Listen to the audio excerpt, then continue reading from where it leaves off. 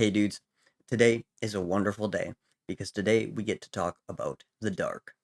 The Dark is the fourth ever expansion set for Magic the Gathering and is referred to as the final of the Four Horsemen set, which is simply slang to describe the first four sets of Magic the Gathering. First expansion sets, sorry. The Dark is one of my favorite Magic sets because the impact of this set can still be felt today. But before we get too far into the Dark and what it is, let's set some context and talk about the sets that came before. First was Alpha, which was the first set. Now, at this point, this is the only set that you could play in a limited environment. Up until this point, it's the only set that was designed kind of tangentially with limited in mind. It wasn't so much that they thought that people would, crack packs and play games. That wasn't what they were intending. But how they play tested it was basically just taking a pile of random cards, throwing them in a bag, and distributing them, which is not too different than a draft experience. So Alpha plays really well as a draft. And of course, it is the first set. The fact that we're still talking about this game at all should be proof of its impact. But after Alpha and its reprints in Beta and Unlimited, we have Arabian Nights, which is the first expansion set, the first Universes Beyond set, and the first set to have a cohesive setting, or being based around stories. Alpha was more of a world building set. But Arabian Nights was pretty much entirely put together by Richard Garfield in an incredibly short time frame because Magic exploded in popularity and they needed to release a new product much earlier than anticipated. It's the same reason Unlimited exists. They didn't really want to reprint Beta a third time, but they didn't really have much choice. Sets like Ice Age and Mirage were already well under development when Arabian Nights was conceived, but they weren't really equipped to release these sets earlier because they were not prepared for the sheer demand that Magic the Gathering would foster immediately. And then 3 months after Arabian Nights was released, Antiquities was pushed out, and Antiquities is another incredible set for very different reasons. Antiquities was the first set to have a level of mechanical cohesion through the whole set, and if that wasn't enough to improve Magic on its own, this is also the first set to have an in-universe story. As I said, Alpha was a world-building set. There are no heroes and villains because you and your opponents are planeswalkers, and it's the story of epic battles by wizards that bounce around the plains of Domina. And yeah, that's different than Dominaria. Dominaria is a plane, and Domina used to be the name for the multiverse. They don't use it anymore. But after Antiquities, we would get Revised, which is a rebalancing of the original Alpha set after the designers understood the game a little bit better, but more importantly, how people would actually interact with the game. But after Revised, we got Legends, another set that only exists because of the sheer demand Magic was fostering. Legends was, to simplify, made by a couple of fanboys, and most of the stories within it are based off the D&D campaigns of the designers and their friends. And Legends brought with it many confusing and bad cards, as well as one of the worst mechanical keywords of all time with Rampage, but it also brought with it legendary creatures and multicolored cards, and is wildly beloved for the stories of heroes and world building that the set brings with it. It also greatly expanded the card pool. Until Legends, the entire card pool of unique cards was 468. At 310 new cards, this almost doubled the card pool. And 2 months after Legends, The Dark was released on August of 1994, about a year after Alpha released. And now with that out of the way, let's talk about The Dark. The Dark is unique for many reasons, and I'm not really sure where to start, so I'll just ramble, I guess. The Dark was mostly designed by Jesper Meerfers, which is a name I've talked about quite a bit before now, but I've never really gone into the significance of who Jesper is. He was the second art director ever hired by Wizards of the Coast, and the first ever art director for Magic the Gathering. Beyond that, he is probably one of the most important people behind the creation and development of Magic whose name isn't Richard Garfield. Along with Christopher Rush, he's responsible for the card back and the original card frame, as well as a significant amount of early Magic art. He stepped down from art direction during The Dark to instead lead the design of The Dark. As an artist, his approach to Magic design was significantly different than the other early designers. Because of this, The Dark is the first set ever designed with tone and feel in mind. It's the first set to have any real level of artistic cohesion. If you were to take a look at the card files of these earlier sets, you'll see that the art styling was all over the place. In the early days, artists had significant freedom, and the only real direction they would get was a phone call where Jesper would read off a list of card names they needed art for, and the artist would say, "Yeah, I can do A, C, D, and G." Then the artist would make the art and send it to Wizards of the Coast, and they would put it on a card.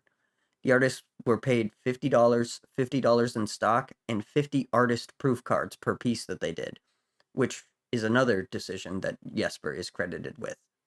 But going back to the actual topic of this video, The Dark is the first set with an actual style guide.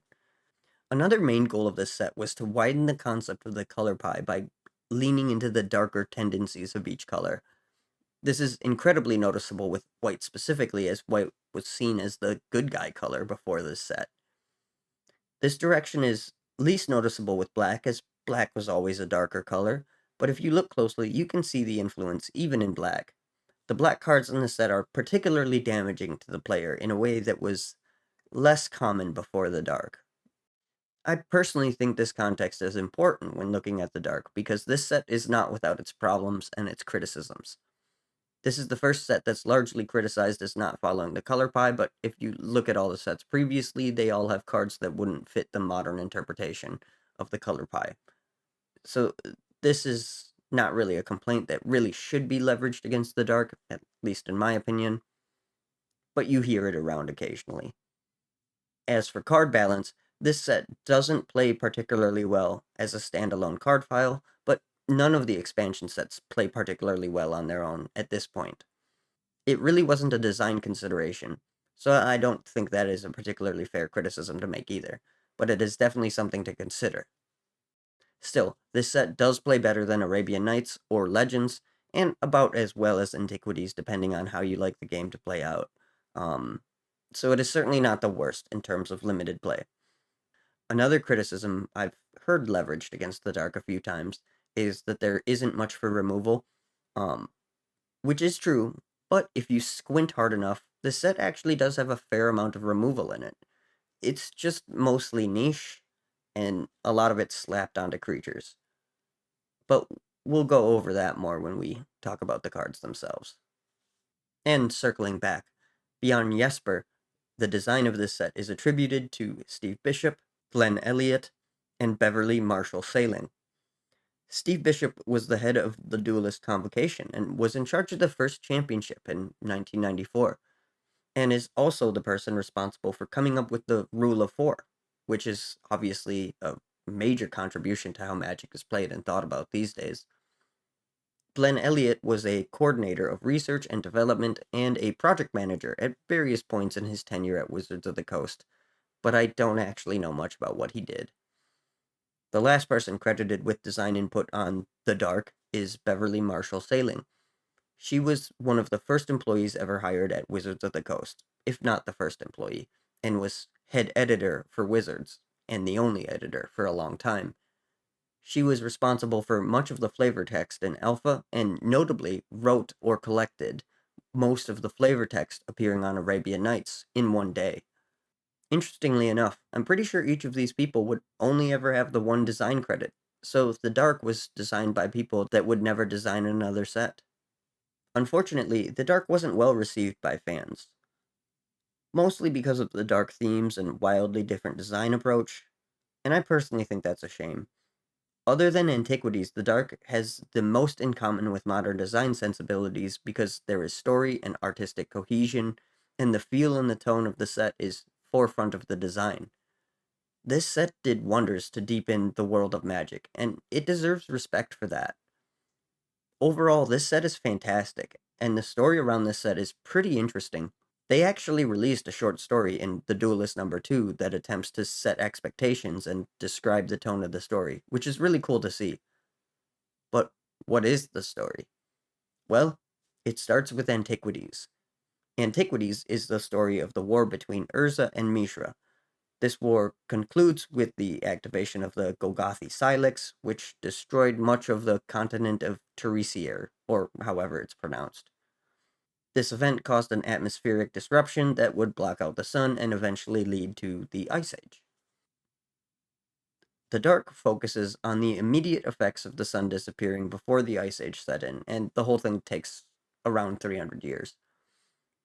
However, the Dark doesn't deal with Teresier, but instead with other parts of Dominaria.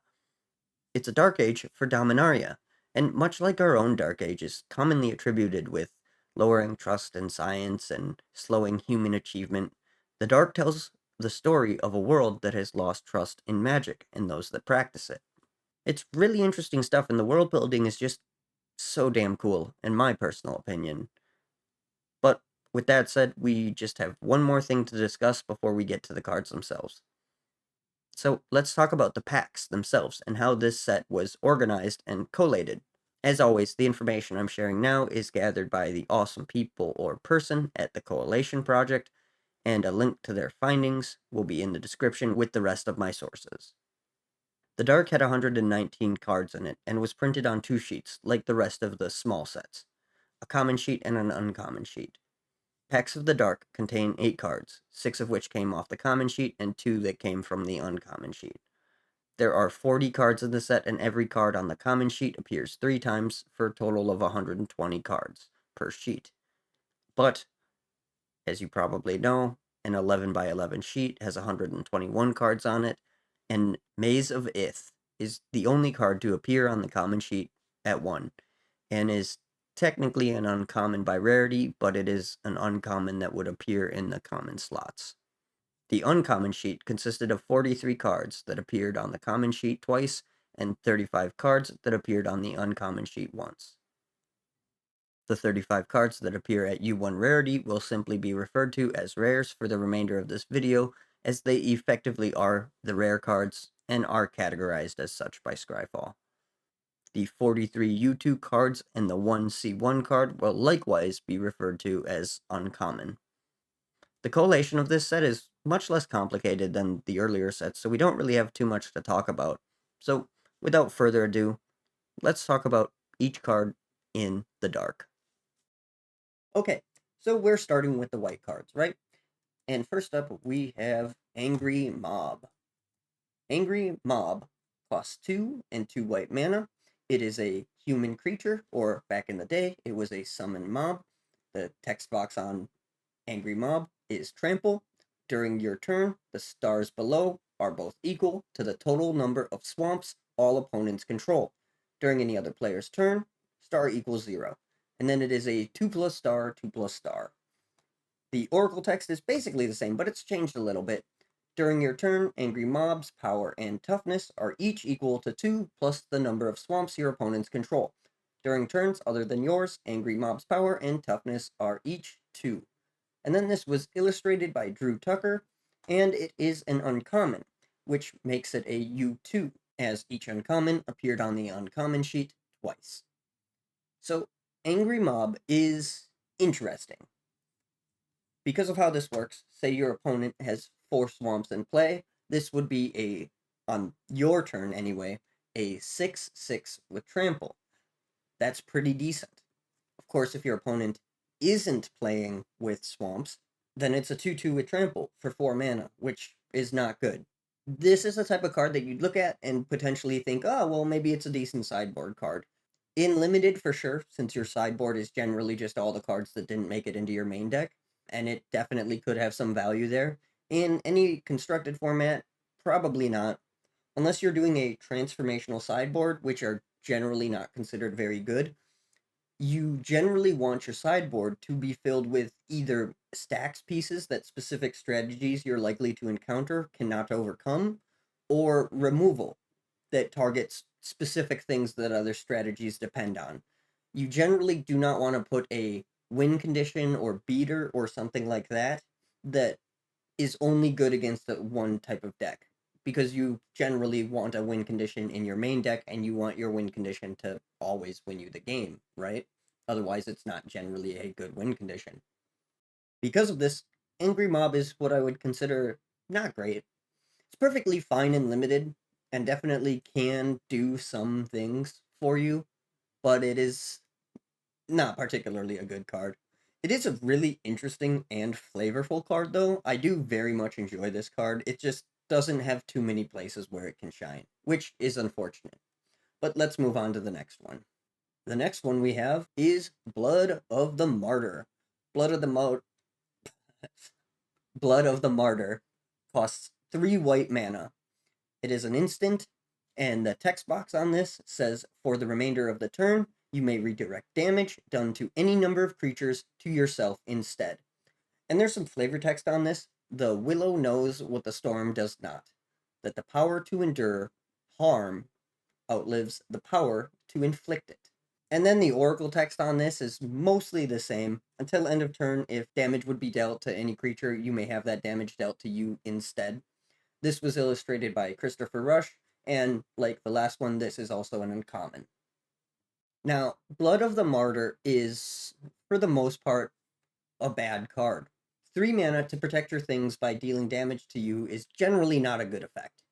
For starters, this doesn't protect your stuff that well. It only protects it against damage-based removal, of which there is 4. There are 4 damage-based removal spells in this limited. That's not a high rate of damage-based removal. So the things that this protects from themselves are niche, meaning this is extra niche.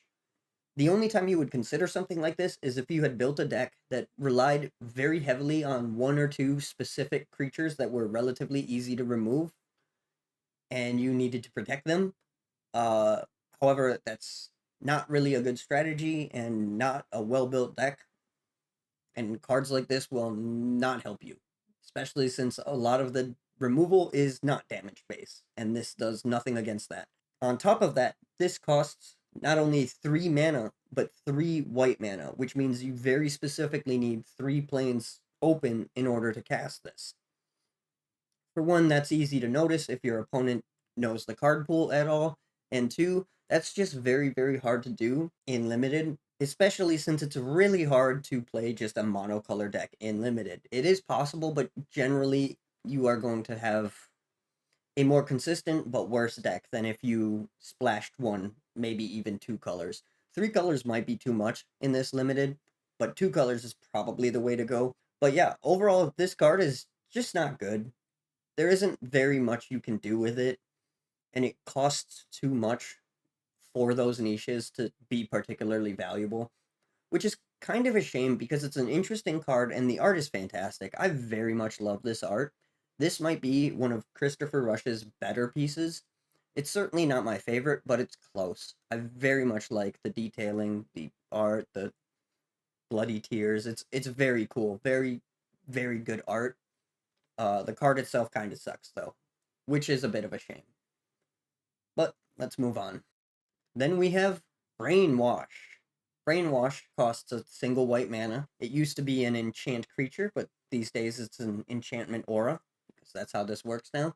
The old text on this bad boy says target creature may not attack unless its controller pays 3 in addition to any other costs required for the creature to attack. And then there's some flavor text on this. They're not your friends. They despise you. I'm the only one you can count on. Trust me. So that's pretty neat.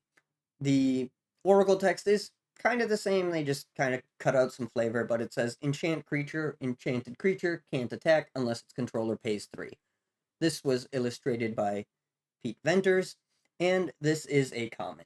Each common on the sheet, except for one, Maze of Ith, appeared on the common sheet 3 times, making this a C3, like pretty much every other common we'll talk about today. So this card is interesting. I was initially pretty hot on this card. The first time I saw it, I was like, yeah, that's okay. It reminds me of Paralyze, but the issue is it's kind of the worst parts of Paralyze. For one, it's 3 mana, not 1. 2, they pay it during attack, not at upkeep.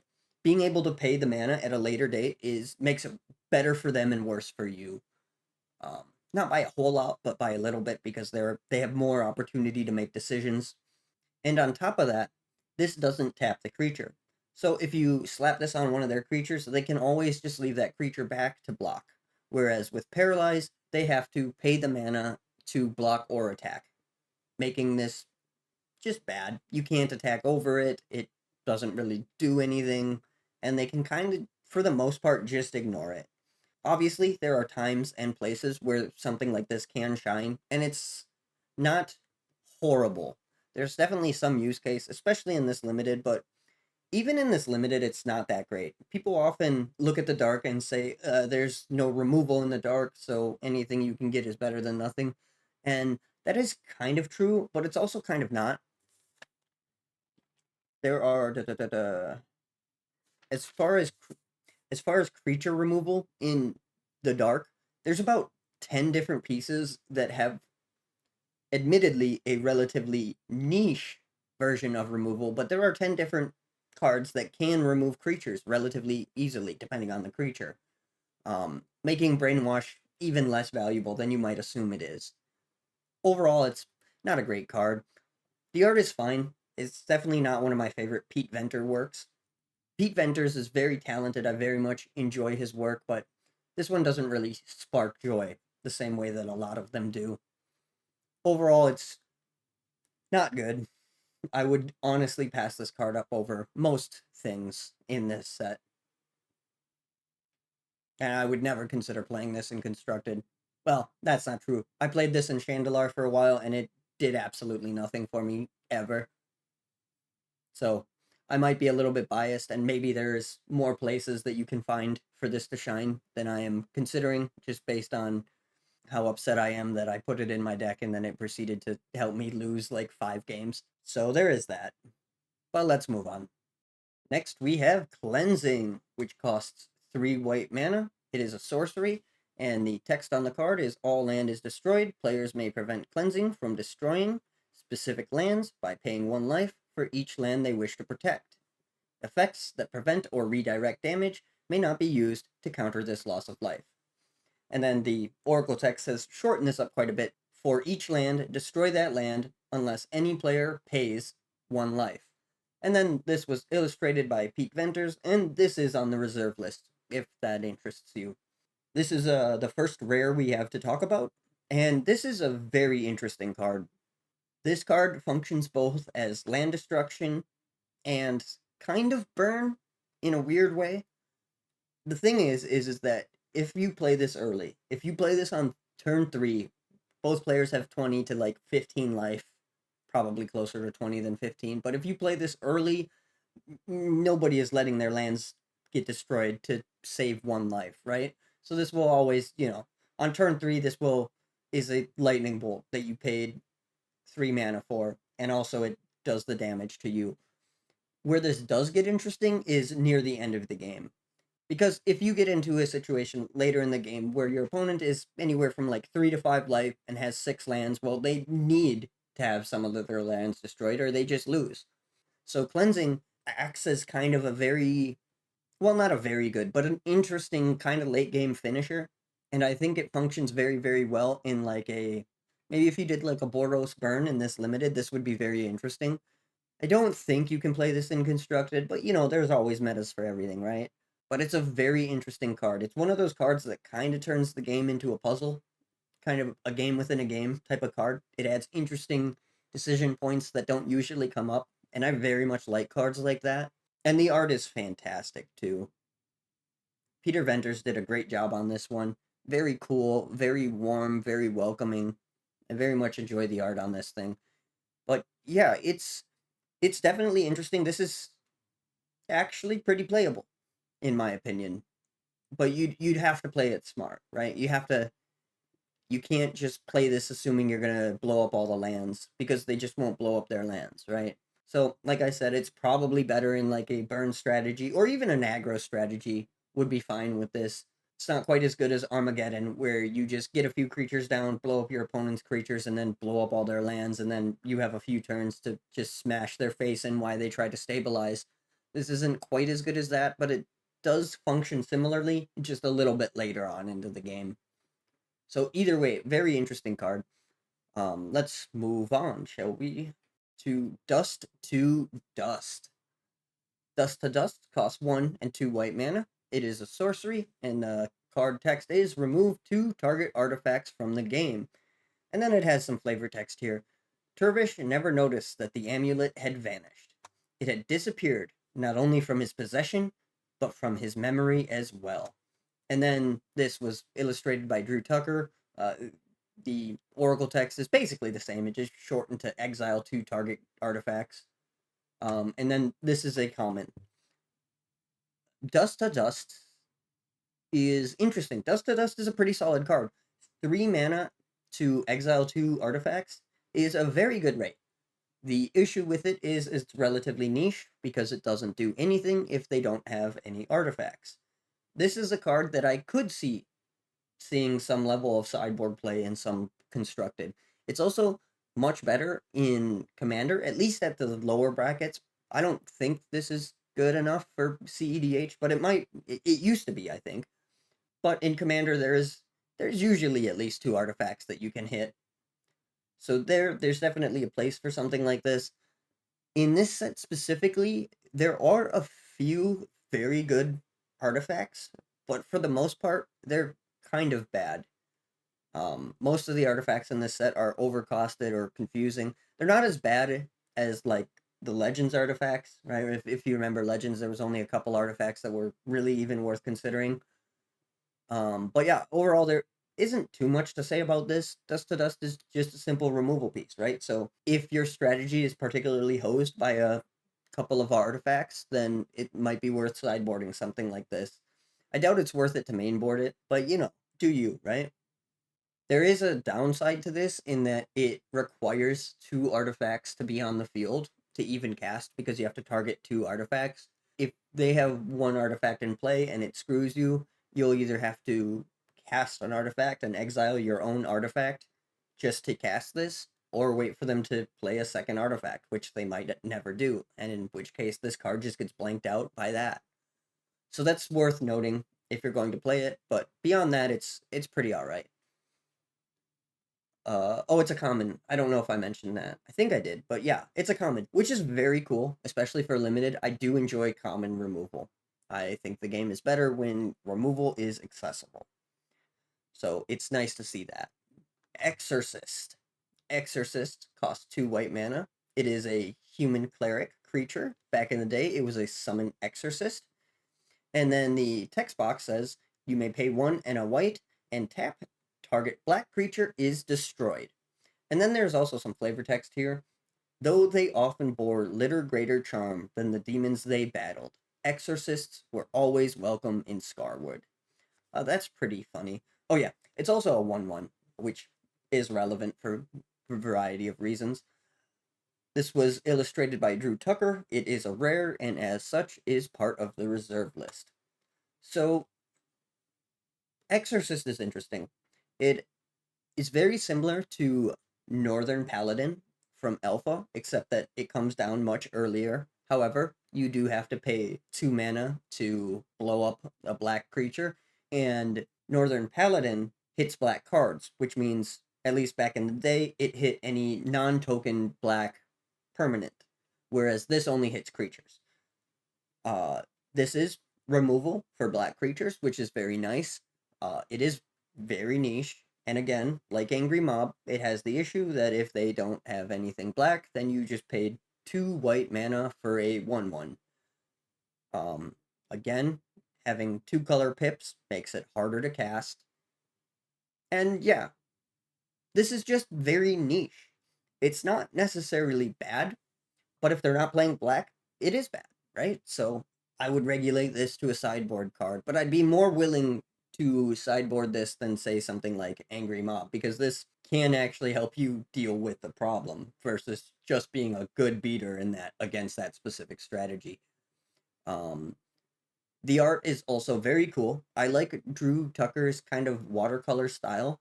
It's not my favorite style, but I like it once in a while. And I really, really, as I've said before, appreciate that early Magic had so many wide varieties of artistic stylings. It's really enhanced the game, in my opinion. But yeah, Exorcist. It's a rare. It's a 1/1. Good against a black deck, but not much else. Fasting costs 1 white mana. It is an enchantment, and the text on the box says you may choose to skip your draw phase. If you do, you gain 2 life. If you draw a card for any reason, fasting is destroyed. During your upkeep, put a hunger counter on fasting. When fasting has 5 hunger counters on it, it is destroyed. Um, this was illustrated by Douglas Schuler. It is an uncommon, and this might be the worst card in Magic history. And there's a few cards that can definitely compete. I'm not saying this is 100% the worst card ever, but in my opinion, it is pretty close. There are some niche things that you can do with this. If there is any chance at all that the game is going to come down to decking, this card is actually really good because you can skip a couple of draw steps and then your opponent will deck before you. But beyond that, skipping a draw to gain 2 life is not good in most situations.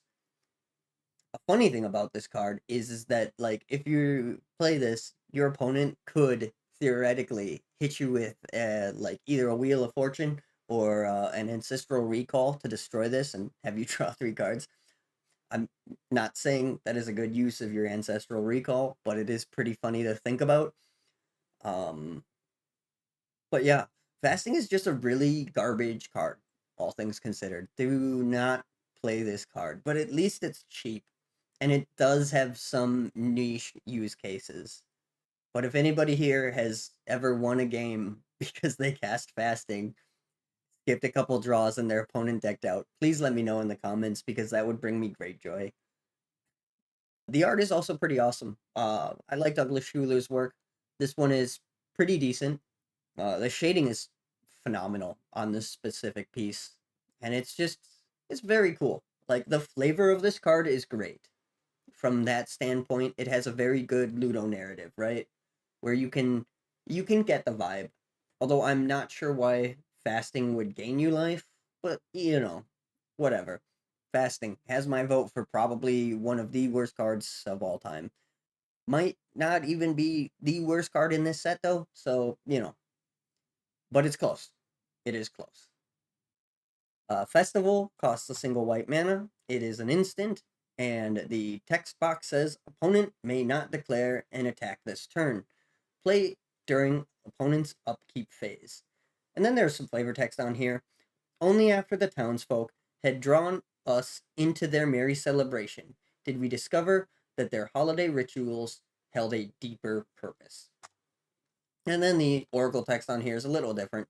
Cast a spell only during your opponent's upkeep. Creatures can't attack this turn. So not too different, mostly just reordered. This was illustrated by Mark Poole, and this is a common. And Festival is basically just a worse white fog. The problem with Festival over other fogs is that even though it says right here that it is an instant, it kind of isn't.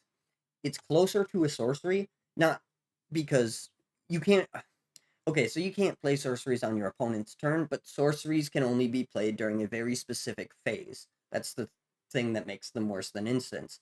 This can only be played in a very specific phase. Granted, it is on your opponent's turn, but there are sorceries in the portal sets that you can also play on your opponent's turn. So, you know, I would say this is closer to a sorcery than an instant because you have to play it on a very specific part, and it also loses some of the strength of fog.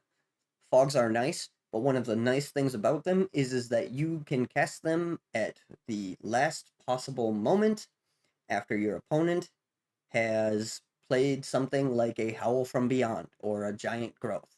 Whereas with Festival, you cast this at upkeep, and so your opponent begins their turn knowing that they won't be able to attack. That makes this considerably worse than other fogs. That being said, fogs are decent. This is also decent. It's not, again, not nearly as good as fog because of the very strict casting window, but it's not bad. If you need an extra turn, this can definitely do it for you, but your opponent will be able to use that turn effectively. So there is that downside.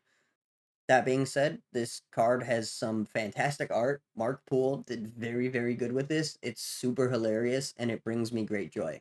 So if you told me you were playing this just because you wanted to look at the really silly art, I would say based. Very cool. Yeah, I agree. Um, but this isn't even the first fog. The first white fog. There's a white fog in Legends. It was called Holy Day. Holy Day is the name of the fog, white fog from Legends.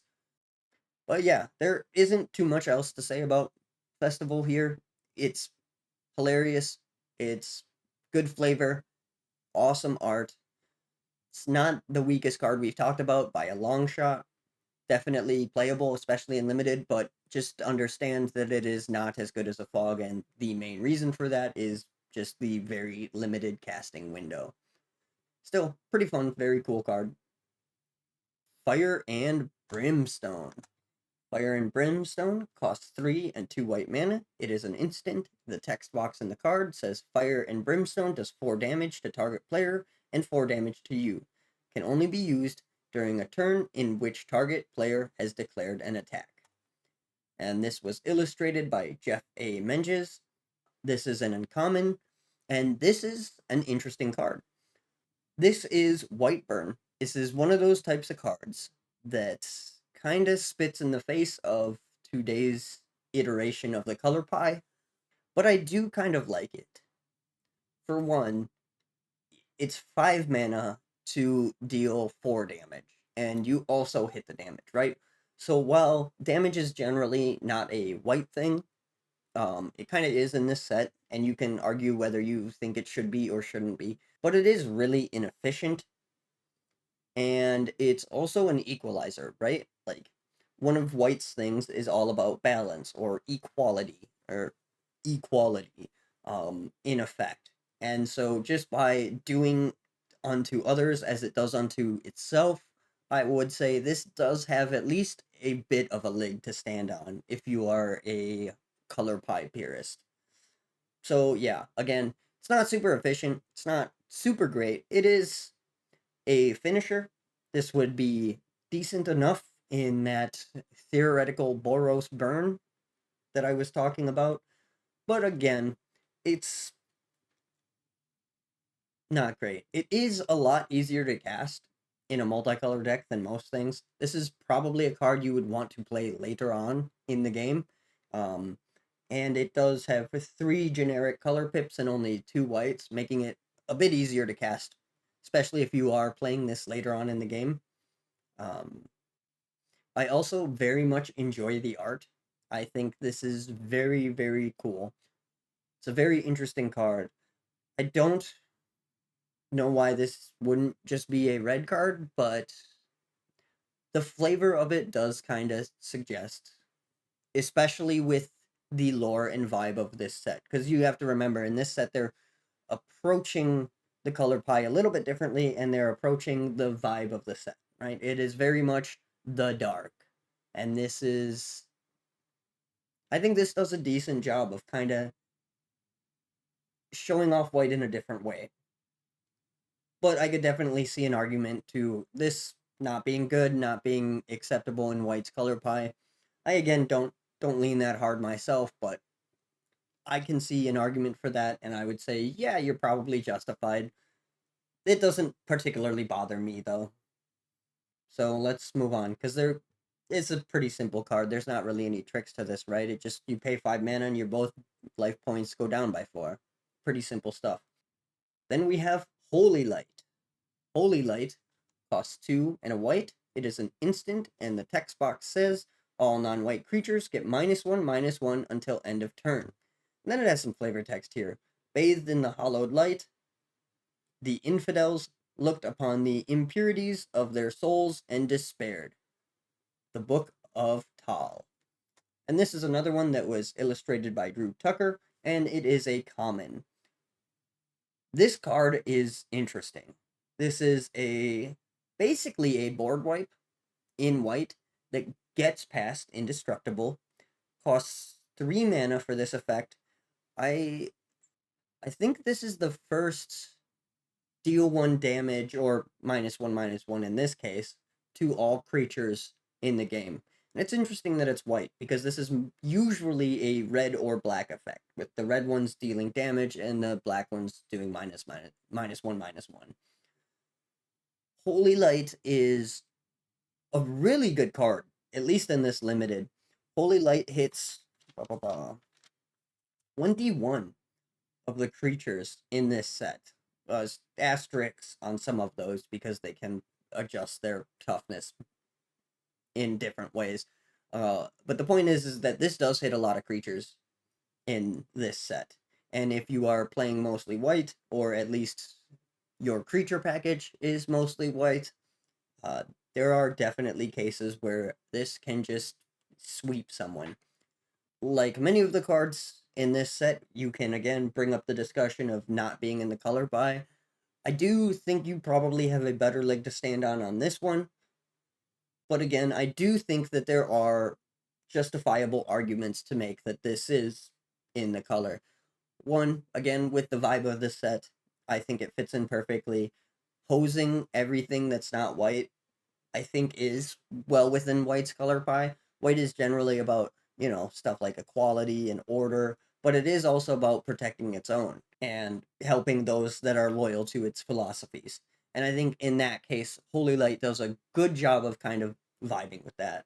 The art is okay. I don't really know what Drew Tucker's vision is with this. I don't like. I guess I can kind of see over here in this corner here. There's some Holy Light, but otherwise it's just some weird shaped guy with his ass out right here. Yeah, I don't know. It's fine. I don't hate the art, but not really sure what the vision is here. Um, but yeah, in limited, this is a very good card. I would definitely consider snapping this up. It's interesting that it's common too. And next we have the Knight of Thorn. Knight of Thorn costs 3 and a white. It is a human creature, or sorry, a human knight creature, or back in the day, a summon knight. And the text box is protection from red and banding. And then it has some flavor text here. With a great cry, the goblin host broke and ran as the first wave of knights penetrated its ranks. Tivadar of Thorn, History of the Goblin Wars. And then the oracle text is technically the same, but they did go ahead here and give you a giant explanation of what banding is if you don't understand it, which, probably for the best. This is a 2/2. It was illustrated by Christopher Rush, and it, as a rare, is part of the reserve list as well, if you're interested in that information. Knight of Thorn is interesting, and definitely not terrible.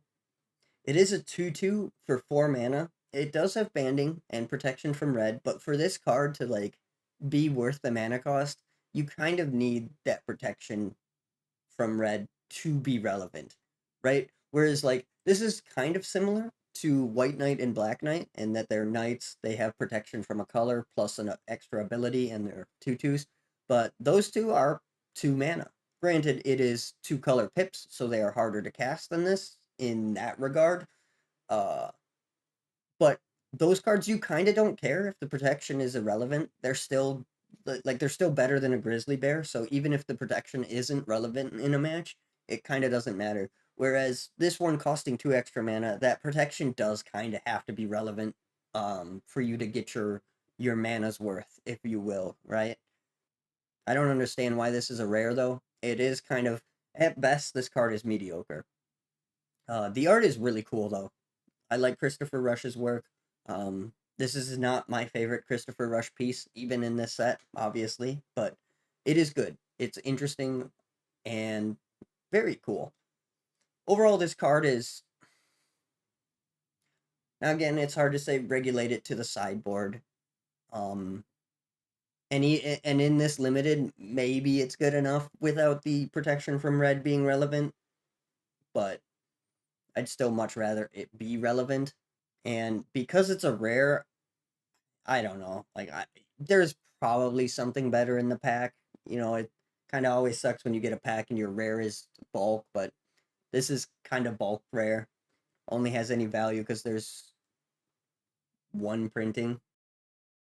But yeah, that's kind of all I have to say about Knights of the Thorn. It's a 2/2 for 4 mana. It's not great, but it does have some potential. I definitely, I mean, I would run this in my limited deck, but I definitely would not be picking this early. Next, we have Martyr's Cry, which is probably my favorite card in this set. Martyr's Cry is a sorcery that costs 2 white mana, and the text box says all white creatures are removed from the game. Players must draw 1 card for each white creature they control that is lost in this manner. Holy cow, it's white card draw in like the 6th ever set. Crazy. The flavor text is, "It is only fitting that one such as I should die in pursuit of knowledge. For Vaman the Elder." This was illustrated by Jeff A. Menges and is part of the reserve list, but is relatively cheap, all things considered. This card is really interesting. I'm going to start by saying this is not a good card. It is 2 white pips, and it exiles white creatures. This would be very interesting if it was an instant, because if your stuff got blown up, you could respond with this instead, and instead of losing everything, you would gain a card for all your creatures that got blown up, at least the white ones.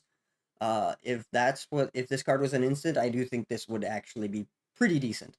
I think this is really hilarious in stuff like Commander.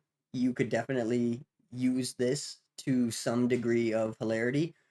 It also helps with people being upset about their stuff getting removed in Commander. I think this is pretty solid in like the lower brackets. It's obviously not like good, right? Because it doesn't do anything.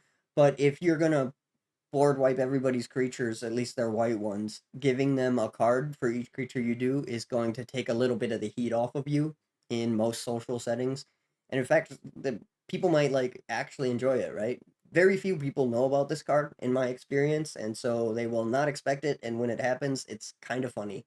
And yeah, they'll be upset like when you exile their commanders and all their white creatures, but they get to draw a card for each of them, so they might not be that upset. Either way, I think this is a really interesting card, specifically in Commander. I do think it's not good anywhere else. It has its place, and it is a very interesting card. I do, like I said, this is one of my favorite cards in the set. I just think it's so interesting. Because you read this card and you're like, well, what can I do with this, right? Like, there's got to be some way to break this. And sure, there is some ways to break it, but it's kind of like, why did you bother jumping through these hoops for this? But yeah, I do very much enjoy the card.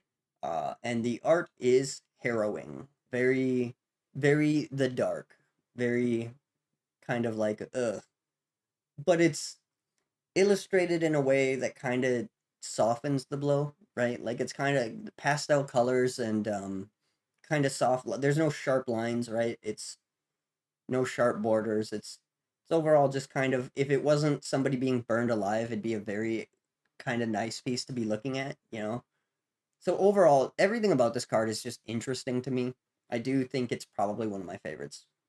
I should probably say that again because I've only said it 18 fucking times. Um, but yeah, not really good, especially in limited, but it's a fun and interesting card, and I really like when cards exist that are fun and interesting, even if they are not good. But let's move on to Miracle Worker. Miracle Worker costs 1 white mana. It is a human cleric, or back in the day, a summon Miracle Worker, because why not? It does have card text, so let's go over that. You can tap, destroy target enchantment card on a creature you control. And then there's some flavor text here. Those blessed hands could bring Secrease to even the most tainted soul. Sister Betji, Miracles of the Saints. And this was illustrated by Ron Spencer, and it is a 1/1 creature. This is a common, and yeah. So this is interesting. On its face, it's a 1/1 for 1 that has a tapped ability that might be relevant maybe once or twice in an entire draft. I would say this is worth playing if you need low to the ground white bodies. But if you don't need that, this is not worth playing. Especially in this limited, as far as like what you would like, you're never gonna I don't think there are cases. There may be one or two, but there's probably not going to be too many cases where you're going to destroy an enchantment you placed on a creature. And setting up for that does seem kind of weird. Maybe there's some combo that I'm not thinking of, but I don't think there's anything like that in this set specifically. And so what you would use this on is protecting your things from the opponent's negative enchantments, right? Like you could hit a paralyze on your opponent's creature, you could hit a brainwash, talking about a enchant creature that's actually in this set. Not sure why you would bother though. The issue with this is that as far as negative affecting enchant creatures in this set, there are like two. There's like two of them. So this is just never going to come up specifically in limited, and in any card pool wider than limited, I don't know why you're bothering. Granted, like any other card, you could build a cube or something that does make this relevant, and that would be pretty funny and pretty cool if you wanted to go that route. But beyond this, this is just kind of bad. It's not really a good card. It is a 1/1 for 1 in white, so, if you want that. And again, there are maybe like 0.1% of games where this comes up and is like, oh, hell yeah. But the problem is even with that, this is kind of hard because it's a tap effect on a creature, right? Especially on a creature without haste. So you have to play this down either before they play the enchant creature, in which case, they would probably just play it on this, or you have to play this after the fact, in which case you have to wait an entire turn until it doesn't have its summoning sickness anymore, and then you can deal with it. So it's very slow for what it does. That being said, there is how much enchantment removals in this set? It's fucking none. There is a card that destroys enchant lands, and this destroys enchant creature cards that you control, and those are the only cards in this set that do anything to enchantments. So yeah, this card sucks. I don't know what to say. It the body's fine. There are times when you'll play a 1/1 for 1 and be fine with it, and this is perfectly fine in those situations. So it's not the worst thing ever, but it is certainly not great. But let's move on, shall we? The art first. The art is pretty cool. Um, Ron Spencer kind of reminds me of. It's almost kind of a fusion between like um Douglas Schuler and maybe Mark Poole in this particular one at least. It even has kind of some Quentin Hoover vibes in it, but I like the art. The art is pretty interesting. It's pretty fun. Um, yeah, not a good card though. So let's move on to Morale. Morale costs 1, 2 white mana. It is an instant, and the card text says all attacking creatures gain +1/+1 until end of turn. And then there's some flavor text here. After Lasigi's speech, the knights grew, determined to crush their ancient enemies clan by clan. Tivadar of the Throne, History of the Goblin Wars. And then this was illustrated by Mark Poole, and it is a common. Yeah, so this is not the first 3 mana white instant that gives attacking creatures +1/+1 until end of turn. Um, and they are by and large pretty okay cards. If you are doing a aggro strategy, this can help you win the game. Can also be used as a combat trick to kill unsuspecting blockers, so in some regards it can function as creature removal, But I did not count it on my list when I mentioned that there's like 10 cards that do creature removal. I did not count this. But there are instances where it can function like that. Um, yeah. Otherwise, there really isn't too much to say about this. It's a common. Did I mention that? I forget what I talk about sometimes. And yeah, so let's move on. Oh, the art. Yeah, let's talk about the art. I really like Mark Poole's work. I think this is pretty fantastic as well. The kind of heavenly light shining from the sky, very cool. The flames in the background. The Crusaders are very, very cool looking, or knights, or soldiers, or legionnaires, or whatever you want to call them. Uh, this little guy here, praising the sun, is fantastic. He's my favorite part of the piece right here. Just yeah, hell yeah, brother. But yeah, Pikeman. Pikeman costs 1 and a white. It is a human soldier. Back in the day, it was a summoned pikeman, and the text on the box is banding and first strike. And then it has some flavor text here with, as the cavalry bore down, we faced them with swords drawn and pikes hidden in the grass at our feet. Don't lift your pikes till I give the word, I said. Maveen O'Donnell, Memoirs of a Soldier. And this is a 1/1.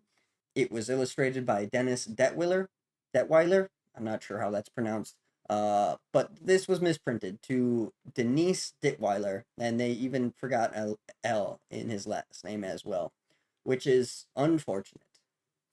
The Oracle text hasn't changed at all. Again, they just do this thing where they tell you what banding is because nobody understands how banding works. But beyond that, the text has not changed on this card at all.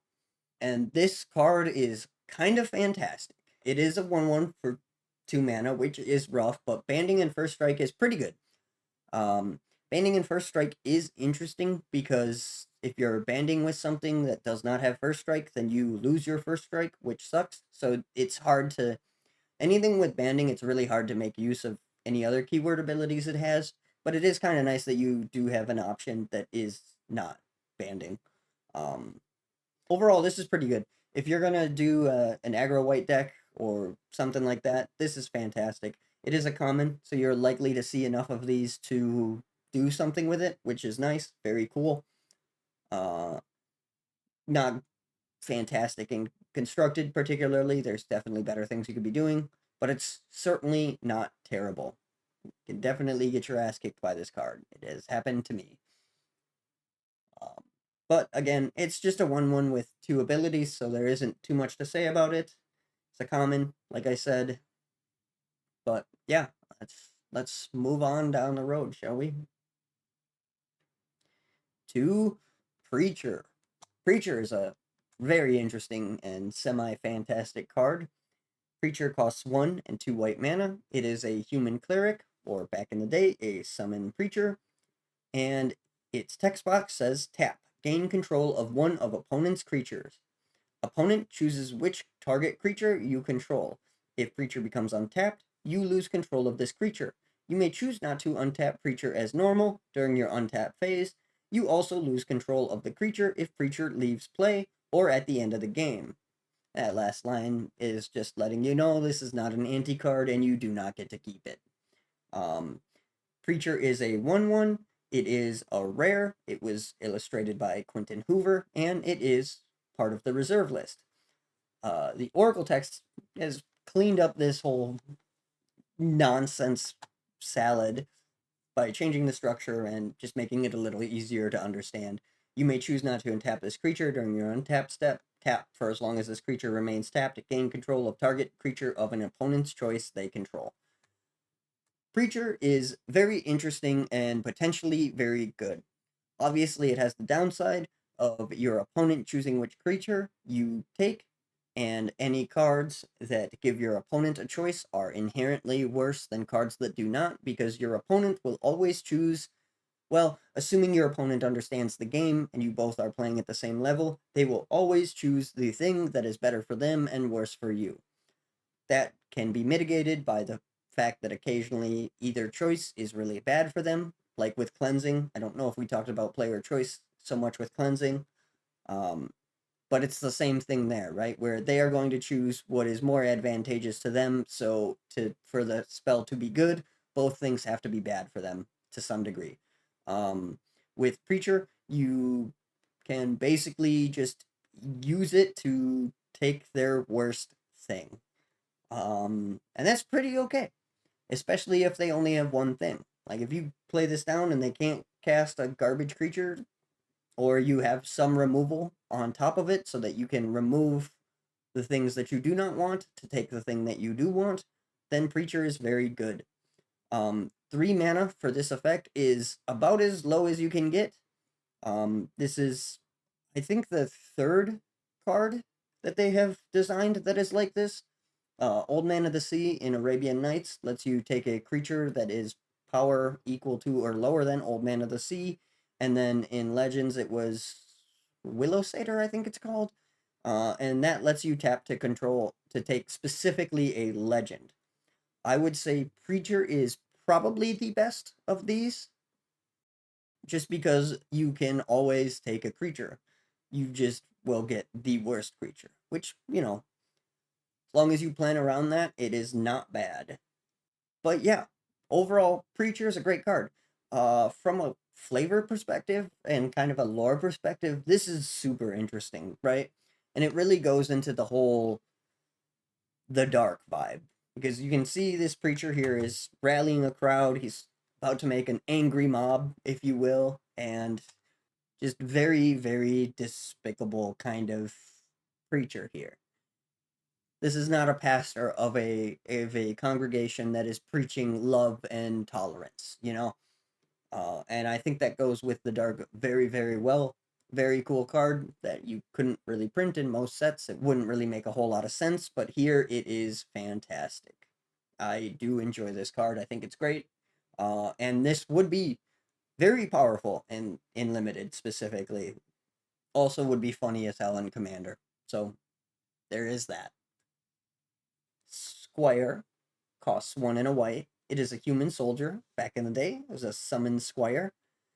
It is a vanilla. There's no text, just flavor text that I can't really read that well. It says of 20 years of age he was, I guess. Of his stature he was of even length and wonderly deliver and great of strength. Geoffrey Chaucer, the Canterbury Tales. Yeah, so Old English is not my specialty. I have no idea how close I was to any of that, and frankly, do not care. So, yeah. This was illustrated by Dennis Detwiller. It is a common, and it is a 1/2 creature for 2 mana. So, this is fine. It is on the lower end of playable and limited, and is overall not great. Being a vanilla means that there is no niche situations where this turns out to be awesome. I'm not sure that I would play this unless I was not at a critical mass of creatures that I needed for my strategy to work. Um, yeah, it's a basic 1/2, right? Like there's for 2 mana. There's not much to say about this one. The art is okay. I do think this is probably Dennis's worst piece, personally, but art is subjective. It's not terrible. I just don't particularly like it. Tividar's Crusade. This is a sorcery that costs 1 and 2 white mana, and the text is all goblins are destroyed. This was illustrated by Dennis Detwiller. I don't know how that's pronounced. Sorry, guys. And then the Oracle text just shortened it up to destroy all goblins. This is an uncommon. The art is absolutely horrifying, and this is an interesting card. This shows a little bit of a problem in doing these in color order, because at this point you don't know that not every, like 80% of the red creatures in this set are goblins, and there are a couple of multicolor goblins as well. Goblins are big in this set, so this is very, very good if you are playing against goblins, and does absolutely nothing if you are not playing against goblins. So again, regulate this to the sideboard, but this will just blow out that poor guy that decided to try to make goblins work in limited. The art is, like I said, horrifying. This poor little goblin here is nailed down. And also, if you hadn't noticed, he's also disemboweled. Um, yeah, those are his intestines dragging down, uh, which is pretty messed up. Overall, the art is horrifying. It's great for this set specifically. I think it's well done. I think it's horrifying, but I do think that fits the vibe very well, and I like that it unsettles me when I look at it. I think that's fun. Art isn't supposed to just be happy, you know. There is should make you sad sometimes and make you question things. And I think this art does a pretty decent job with that. Beyond that, there isn't much to say about it. It's a board wipe for goblins. If they're playing goblins, take it out of your sideboard and put it in your deck. If they are not playing goblins, do not take it out of your sideboard and put it in your deck. It is an uncommon. Um, and yeah, that's pretty much all there is to say about this. Then we have Witch Hunter. Witch Hunter, very, very interesting card here. Witch Hunter costs 2 white mana. It is a human cleric. Back in the day, it's a summon hunter. And the text box is tap. Witch Hunter does 1 damage to target player. Pay 1 white, tap. Return target creature opponent controls from play to owner's hand. Enchantments on target creature are destroyed. And it is a 1/1, and this was illustrated by Jesper Meerfurs. This is a rare, and this is a very, very interesting card. Um, One, it is a white pinger that can only damage your opponent, which is interesting. I'm not sure what the logic behind that is. And then it can bounce a creature to hand. So this is a white card that you can tap to deal a damage, or you can tap and pay some mana to bounce a creature. Not really creature removal, but it is repeatable bounce, which can be super fucking annoying. And it, yeah, it can burn somebody out. Uh, this card is often cited as being one of the most egregious examples of not giving a shit about the color pie here. Um, I don't, I don't particularly know how I feel about this one.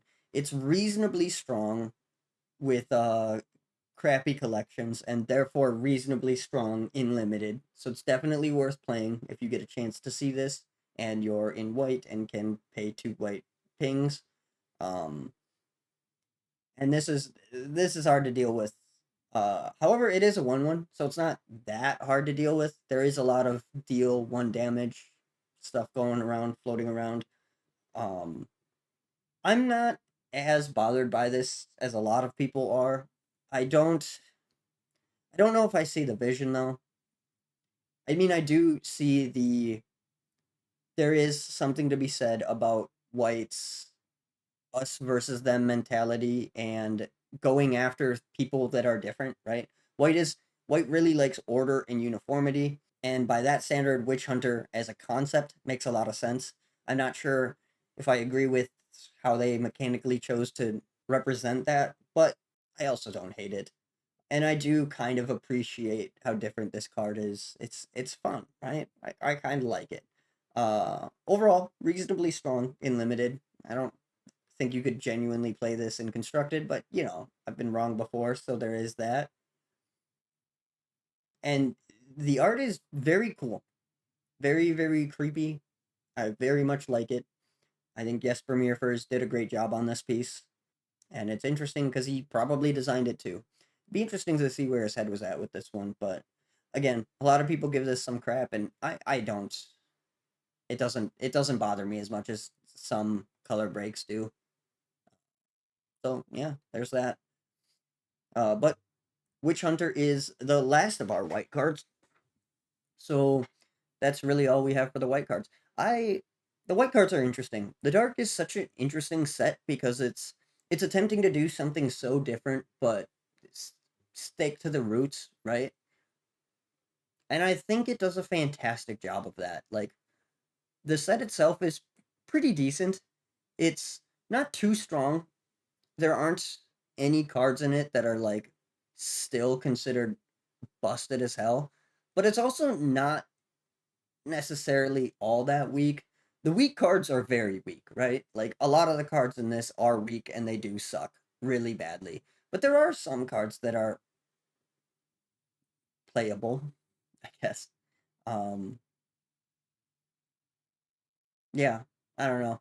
Um Overall, the white cards pretty cool.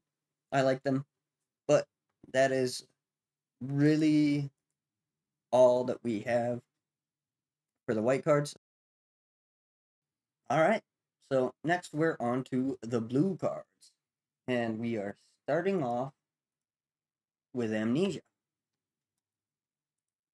So, Amnesia costs 3 blue, blue, blue. It is a sorcery, and the text in the box says, "Look at target player's hand. Target player discards all non-land cards in his or her hand."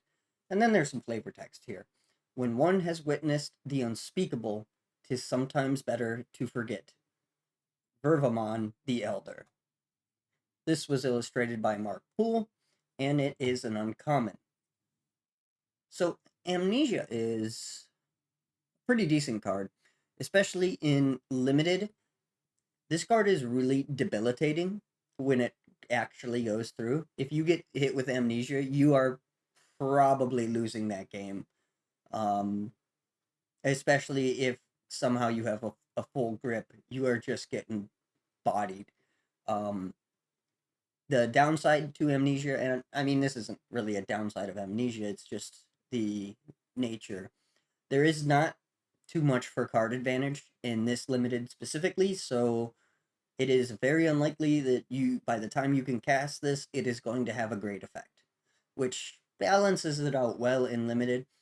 I don't know that this will actually bring you value because they will just, dump their hand before this has a chance to go off. It is 6 mana and there's not really mana acceleration.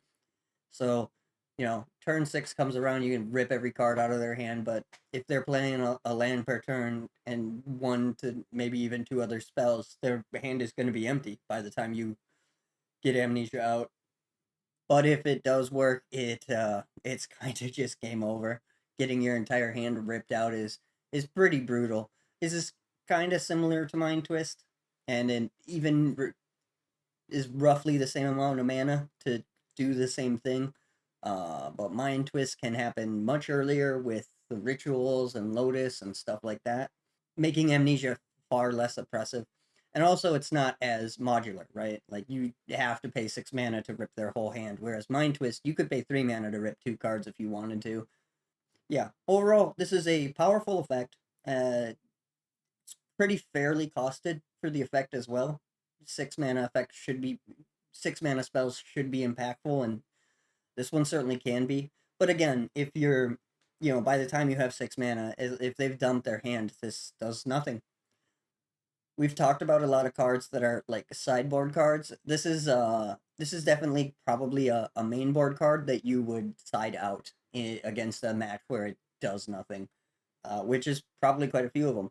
Of course, if you're playing against a control deck or a slow deck in this meta, this just bodies them. There isn't really any counter spells, so they can't really do anything about this. So if they're playing slow and maintaining resources in their hands, you hit this, it's just straight over. They are not gonna get past that. The art is also horrifying, which is a common theme in the dark, as it should be. But yeah, this is very messed up. Mark Poole did a fantastic job on this piece.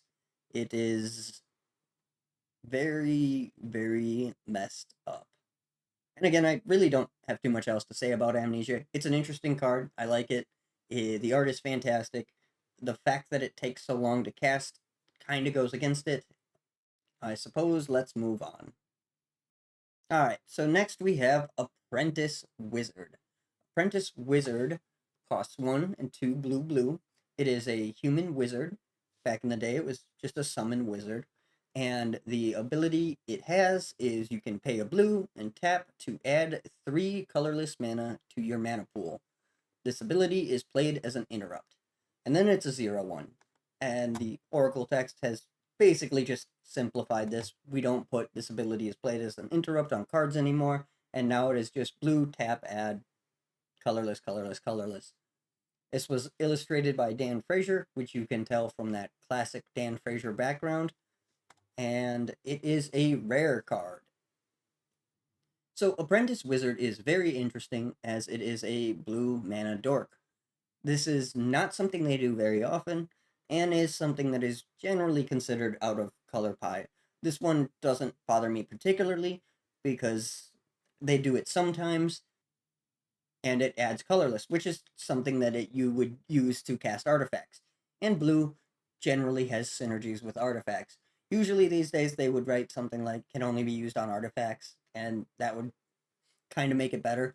But it's colorless mana. You have to pay a blue mana into it to get this colorless mana. But this is pretty useful, especially in this limited. There are over 30 of the cards in this that have at least 3 generic mana cost in their casting cost, and this can help you cast all of those a little ahead of curve, which is very, very nice. So yeah, it's decent. It's not great.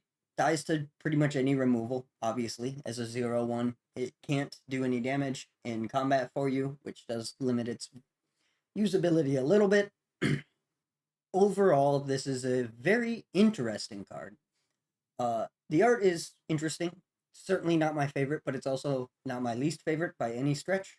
However, I don't really have much else to say about it. It is a mana dork that costs 3 mana, which is rough. That's too late for a mana dork in most situations. Totally fine and limited though. This could definitely bring you some value. It is a rare, so you are not too likely to see this. And it's kind of bad as a rare, but it's okay. It's an interesting card, and I like it. Then we have Dance of Many, which costs 2 blue mana. It is an enchantment.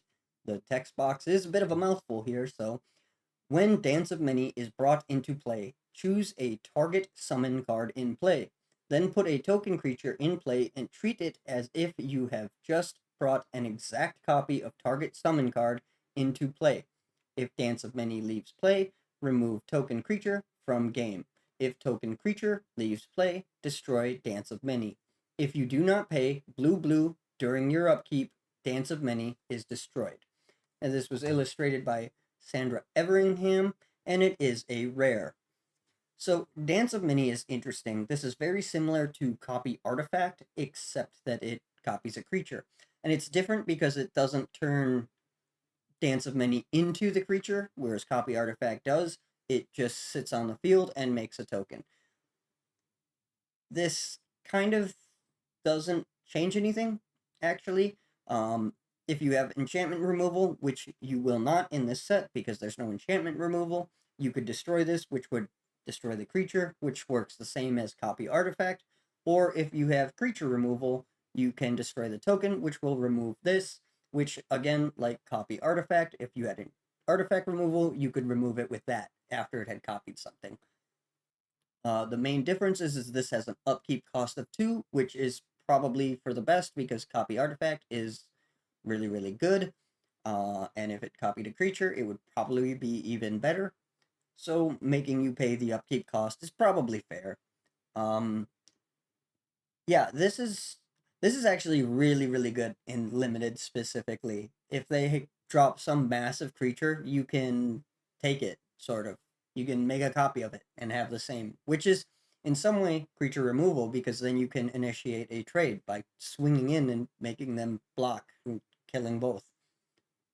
Otherwise, yeah, I don't have too much to say about this one specifically. It's just good in limited and probably worth experimenting with, depending on what your constructed meta looks like and what the card pool is, but it is probably not good enough. Um, the art is very, very nice. Sandra Everingham did a good job on this one. I think it is very cool. But I do not have much to say about this card specifically. It is just copy artifact for creatures with a upkeep cost of 2 mana or 2 blue mana per turn. Deep Water. Deep Water costs 2 blue mana. It is an enchantment, and the text box says you can pay a blue and all mana producing lands you control provide blue instead of their normal mana until end of turn. This was illustrated by Jeff A. Menges, and it is a common. The Oracle text is pretty much the same. You may pay a blue to activate until end of turn. If you tap a land you control for mana, it produces blue instead of any other type. Almost like Blood Moon in a way, except it's activatable and only affects you. I'm not entirely sure what you would actually use this card for. There really isn't any cards that require you to have blue mana, other than, okay, so if there's blue mana in the pips, obviously they require you to have blue mana, but it's not like there is a blue drain life that says you must pay blue mana for this. I am not really sure what niche this would have, like what you would actually do with this. It's kind of honestly just a waste of a card. I suppose this could let you play some heavier blue investment cards. However, to pay the 2 blue mana and have a blue open to turn all your lands blue, you do kind of need to be in blue anyway, so, or pretty deep into blue anyway. So again, this doesn't really do too much. I don't think this is a card worth even really thinking about. If you come up with something to do with it, more power to you. I'm sure it's going to be funny as hell, but otherwise, this is just a card that requires a decent influx of resources to give you basically nothing. The art is really good though. Jeff A. Menges did a fantastic job on this. I really like that hammerhead shark. The sun kind of showing in the surface of the water, very very cool, and the crashed ship also very cool. Overall, the art is awesome. The card itself is not though. So let's move on quickly to the next one. Drowned. Drowned costs 1 and a blue. It is a creature, it is a zombie, and that has not changed. And then the text box is you can pay a black, and it regenerates. There is some flavor text. We asked Captain Saul, I don't know, what became of the Seraphina, but all he said was, ships that go down shouldn't come back up. And this was illustrated by Quentin Hoover. Now, this is basically just, what is it, Sedge Troll? No, Dirge Skeletons. This is basically just a reprint of Dirge Skeletons, except now it is blue instead of black. So to play this, you need to be in blue and black, which is pretty limiting. But beyond that, it is a pretty solid card, especially in limited. If you can hold up a black mana, you can pretty much guarantee this will stick around. There is some exiling, but it is pretty rare. So this can definitely be a pain in the ass for your opponent to deal with, and it can chump for days. The flavor behind this is really, really cool. I really like the idea of it's just dead seamen under the ground. But yeah, if you can afford to play a card that requires both blue and black mana in your deck, this is definitely worth considering. It's good low ground, decent enough to get out early and jump with and stuff like that. It's certainly not mind-numbingly powerful or anything like that, but it's pretty decent. And the fact that it's a common and you can see this pretty reliably is pretty nice. Overall, not much else to say about this one. It's just a 1/1 for 2 mana that can regenerate. It's pretty nice, but yeah, the downside is you do have to be in blue and black. Well, you don't have to. You could play this in just blue and just not regenerate it, but the card is significantly worse if that's the case. But if you do need another small creature in your blue deck, this is definitely worth considering. So let's move on to Electric Eel. Electric Eel costs 1 blue mana. It is a fish creature, although it used to be summon eel. And then the text box is pay 2 red, +2/+0. Electric Eel does 1 damage to you. Electric Eel does 1 damage to you when it is brought into play.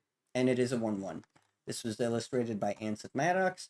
And the Oracle text says, clean this up a little bit. It says, when this creature enters, it deals 1 damage to you, and you can pay red. This creature gets +2/+0 until end of turn and deals 1 damage to you.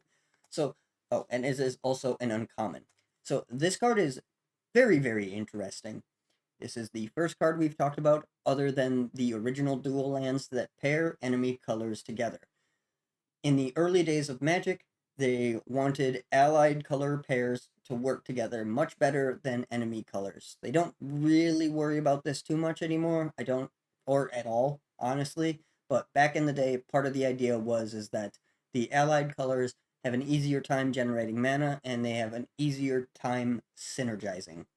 But because the dark takes place after a traumatic event and the world is hurt and everybody doesn't trust each other and stuff like that.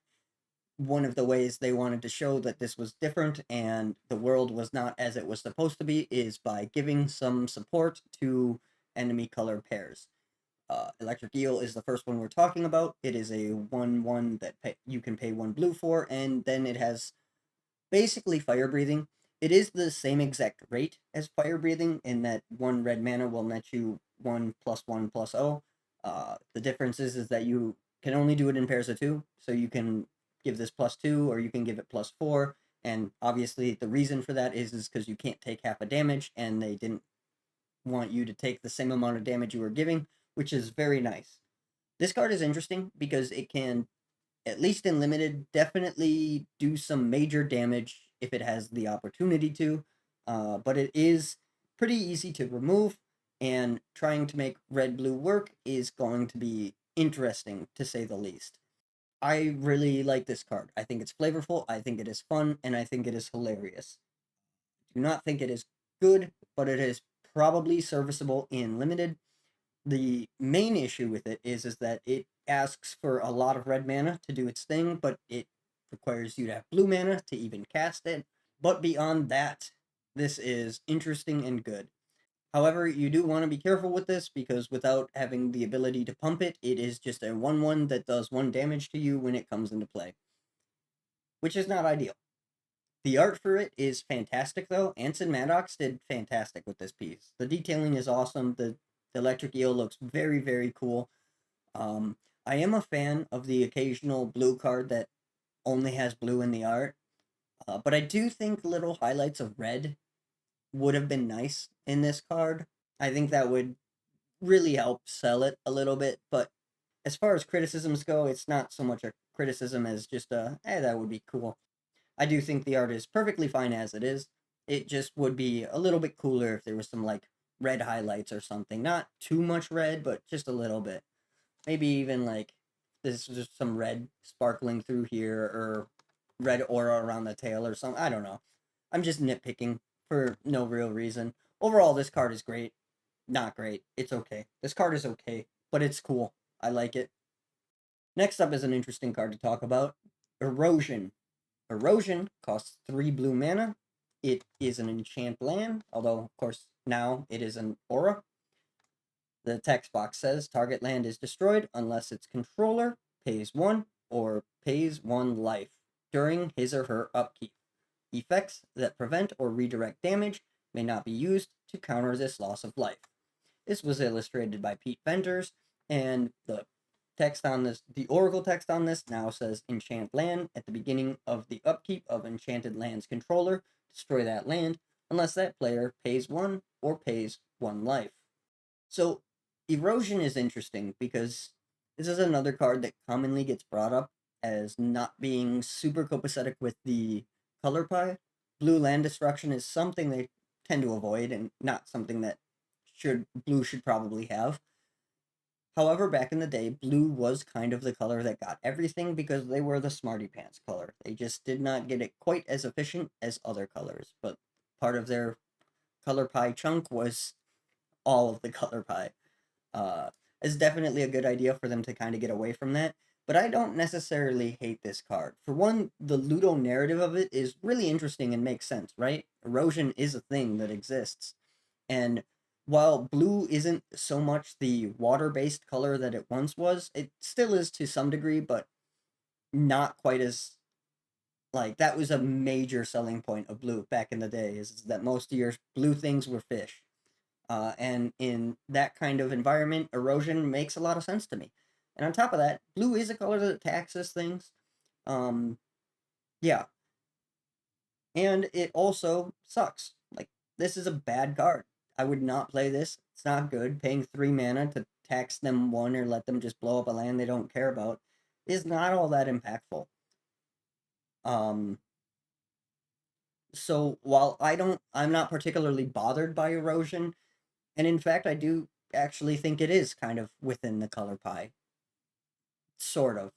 It's definitely questionable. It's definitely questionable. I'll give you that, but it doesn't bother me too much. Maybe it would be more interesting if erosion, instead of destroying the land, turned it into an island. That might be kind of fun.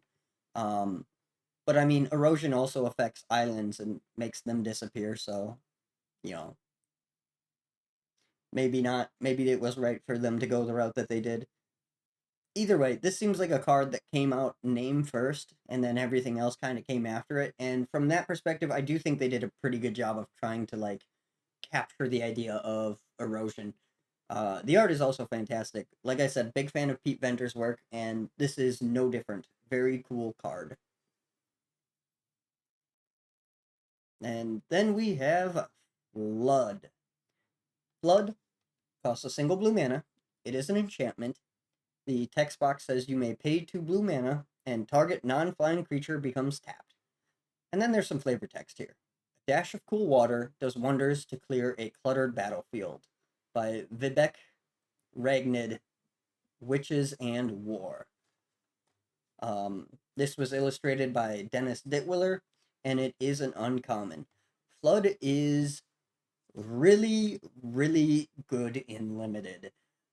This card is pretty brutal. One, you can do this as many times as you have magic or mana for. If you have like 6 blue mana up, you can tap 3 of their things down that don't have flying, and that is very good. Uh, this is not. This is never a constructed staple at all. It's not. This is not a type of card that you would look at and be like, "Yeah, man, I can play this in constructed." But it is super good in limited. If you see this, I would grab it. I would grab this every time, if only so that it doesn't get used against you. Because again, there is no enchantment removal in the dark, so if this sticks, that's just how the game is now. That's what's happening. You better get used to it.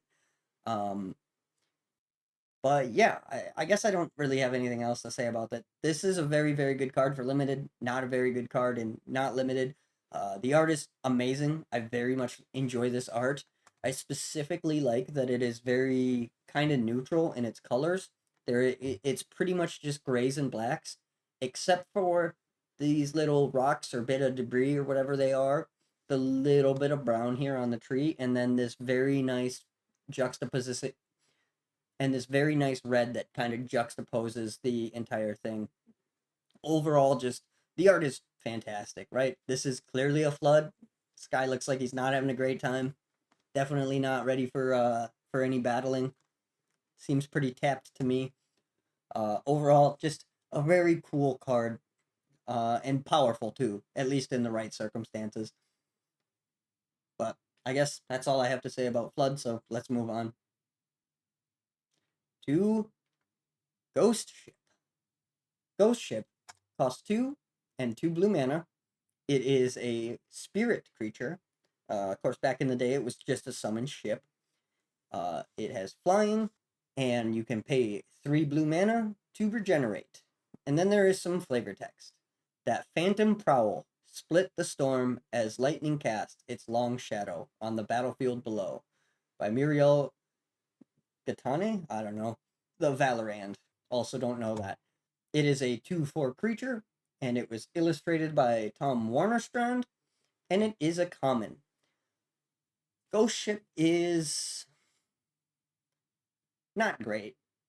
It's okay and limited. It's a flying creature, so that on its own is very, very nice. And regeneration is super good, especially in limited. But holding up 3 mana to regenerate this is a really tall ask. That's not something that you can kind of get away with doing too often. Um, and at least in my experience, this card is going to disappoint you way more than it is going to be super fucking sick. But there are definitely windows and opportunities for this to be super fucking sick. I would say this is probably worth playing in limited, but I would not be hot on it. If I was blue and I needed more creatures, I would grab this because flying creatures, good. 2/4 for 4, not so good. Regenerating, good. Paying 3 blue mana to regenerate, not good. But yeah, Ghost Ship. This is another one that I've been really disappointed by in the past when I've tried to play it out. So I would just urge some level of caution, but it is by far not the worst card that you could be playing. And at the very least, it puts your opponent on a 10-turn clock. So it has that going for it. Um, but yeah, I guess let's move on, right? To Giant Shark. Giant Shark costs 5 and a blue. It is a summon shark. And the text box is if Giant Shark blocks or is blocked by a creature that has taken damage this turn, Giant Shark gains +2/+0 and trample until end of turn. Giant Shark cannot attack unless opponent controls at least one island. Giant Shark is buried immediately if at any time controller controls no island. And this is a 4/4, and it was illustrated by Tom Warnerstrand. The Oracle text on this is, for the most part, the same. They changed the order of it. This creature can't attack unless defending player controls an island. Whenever this creature blocks or becomes blocked by a creature that has been dealt damage this turn, this creature gets +2/+0 and gains trample until end of turn. When you control no islands, sacrifice this creature. And again, it is a 4/4. Um, it's interesting that the Oracle text for this doesn't have island home because, unless I'm mistaken, that is just the keyword island home, where you require an island for it to survive and it cannot attack without an island. But I guess I could be wrong on that. Beyond that, the Ludo narrative of this card, or the flavor, or whatever have you, is really, really good. Sharks are known for getting aggressive and frenzying when there's blood in the water, and that's what this is trying to communicate, and I think it does a fairly good job of it. Um, Interestingly enough, if you are going to try blue red kind of burn, this is interesting in those regards because you could deal damage to a creature this is blocking, give it +2 and trample, which is nice. However, the juice is definitely not worth the squeeze on that. For one, there are 3 damage based spells, or effects that I believe all 3 of those are instants. I might be wrong on that. I didn't actually check that when I was looking into this. Whoops. But there are only 3 spells and stuff that are even capable of damaging a creature, much less damaging it during the specific time window in which would be good, because you would want to deal the damage after they have declared blockers, but before damage, which you can't even do anymore. But that's how this would have worked back then. Overall, this is not a great card. You are going to struggle to make this work, but it is a 4/4 for 6 mana. The other downside is if your opponent isn't playing islands, you cannot attack with this. And yeah, overall, not great. But it's also not the worst thing you could hope for. It is interesting. I do like this card just on the back of how interesting it is, but it isn't good, right? It is a common. I believe I said that, but just in case. So you will probably see a lot of these. And the art is pretty awesome. That is a very cool shark. There's a lot of sharks in the art in this set, which is interesting. Um, but that is a kind of a great white shark, it looks like. Giant shark, very cool. And yeah, it's not a great card. There really isn't too much to say about this other than, the shark frenzy is an interesting mechanic. And I do like the cards where they're like, we want to tell a story with this card. The story is pretty cool with this one, if not a little weak.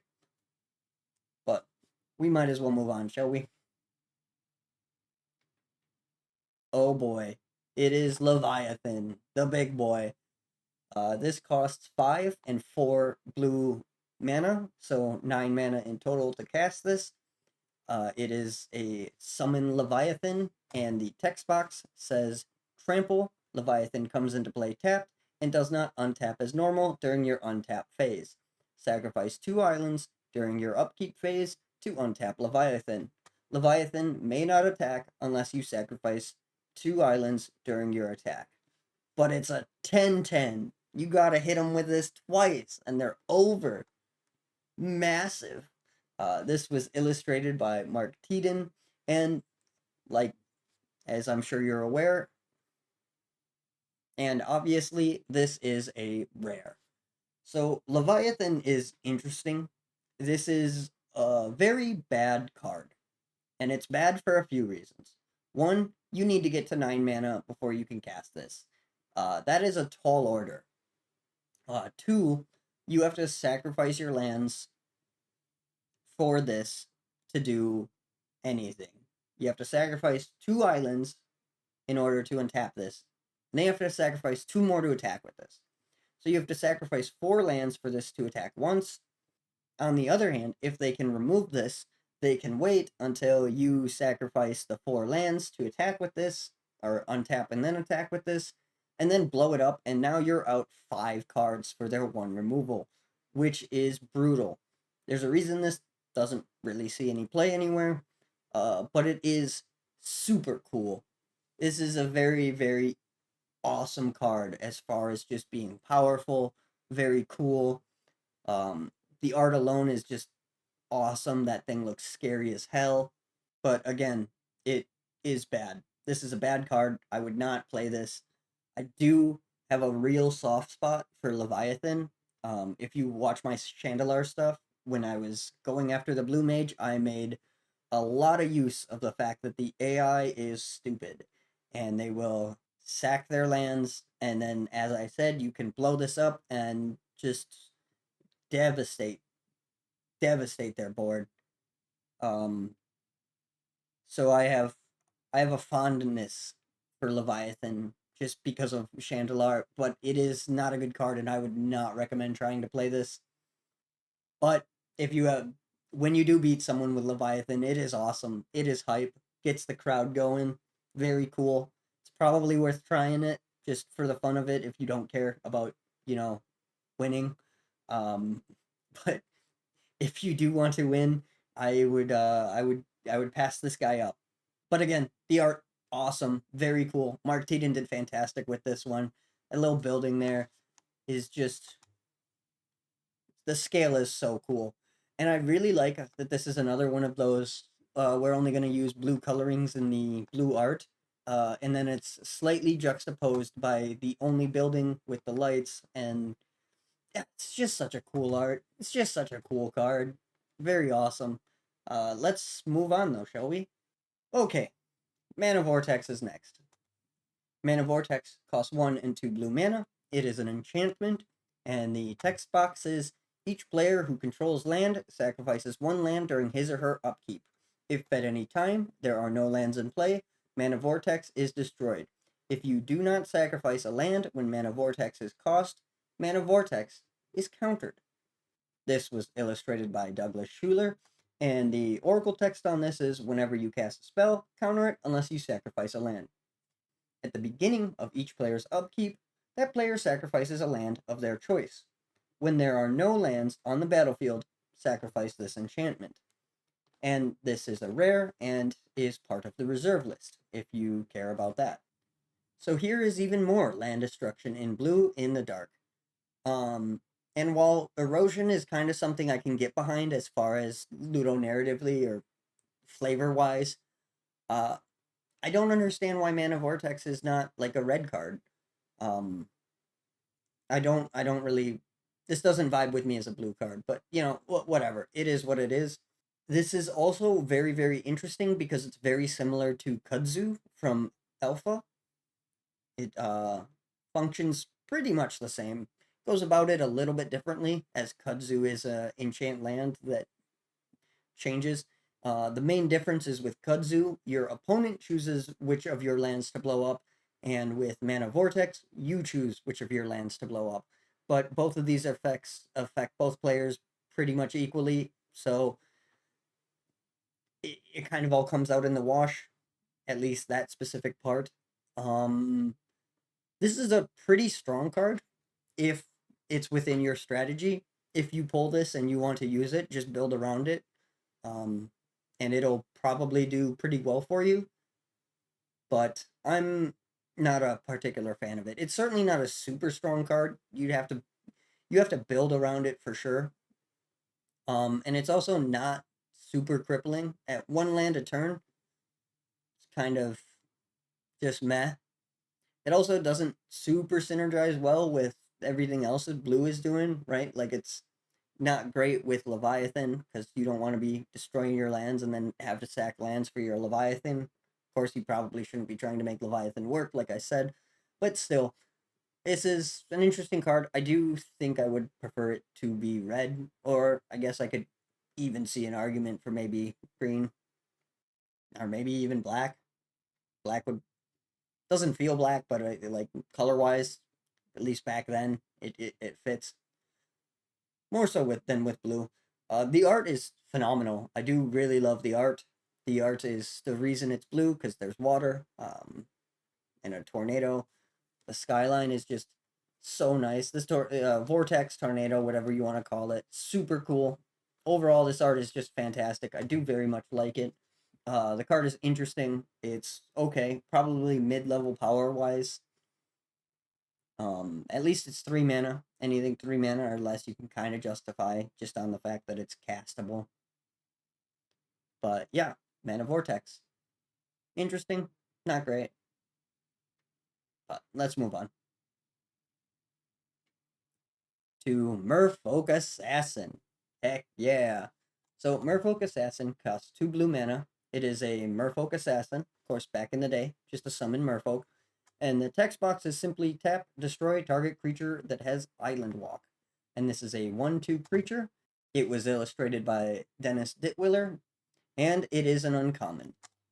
So, Merfolk Assassin is interesting for a couple reasons. One, I believe this is the first Merfolk to come out since Alpha, which is nice. I could be wrong on that. Legends might have a Merfolk that I'm not thinking about, but either way, at this point, the only merfolks I can think of are Merfolk of the Pearl Trident and Lord of Atlantis. So if you're trying to make Merfolk tribal, this is definitely a useful piece. Its ability is interesting because it is incredibly niche, but that's okay because it is a 2 mana 1/2, and on that, it is already as good as like Squire.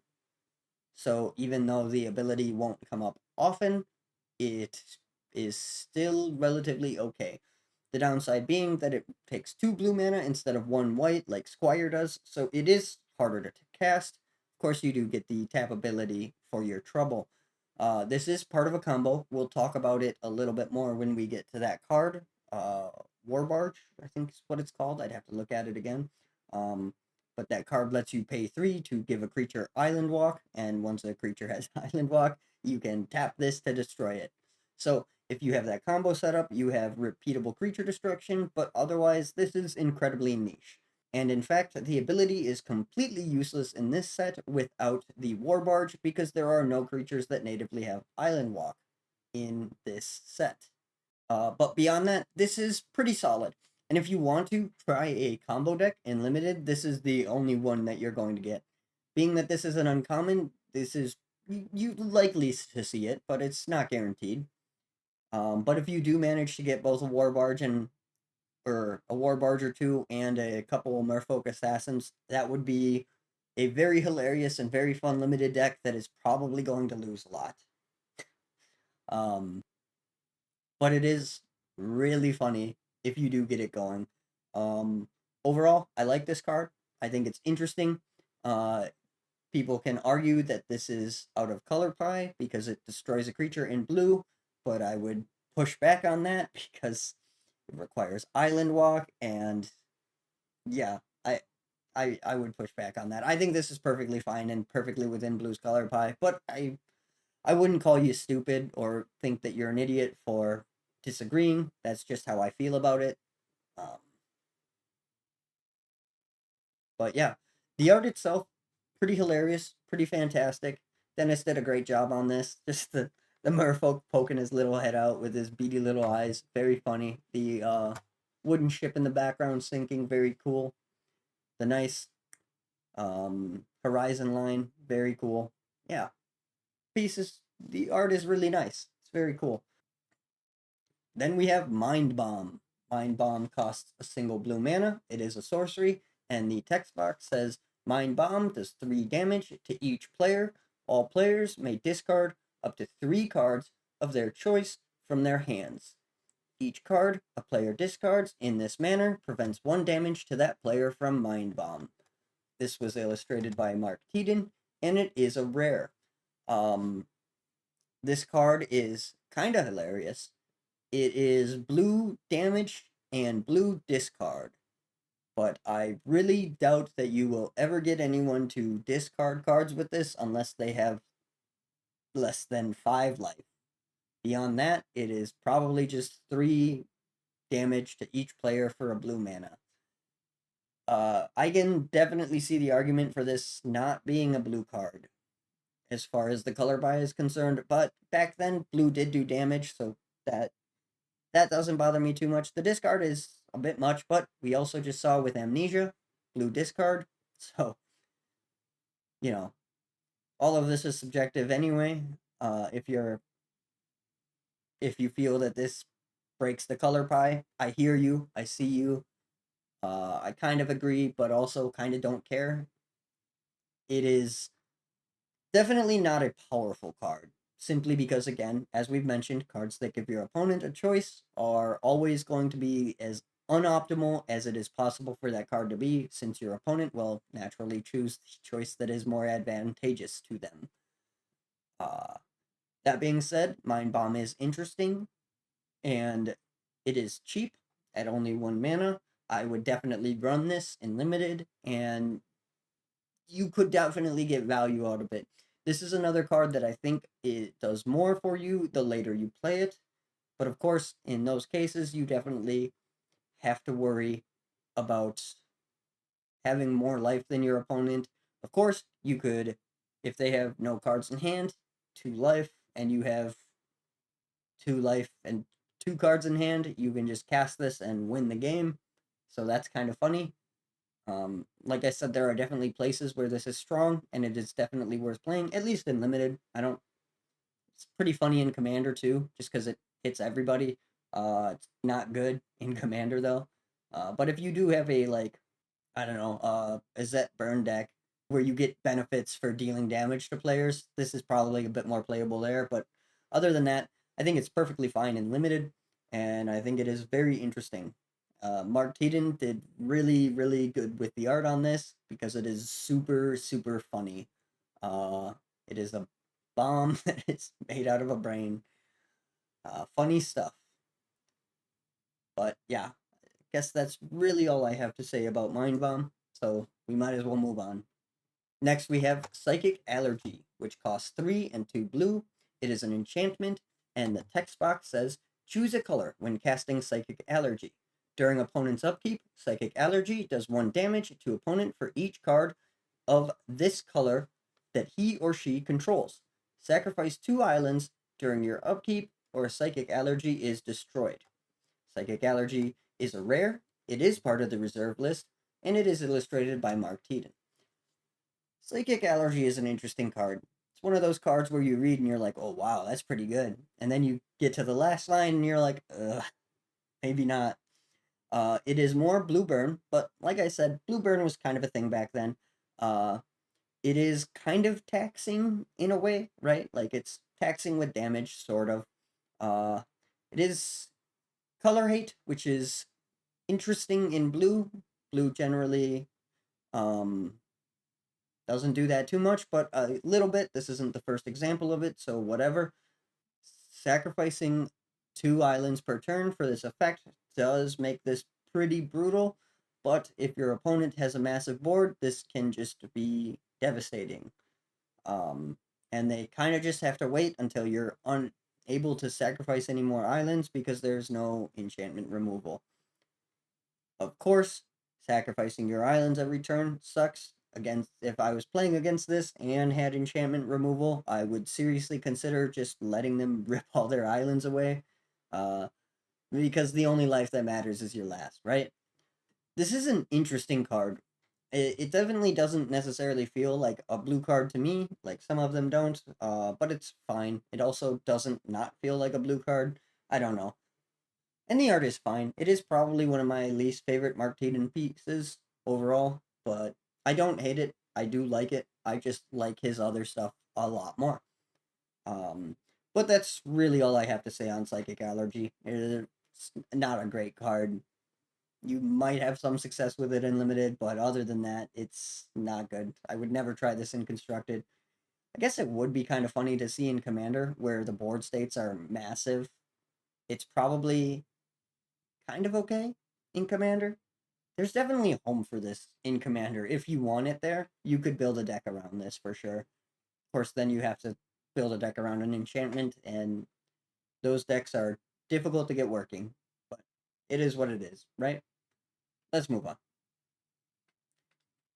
to Riptide. Riptide is interesting. Riptide costs a single blue mana, and it is an instant, and it simply says all blue creatures become tapped. And then, obviously, the Oracle text is basically the exact same.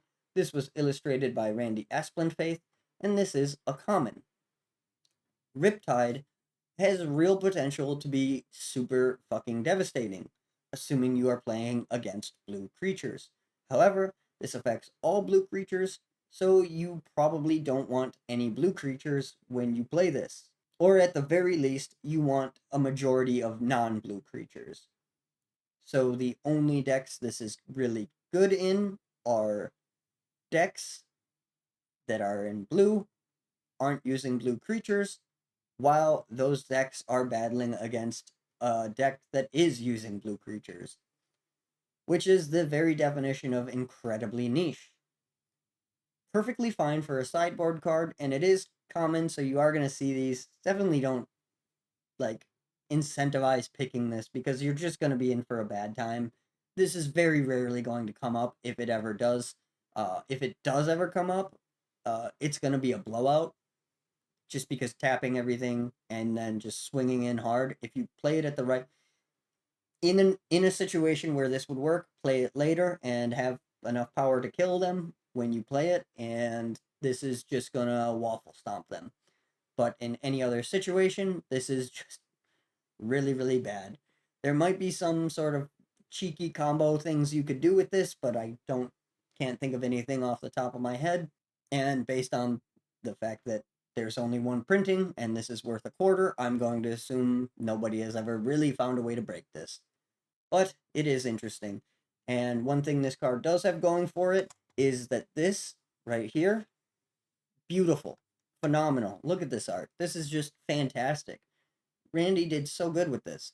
The skeletons are so detailed, but this water, like the wave crashing, the different colors, the greens into the blues, it's beautiful. This is so well done. The water splashing across the rock, the shore in the distance, and then just the skeletons. All of like it's fantastic. I really enjoy this art piece specifically. It's just very, very cool, very good.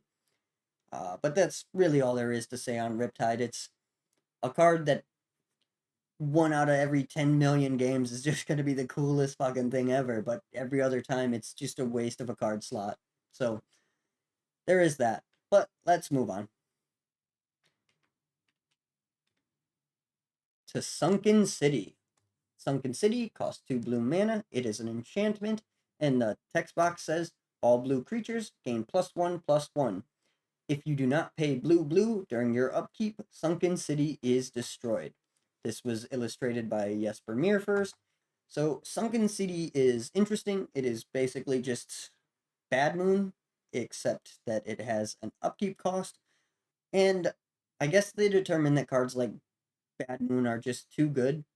I don't know that I feel the same about that, but context is important, and I could see Bad Moon being very, very good against the decks that at the time anyway, because everyone's basically just playing piles of cards. By this point, some people are starting to get a little bit more into deck building, but it's still very rare because this is the fourth set. At this point, a lot of people haven't even jumped into the game yet. So many lessons to still be learned. This is good if you're playing a blue creature deck, right? Of course, you're going to get blown out by the guy who's playing Riptide. So be wary of that.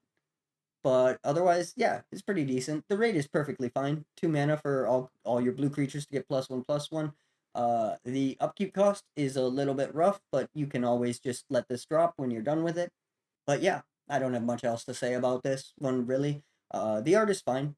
Jesper Mirfors did perfectly fine on this one. I don't have any particular love of it, but the murky green is very cool. The beams of light, the ancient sunken city looking like it's a little eroded, very cool. Yeah, it's a pretty cool card, but I don't really have much to say about that. It's decent. At common, you're gonna see it pretty decently, but certainly not worth rushing to get. Then we have Tangle Kelp.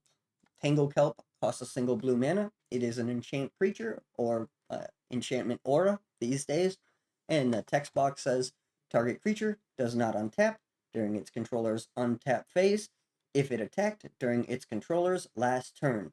Target creature becomes tapped when Tangle Kelp is cast. This was illustrated by Rob Alexander. It is an uncommon, and the text box has changed a little bit, just mostly formatting. It says Enchanted Creature. When this aura enters, tap Enchanted Creature. Enchanted Creature does not untap during its controller's untap step if it attacked during its controller's last turn. So this is interesting. It is a one mana quasi removal. It is one of the only like two negative enchant removals in this set, and just like Brainwash, it kind of sucks. Um, if you hit this with something, they still get to attack every other turn, which is okay. Yeah, I'm just overall unimpressed with this card. Most things I would pick over this. There is not a whole lot that I would not pick over this, but pack 2 or 3 and you're mostly in blue and the good cards are in other colors. It's worth grabbing this. It's not ideal, but there's definitely situations where you can slow your opponent down to win, which is nice. But yeah, there really isn't much to say about this. It just taps their creature every other time they attack, which is not really worth 1 mana in my opinion. But there you go. Let's move on to our last blue card. This is Waterworm. It costs a single blue mana. It is a summon worm. And the text box says Water Worm gains +0/+1 if opponent controls at least one island. And it is a 1/1. This was illustrated by Rob Spencer, and it is a common.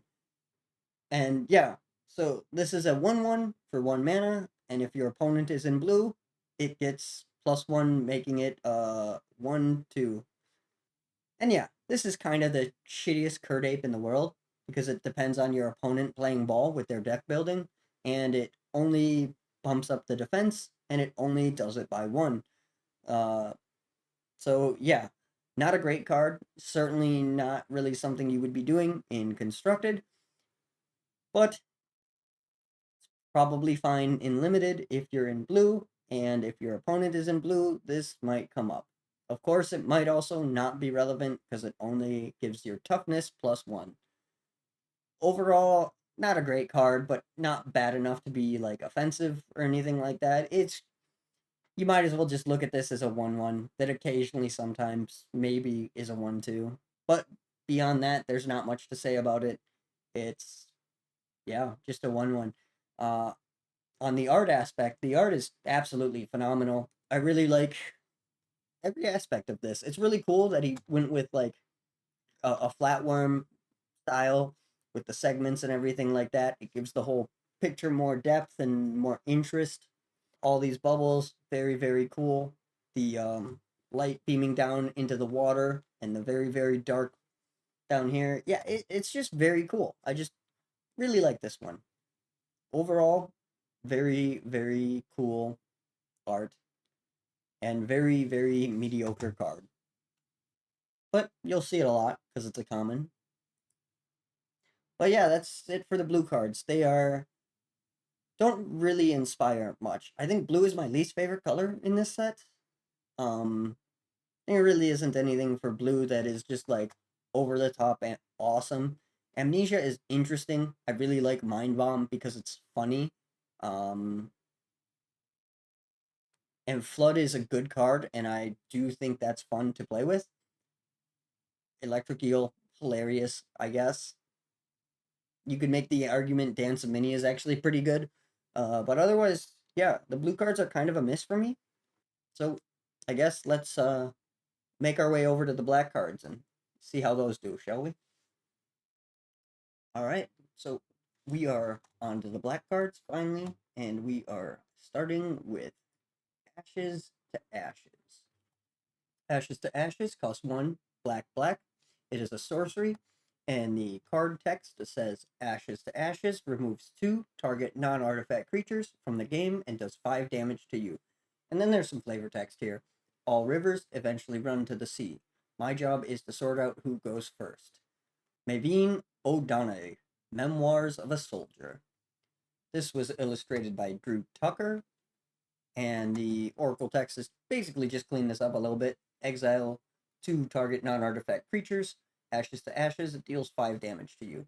This is a common, and this is a pretty good card, especially in limited. It's one of the few pure removal cards in the set. It's like the only destroy target creature in the set. Um, two creatures for 3 mana and 5 life is pretty okay. It's a little rough with the dealing 5 damage on top of everything else, meaning you want to be very exclusive with how you use something like this. Uh, and again, it suffers from the problem where if they only have one creature out and you really need it gone, you're going to have to target one of your creatures. But on the plus side, it exiles the creatures, which is very, very nice. Instead of them being destroyed, regeneration doesn't do anything and they can't reanimate it. Not that they can reanimate in this set anyway, but in the greater card pool, Ashes to Ashes is probably pretty decent. Obviously, it gets blown out of the water by stuff like Swords to Plowshare, and even Terror is better, but this is definitely not bad. And it's removal, which is very, very nice. And it's a common, and I talked about how I feel about common removal. I really appreciate it. But there really isn't too much else to say about this card. You just have to be careful with the fact that it requires 2 targets to use. Dealing the 5 damage is pretty rough, so it makes it less attractive against smaller creatures, but you know, you'll have that. Overall, pretty good card. And next we have Banshee. Banshee costs 2 and 2 black mana. It is a spirit, but back in the day it was just simply summon Banshee. Big shock there.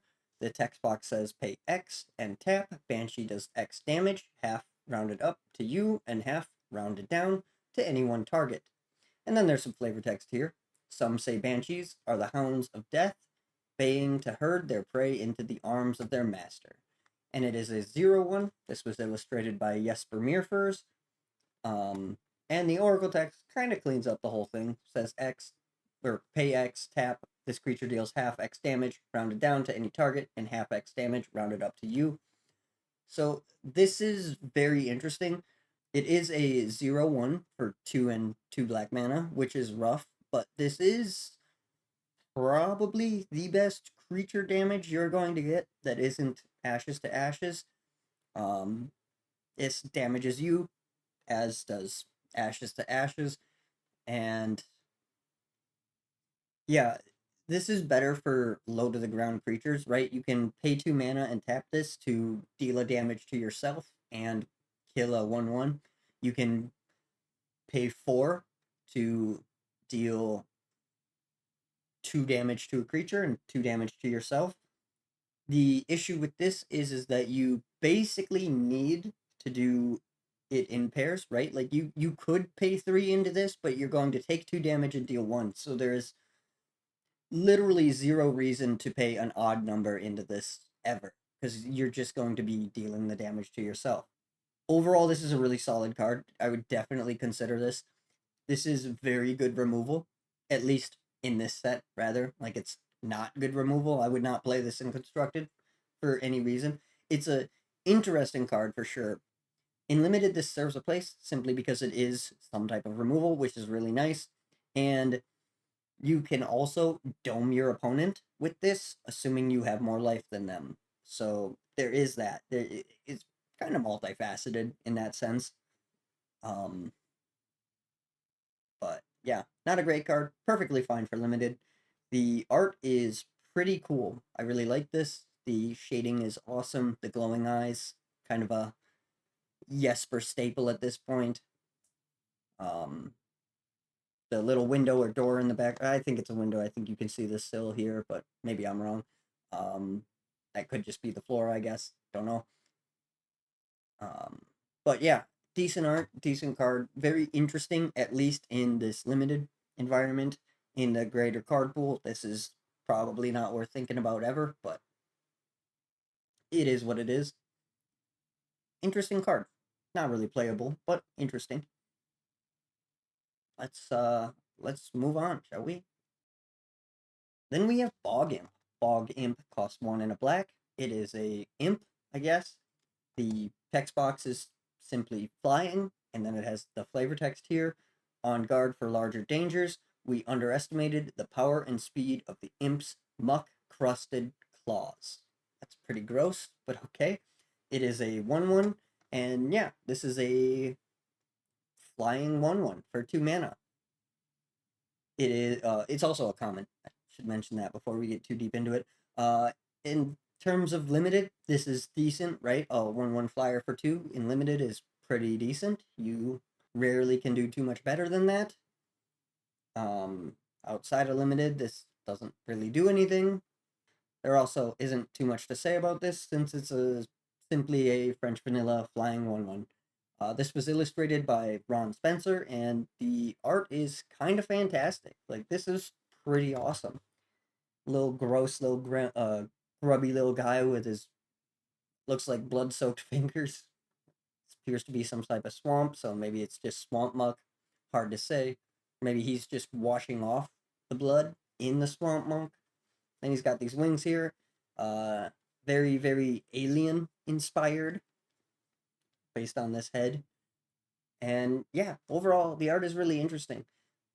It, it also has this little mini story here that it's telling. Like, I'm not entirely sure if this fish was grabbed and set here to torture it by like this or something else, or the fish was swimming along and tried to jump up to catch a fly or something, or a mosquito or whatever they eat, got himself stuck here and then slowly deteriorated to nothing.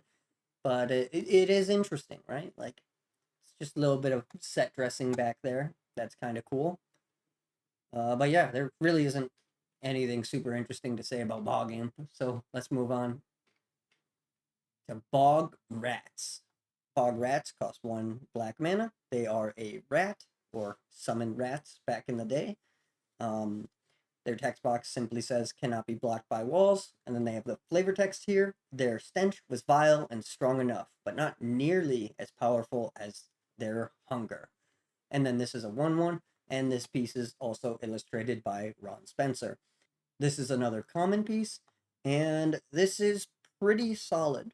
There's only one wall in this set, but beyond that, it is a 1/1 for 1, which is fine. It's not perfect, but it's fine. When the not blocked by walls is relevant, that's pretty cool, but it is not going to be relevant very often. But otherwise, there also isn't too much to say about this one. We'll talk about the art a little bit, and it is, like many of the cards in this set, pretty horrifying. Um, Not sure what's going on here. Is that just a little freshborn baby? Maybe. That's kind of sweet if that's the case. Or, again, don't really know what's going on. They look pretty freaking scary and disease infested. But very cool.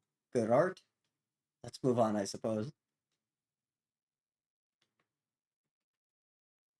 Then we have Curse Artifact. Curse Artifact costs 2 and 2 black mana. It is an enchant artifact, although now it's an aura. And the text box says during his or her upkeep, controller of target artifact may choose to bury target artifact. If controller chooses not to bury target artifact, Curse Artifact does 2 damage to him or her. And then there's some flavor text squeezed into here. Voska feared the artifact had come too easily. This was illustrated by Mark Teeden, and it is an uncommon. So this is kind of interesting because it is black enchantment remove, or sorry, black artifact removal, but also kind of not, because if they depend on the artifact, they can just take the tax of 2 life per turn. That being said, hitting them for 2 per turn is probably value enough, especially in limited. This is definitely worth considering. However, they're, like I said before, most of the artifacts in the set kind of suck. You are unlikely to see too many of them, but maybe a few. So it's probably relegated to sideboard. Um, but if you are in black and have no real other way of dealing with artifacts, this is definitely worth considering. Beyond that, the art is pretty awesome. This skull totem thing is interesting, to say the least, and all this wax here, and I don't know if this is wax in the back or something else, mixing it. I'm not really sure what's going on here with all the wax. 'Cause there's these lines here, and maybe, I guess I don't know, is what I'm getting at. But I do like looking at it.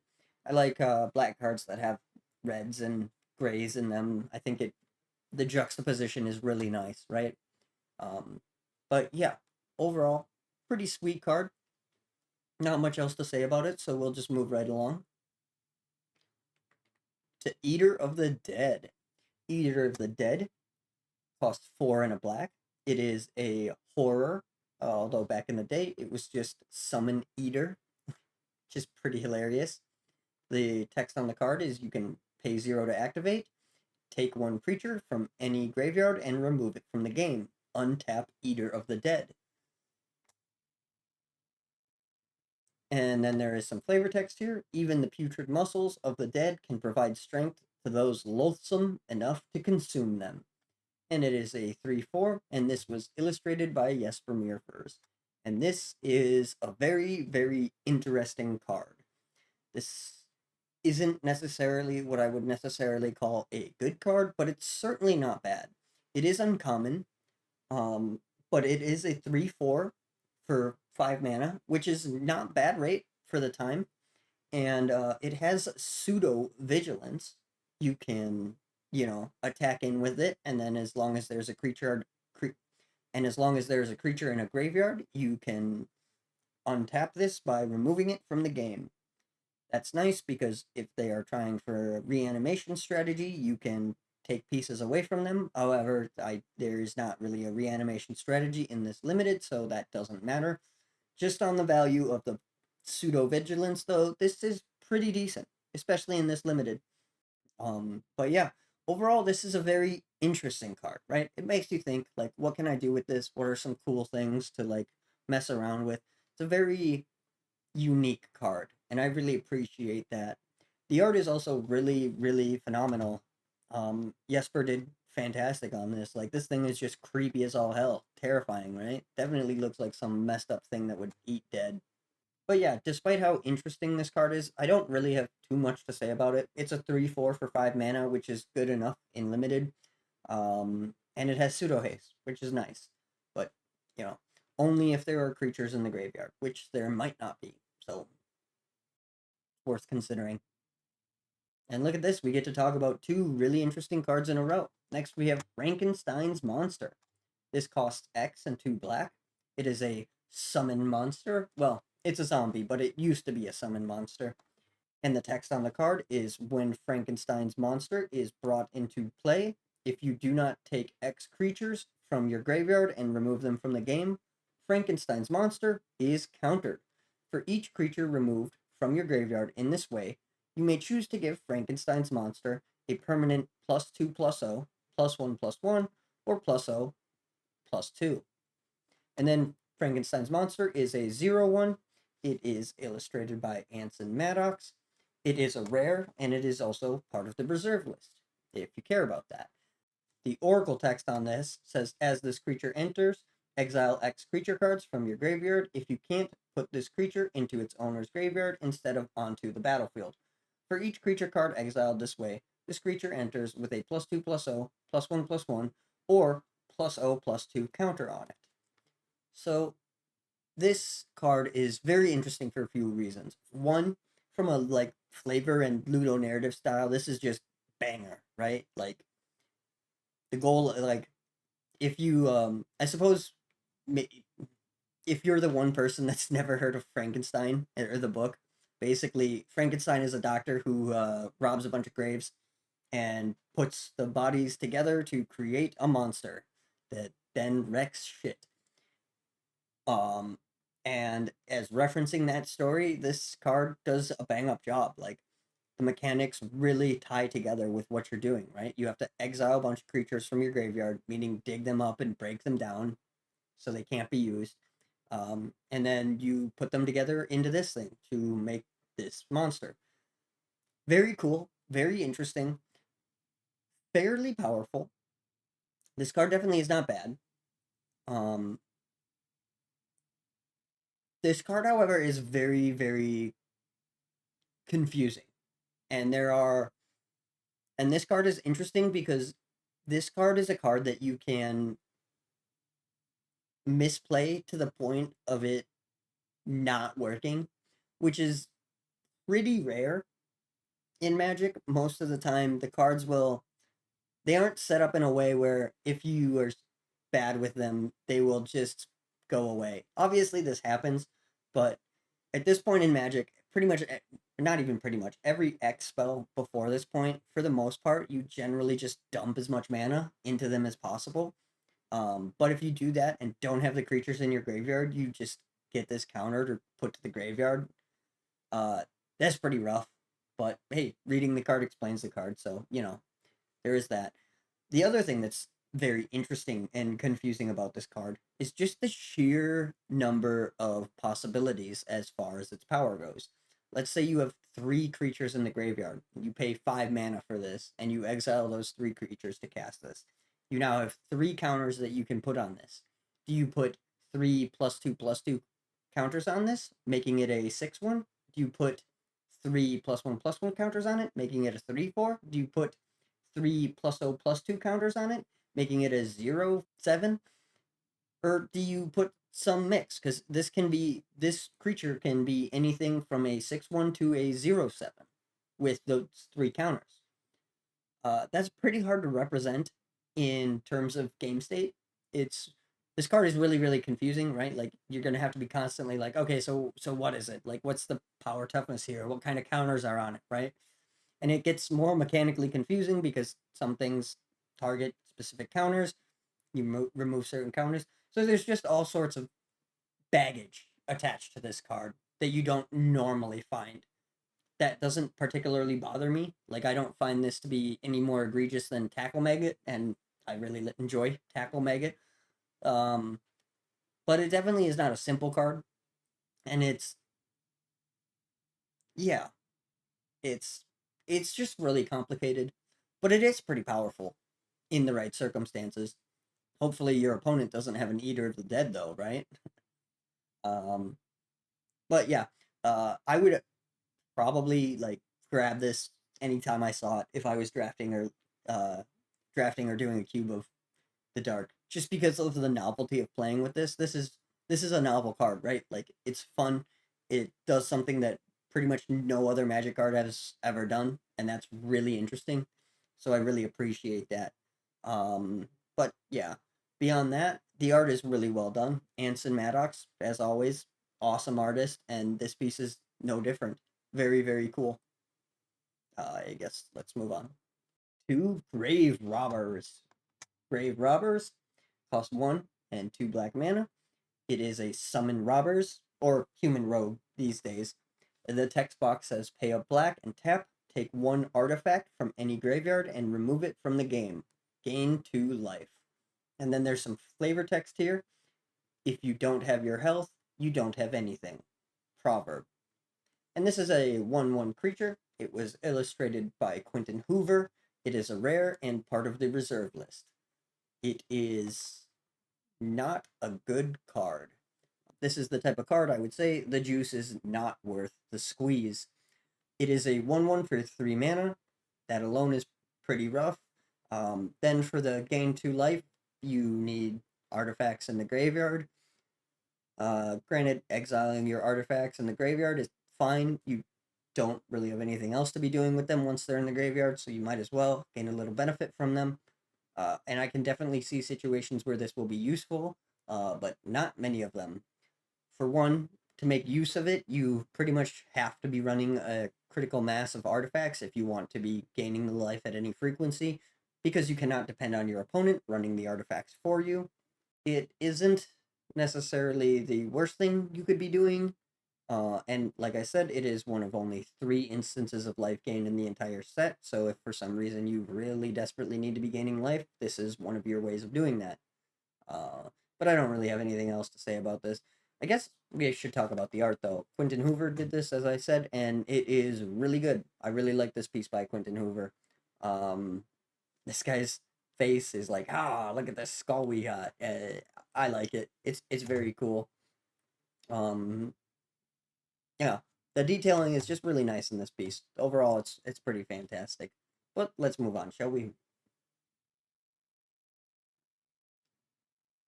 And we're moving on to Inquisition. Inquisition costs 2 and a black. It is a sorcery. The card text box says, look at target player's hand. Inquisition does 1 damage to target player for each white card in his or her hand. And then there's some flavor text here. Many of those entrusted to Primata Delphine's care. Many of those entrusted to Primata Delphine's care tend to express themselves with screams. This was illustrated by Anson Maddox, and it is a common. The oracle text here says target player reveals their hand. Inquisition deals damage to that player equal to the number of white cards in their hand. So this card's pretty interesting. It's very obviously a sideboard card, right? Because it doesn't do anything if they don't have white cards in their hand. This is very similar to Jovial Evil from Legends, except I believe that targeted creatures. Can't remember now, unfortunately. But yeah, this is Blackburn, but specifically requires them to have white cards in hand.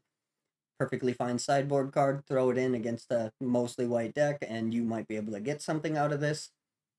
But otherwise, this is not too impressive and is far too niche to have any real value.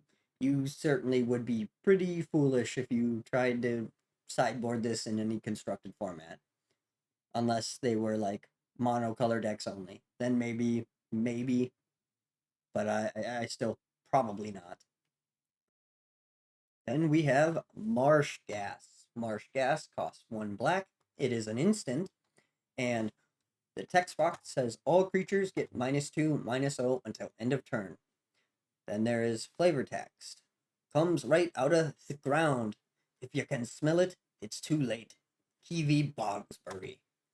This was illustrated by Douglas Schuler, and the oracle text has not changed. It is a common, and this card is pretty terrible. It is not as hilariously terrible as things like fasting, but this is basically just a really bad fog because it doesn't do what a fog does. It only gives all creatures -2 attack until end of turn. If this took a minus off of toughness at all, this would be absolutely fantastic. It would be an amazing card. But the fact that it only minuses power per turn and does it to all creatures, this is not good. There is maybe some situations where this can shine, but I certainly cannot think of any. I would not play this card. I would pass this up every time. The art is pretty good though. Certainly not my favorite Douglas Schuler piece, but it's pretty solid. The wisps of fog are pretty sweet, so it's got that going for it. But yeah, Marsh Gas, just a bad fog, like a really bad fog. I would not recommend playing this. So let's just move on to Merc Dwellers. Merc Dwellers costs 3 and a black. It is a zombie, though back in the day, it was a summon Merc Dwellers.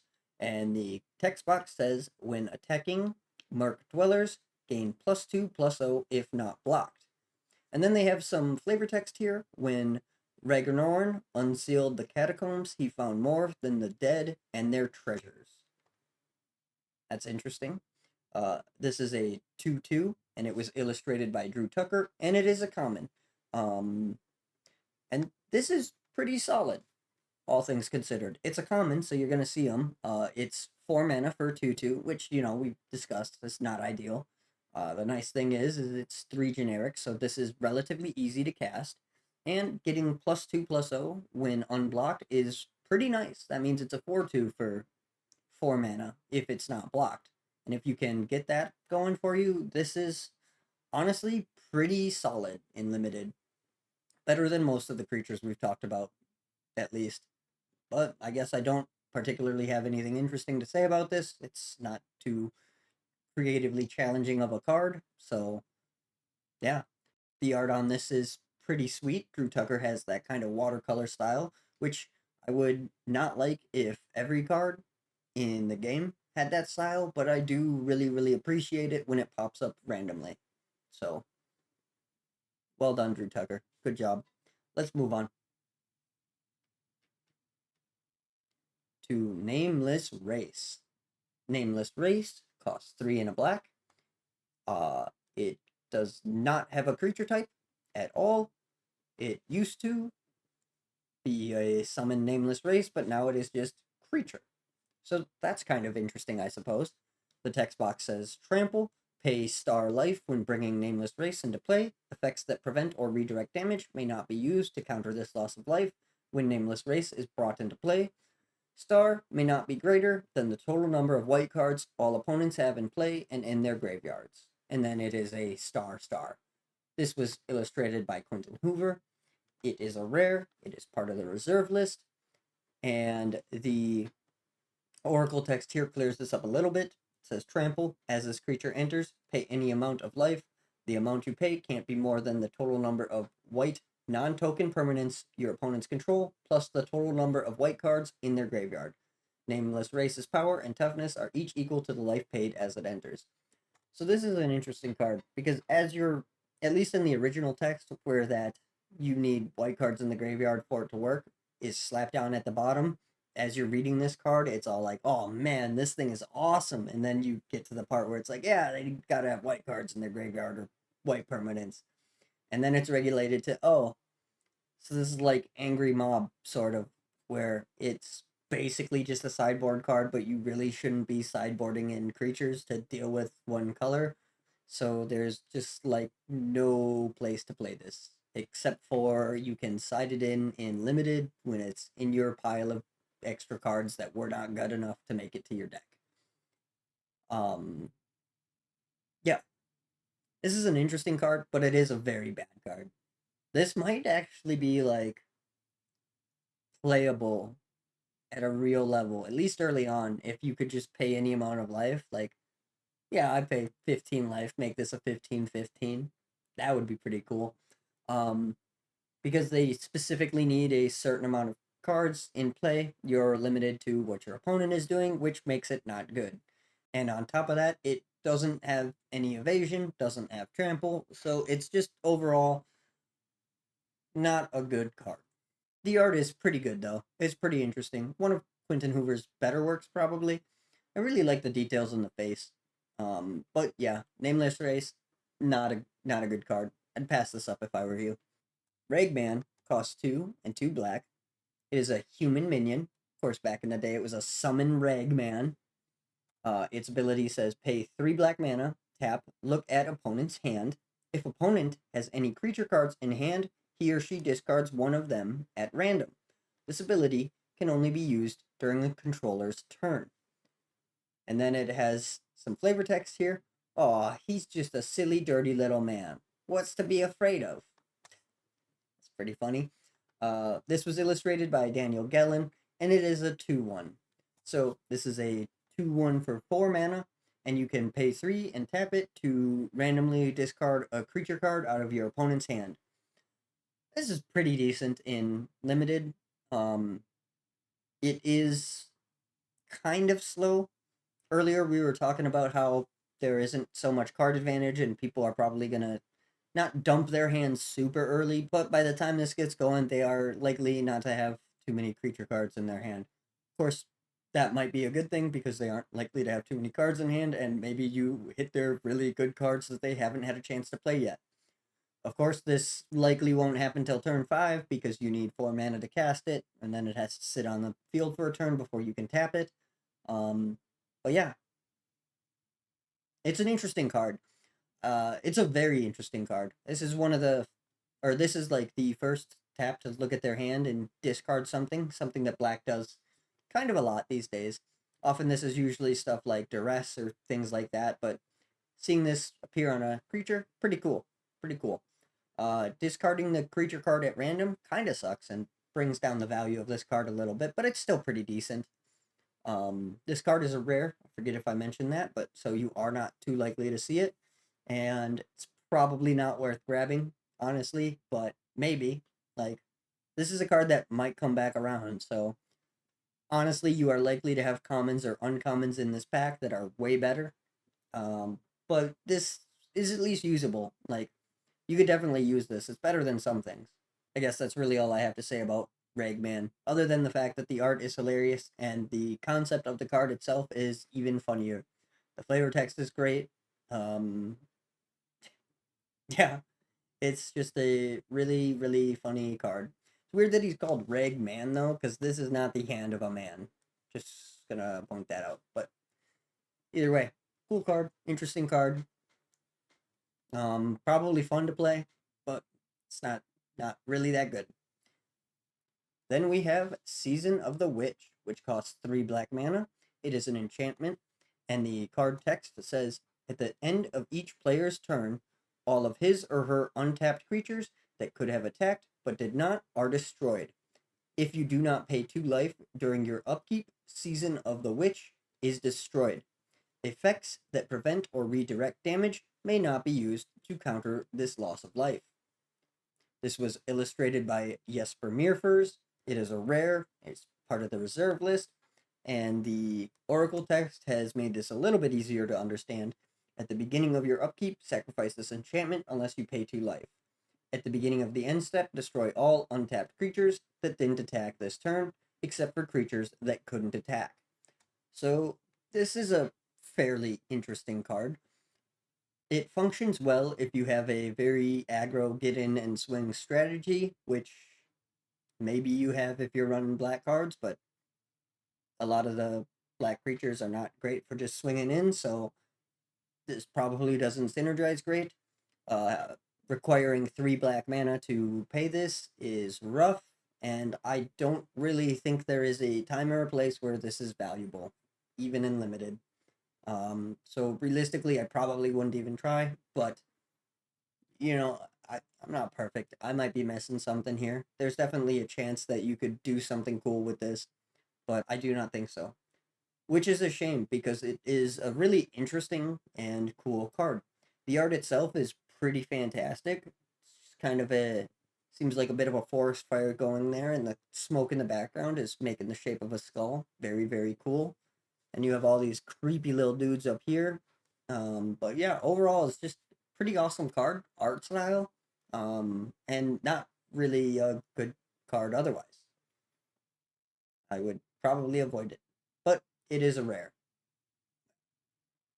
Then we have the Fallen. The Fallen costs 1 and 3 black mana. It is a zombie, or back in the day, a summon Fallen. And the text box says during its controller's upkeep, the Fallen does 1 damage to each opponent it has previously damaged. And then there's some flavor text here. Magic often masters those who cannot master it. That's pretty fun. This was also illustrated by Jesper Meerfers, and this is a 2/3. The Oracle text here is at the beginning of your upkeep, this creature deals 1 damage to each opponent and each planeswalker it has dealt damage to this game. So that's actually pretty cool. Now it affects planeswalkers too, but that's not really relevant to this card pool or old school or really anything. And this card is an uncommon. This card is pretty interesting. You have to be pretty heavy in black to make use of it, but if you swing on them once, then this card just says deal damage at every upkeep. Um, and this is it's not every turn. You just if you damaged them this game while this card was out, well, if you damaged them with this card while this card is out, then from now on every upkeep they're taking a damage. That's pretty decent. Definitely helps with the black aggro I was talking about. So maybe this is pretty decent with Season of the Witch if you're gonna go try to do something like that. This is uncommon, so you are probably not gonna see too many of them, but you will probably see it. Um, Beyond that, though, yeah, it's decent. It's a 2-3 for 4, which not great, not terrible, not great. The trickiest thing with this is going to be actually getting to connect. If you manage to connect and keep it on the field, though, that's pretty sweet. Um, Otherwise, I don't have much else to say about this card except that this art is kind of horrifying in all the best ways. Like, look at them sharp chompers there, and these dead eyes, and the hair. This whole thing is just the art is awesome, very cool, very well done, super spooky. Um, but yeah, the Fallen, interesting card. Definitely pops out at you. The art is very in your face. Um, it's kind of a shame the card is at best pretty okay in limited, because this would be cool to play. But it is what it is. Shall we continue with Uncle Istvan? Uncle Istvan costs 1 and 3 black mana, much like the Fallen. It is a human creature, or back in the day, summon Uncle Istvan. The card text box says all damage done to Uncle Istvan by creatures is reduced to 0. And then there is some flavor text here. Solitude drives the old hermit insane. Now he only keeps company with those he can catch. That's interesting. It is a 1-3. This was illustrated by Daniel Gellin, and it is an uncommon. The Oracle text, it says prevent all damage that would be dealt to this creature by creatures. Uh, so this is pretty good. There is some other removal that you can hit this with, so it's not like game over, but this is a pretty strong card. It's really interesting that this isn't a legend, as this came out after Legends, so legendary creatures, or legends at this point, existed before this. However, there were no monocolored legends, so maybe at this point they considered that a rule. You had to be multicolor to be a legend. I don't know. Who's to say? Or I suppose it's also possible that this set was designed without. Well, no, because they knew about the multicolored cards. I don't know. I don't know why they decided not to make this a legend, but it is kind of frustrating. This would be a very funny commander in old school Commander. Would not be good, but it would be funny. Um, in limited, this is pretty solid, right? Like it's gonna take forever to beat someone down with this, but it is hard to deal with. Once again, it requires you to be pretty heavy black to make use of, but if you can get past that, it's probably worth it to run this. But that's all I really have to say on good old Uncle Istvan. So, Word of Binding costs X and 2 black. It is a sorcery, and the text box says X target creatures become tapped. And then there's some flavor text here. That was the worst experience of my days, standing there helpless as they killed my whole troop. Maveen O'Donan, Memoirs of a Soldier. This was illustrated by Ron Spencer. It is a common, interesting. Uh, and then the Oracle text is just tap X target creatures. This thing is busted.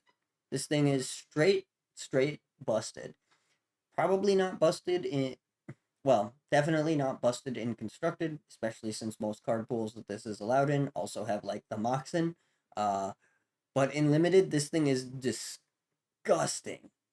Absolutely, probably in limited, probably the best card in this set. Honestly, you just build up a board state, and then you tap down their board state, and you kill them in one turn, and they can't do anything about it because there are no counter spells or anything like that.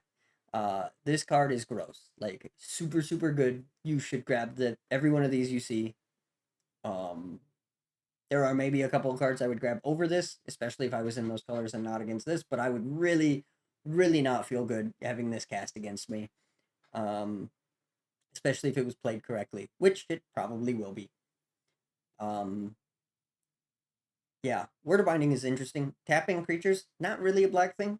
which makes this even more interesting. But this is seriously super, super good, and maybe even a little underrated in as far as like low to mid tier commander, anywhere where you see lots of creatures. Um, Heck, this would probably be playable in standard if it was in standard, which of course it is not. They haven't reprinted this since fourth edition and probably never will. But yeah, as far as limited goes, this card is insane. Super, super good. You'll just blow people out with something like this. Tapping down their shit in limited, very brutal. Very, very brutal. Um oh yeah, that's kind of I guess all I have to say about this. It's a common. I'm kind of shocked that this is a common because this card is so good. Um but we just have one more black card. So let's finish up the black card, shall we? And Worms of the Earth is our last black card to talk about. Worms of the Earth costs 2 and 3 black mana. It is an enchantment. And buckle up. No new land may be brought into play. During any player's upkeep, any player may destroy Worms of the Earth by sacrificing 2 lands or taking 5 damage from Worms of the Earth. And then they managed to squeeze some flavor text in this. The ground collapsed, leaving nothing but the great worm's mucus residues. Uh, Gross. This was illustrated by Anson Maddox. It is a rare and part of the reserve list. The Oracle text on this is players can't play lands. Lands can't enter the battlefield. At the beginning of each upkeep, any player may sacrifice 2 lands of their choice or have this enchantment deal 5 damage to that player. If a player does either, destroy this enchantment. Oh, this is an interesting card. I very much enjoy this card because it is wild, funny, and confusing. Um, as far as how good this is, that depends on your strategy. If you need less lands than your opponent does, or are destroying their lands in some other way, this can provide some really sick value. Um, Doing 5 damage for 5 mana, that's totally okay, especially in black. Sacking 2 lands for 5 mana, that's also pretty alright, right? Like Sinkhole is 2 mana to destroy 1 land, but this is 2 lands for 5, and you only need to ditch 1 card for it, making the card advantage a little bit better. Um, yeah, Worms of the Earth, very interesting card, especially interesting as it's kind of a stacks piece. Um, I'm not really sure what kind of strategy you'd have to be running to be like, yeah, man, the card I need is Worms of the Earth. But I would probably grab this in every draft just for the novelty of it alone. It's such a fun card. Um, yeah, yeah. I guess I don't have too much else to say about this. It's not a great card, but it's not bad. Certainly can do something in a game, which is more than some of these cards can say. The art itself, awesome. Anson did great. Like those are worms of the earth, right? You can see that. Look at all those worms. They're in the earth. Um, they're coming for this guy as he's pounding on the ground. I wouldn't be doing that, dude. Uh, but yeah, that's it for the black cards, right? The black cards are really, really interesting in this set. They're kind of, I think they're probably the most color pie bending of the colors. Maybe not, but just there's a lot of damage. There's some tapping. There's just weird things that Magic has never really gone back to, and for various reasons, such as the effects not being good, the effects being confusing, them not really doing the right thing, and all sorts of reasons why they didn't really go back to stuff like this. But these cards are so creative and interesting. Very, very cool. Um, yeah. But I guess that's all I got for this. Let's move on, shall we? All right. So we are on to the red cards now, and we are going to be starting with Ball Lightning. Ball Lightning costs 3 red mana. It is a elemental, but back in the day, it was a summon Ball Lightning. The text on the card says trample. Ball Lightning may attack on the turn during which it is summoned. Ball Lightning is buried at the end of the turn during which it is summoned. It is a 6/1. It was illustrated by Quentin Hoover, and it is a rare. So Ball Lightning is an awesome card. This is legal and standard currently. That's interesting. Um, very, very good card back in the day. Pay 3 mana to deal 6. Has trample, so it is very difficult to chump. It's only available for one turn, so even if you can block it, you get put in the awkward spot of, well, do I block it and lose this creature that I blocked it with, or do I just take the 6 and deal with it? Ball Lightning, it's a beloved card. Early competitive staple, at least for a little bit. The card is fantastic at applying bursts of pressure, which is, very nice. And it just screams red card. And in fact, Ball Lightning has inspired a few different cards that came after that were a little bit stronger, but basically the same thing. And yeah, overall, this is just a really awesome and really fun card. Like, I would grab the hell out of this if I saw it in a pack and there was any chance I was playing red. It is relatively difficult to cast because you do need to be very, very in red in order to make use of this. But even if you ended up playing this around like turn 6 or whatever, this is still decent then. So yeah, you could play this in a multicolor deck if you wanted to. Overall, I don't particularly have too much to say about it. I really love this card, but it is on its face pretty simple. And the art of Ball Lightning is pretty awesome.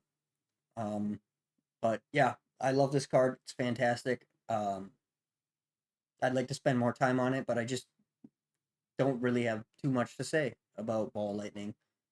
So let's move on, shall we? To Blood Moon. Blood Moon, Blood Moon, Blood Moon. So, Blood Moon costs 2 and a red. It is an enchantment. The text box says, all non-basic lands are now basic mountains. Then it has some flavor text here. A heavy light flooded across the landscape, cloaking everything in deep crimson. This was illustrated by Tom Warnerstrand, and it is a rare, and boy oh boy, is Blood Moon a contentious card, let's say. A lot of people really, really do not like Blood Moon. I personally think those people are too greedy with their mana bases.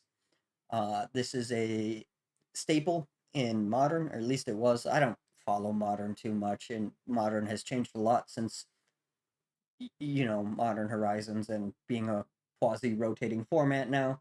I don't know if Blood Moon is still playable there, but it probably sees at least niche play. Besides that, Blood Moon is fantastic. And any card pool that has dual lands or shock lands or fetch lands, this thing does a lot of work and is very, very brutal to deal with. That being said, there are non basic lands in the dark, such as Maze of Ith, Sorrow's Passage. Some of these are better than others, but overall, Blood Moon will probably not do much work in a draft of the dark. It's a solid card in cubes and is overall just really, really good, but I would not play this in a limited that was specifically just the dark. Well, any limited that is you are mostly playing basics, Blood Moon is not going to do anything. If there is a lot of dual lands or you're playing like a desert cube or something like that, in which case Blood Moon can be very, very valuable. But again, it really depends on the land base around Blood Moon. And again, in the dark, you're just not going to have those land bases that make Blood Moon a valuable card. Still, it is a fantastic piece. I like it very much. And Blood Moon was a great equalizer back in the day. At this point, if you were playing Magic when the Dark released, you were either a have or have not, as far as you either had duels or you did not have duels. And if you did not have duels, it was much harder to win until Blood Moon came out. After that, you could play Blood Moon and just body people. So overall, cool card, really fun to think about. Not great in limited though, but overall very interesting card. Brothers of Fire. Costs 1 and 2 red mana. It is a human shaman, which is a creature type that they do not really use anymore, so maybe that will change again in the future. Originally, it was a Summon Brothers, and the card text is pay 1 red red, Brothers of Fire, do 1 damage to any target and 1 damage to you. And then there is some flavor text here. Fire is never a gentle master. This was illustrated by Mark Teeden. It is a 2/2, and it is an uncommon. Brothers of Fire is pretty solid in limited. This can function as removal, which is nice because there is not too much as far as good removal. Paying 3 for 1 damage and also taking a damage is a pretty high cost to pay, making this not really good in constructed or anything like that. But if you need something gone, this might be able to do it for you. If you are planning on playing in red, this is definitely seriously worth grabbing, just because the fact that it can remove things for you is very, very nice. Beyond that, it's not great. It's a 2/2 for 3, so it's not terrible because it has that useful ability, right? Like, we've seen some 2/2s for 3 that are questionable in the value of their ability, whereas this ability will at least be useful in pretty much every limited game. Like, you will be able to ping something. But yeah, overall, a surprisingly solid card in limited. Not really good anywhere else, but that is what it is. The art is pretty cool. Mark Teeden did this. It's fantastic. But yeah, not much else to say about the Brothers of Fire, but it is a solid card. If you're in red in a limited or draft, I would seriously recommend considering it. Probably not good enough for any constructed, but hey, maybe your meta is slow and shitty enough that cards like this shine. In which case, hell yeah. But let's move on, shall we? To the cave people. Alright. Cave people cost 1 and 2 red, same as the other one. Another human creature, except back then it was a summon cave people. And cave people say, if declared as an attacker, cave people get +1/-2 until end of turn, and you can pay 1 red red and tap. Target creature gains mountain walk until end of turn. And they are a 1/4. This was illustrated by Drew Tucker. And then the oracle text here is, whenever this creature attacks, it gets +1/-2 until end of turn, and then 1 red red, tap target creature, gains mountain walk until end of turn. So honestly, not too different. This is an uncommon, and Cave People is interesting. Synergizes with Blood Moon, which is funny. But otherwise, the mountain walk, useful if your opponent's playing red, otherwise not as useful, but the ability to be a 2/2 when it attacks, or a 1/4 when it's just vibing, is pretty good. The Brothers of Fire would struggle to deal with this unless it was attacking. Banshee would struggle to deal with this. You'd have to pay 8 mana and deal 4 to yourself to remove this, and honestly, it's probably not worth it. So Cave People is likely just sticking around unless you can have to charm block something, right? But yeah, so overall, this is pretty solid, at least in the sense of limited. It's an interesting card. It has that Drew Tucker watercolor style, and that cave person is pretty creepy looking. But there also isn't too much to say about this card. It's pretty simple. There isn't too much going on here. So, with that out of the way, let's just move right along, eh? So then we have Eternal Flame. Eternal Flame costs 2 and 2 red mana. It is a sorcery. The text box says Eternal Flame does an amount of damage to your opponent equal to the number of mountains you control, but it also does half that amount of damage to you, rounding up. This was illustrated by Mark Poole. It is a rare, it's part of the reserve list. The Oracle text is, mostly the same. It says Eternal Flame deals X damage to target opponent or planeswalker, and half X damage rounded up to you, where X is the number of mountains you control. And this card is pretty darn good in limited if you are mono red or mostly red. What's interesting about this is that you probably want to play this later on. If you can get 4 or 5 mountains out, then this deals 4 or 5 damage for 4 mana. If you can have 6 mountains out or seven, it does 6 or 7. So this is the type of card that is really, really good at being the final punch, right? So you play your game, you beat them down as fast and as hard as you can, and then you get up to the point where the amount of lands you have equals the amount of life they have. You slam this bad boy down, and you have won the game. This is very, very good and limited, depending on your deck, obviously, but everyone is like that. So um, yeah, there's not much else to say about this one as well. It's pretty simple on its face, but it is very, very useful. Very good card, all things considered. The art is pretty cool. It's a Mark Poole piece. I enjoy Mark's work. Um, I don't really know what the story or the vibe is here, but these guys seem to be guarding some sort of eternal flame. So yeah, sure, I can buy that. It's very interesting. But yeah, I guess there's not too much else to say about this one either. It's a pretty simple card. So let's just move along to Fire Drake. So Fire Drake costs 1 red. It is a summon Drake or creature Drake that hasn't changed.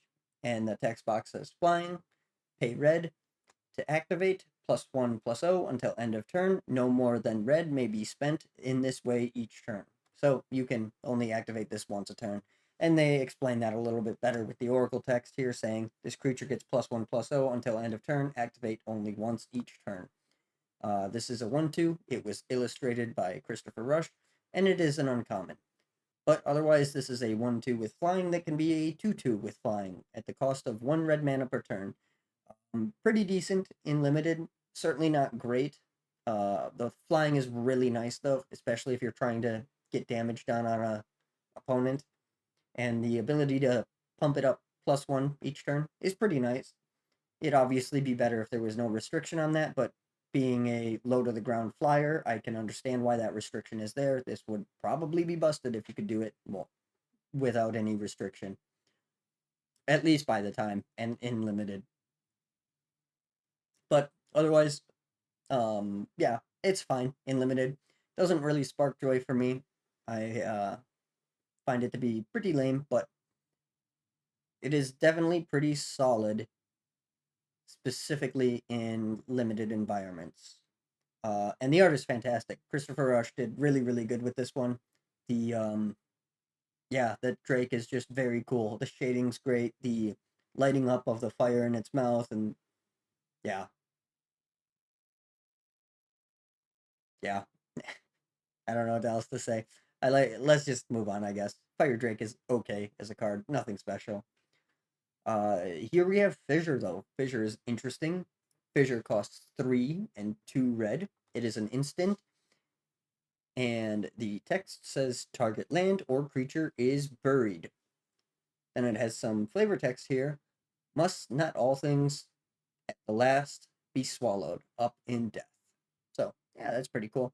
This was illustrated by Douglas Schuler. The Oracle text basically the same. Buried, by the way, in case you did not know, when it was being used, meant that it was sent to the graveyard and could not be regenerated. That's specifically what buried meant. Uh, since buried isn't a thing anymore, now the flavor, sorry, not the flavor text, the Oracle text specifies that it can't be regenerated. Fissure is interesting because it blows up a creature, and that is kind of not in red's color pie, but again, this costs 5 mana, so it is expensive as hell. It blows up a land or a creature, and red does have creature removal with all its damage base, so giving it creatures are destroyed or whatever doesn't really bother me too much, but other people disagree. So depending on what camp you fall in will depend on how much this bothers your sensibilities. But as far as limited, this is pretty solid, right? Like it's removal. It's expensive, but this can deal with a Mazovith, which we haven't talked about, but that can be a giant pain in your ass. Otherwise, this can deal with any creature. So if they have a Leviathan out, you can hit them with this. And if you're blowing up a Leviathan, paying 5 mana to do it will not feel as bad. Snow Swords to Plowshare, but you know, it's pretty solid, especially in limited. Like I don't I would not play this in constructed, but in limited, I would be fine with this. I'm also, as I've mentioned, a big fan of common removal, especially for limited environments. Not that too many people are playing the Dark Limited, but still. Yeah, Fissure's an interesting card. I like it. It's a little pricey though, but that's probably for the best. So I guess let's continue on, shall we? So Goblin Caves cost 1 and 2 red mana. It is an enchantment aura or an enchant land. Back in the day, the card text used to say, if target land is a basic mountain, all goblins gain +0/+2. Hey, it synergizes with Blood Moon. There's some flavor text here. The stench of countless generations of unspeakable activities was enough to loosen both our footing and our stomachs. That's pretty metal. This was illustrated by Drew Tucker. It is a common, and the Oracle text has changed because now enchant lands are auras, so it says enchant land as long as enchanted land is a basic mountain. Goblin creatures get +0/+2. Um, and this card is interesting. Generally, toughness pumping is not really good. And generally, enchanting your stuff to get a bonus is not really that good because it just opens you up to being 2-for-1. And both of those things are definitely true here. However, most of the creatures, well, a decent chunk of the creatures in red are goblins. It is pretty easy to do a goblin archetype in this set if that's something that you want to do, and in those cases, Goblin Caves is actually pretty valuable. If you're going to be slamming your goblins straight into the opponent, them being 1/3s is definitely better than them being 1/1s. Now, they no longer trade with your opponent's 1/1s. So in a limited environment, Goblin Caves definitely can bring some value. It's still not ideal, but it's definitely better than it would be in constructed. I don't know that I would run this in a constructed goblin deck, but I would probably run it in limited. That's really all there is to say about Goblin Caves, though. The art is pretty good. Drew Tucker doing more caves and things hiding in caves. Yeah, it's pretty similar to cave people and stuff like that, but obviously that's not a problem. Pretty cool. But let's move on to Goblin Digging Team. Goblin Digging Team costs 1 red mana. It is a summon goblins. The card text says tap, sacrifice Goblin Digging Team to destroy target wall. And there's some flavor text here. From down here, we can make the whole wall collapse. Yeah, boss, but how do we get out? Goblin Digging Team is a 1/1. It is illustrated by Ron Spencer. And you can, yeah, it's a 1/1 creature. You can tap and sacrifice it to destroy a wall, of which there is one in the dark. But beyond that, it is a 1/1 goblin that is on its face just slightly better than Mon's Goblin Raiders. On the off chance that your opponent is running a wall, you can do something with it. But its ability being niche is not that big of a deal because, again, it's a goblin, which makes it very good in this set. True, it can be blown up by Tividar's Crusade from white, but it also gains all the benefits of the goblin synergy cards. So it's pretty solid. Definitely worth considering running if you're trying for goblins. If you're not trying for goblins, the value on this is definitely much less, and but still maybe worth playing, especially if you aren't at a critical mass of creatures. You might as well. Again, 1/1 for 1, totally fine, totally doable. And being a common means that you will probably see a couple of them. But again, let's move on to the next goblin, which is Goblin Hero. Goblin Hero costs 2 and 1. It is a goblin. And it is a vanilla. There's no text, but there is flavor text. It says they attacked in an orgy of rage and madness, but only one seemed as focused on killing us as on the sheer joy of battle. Huh. Interesting stuff. This is a 2/2. It is illustrated by Mark Teaton, and it is a common. And this is sort of a functional reprint of Grey Ogre, except it's a goblin, so it gains all the benefits of being a goblin.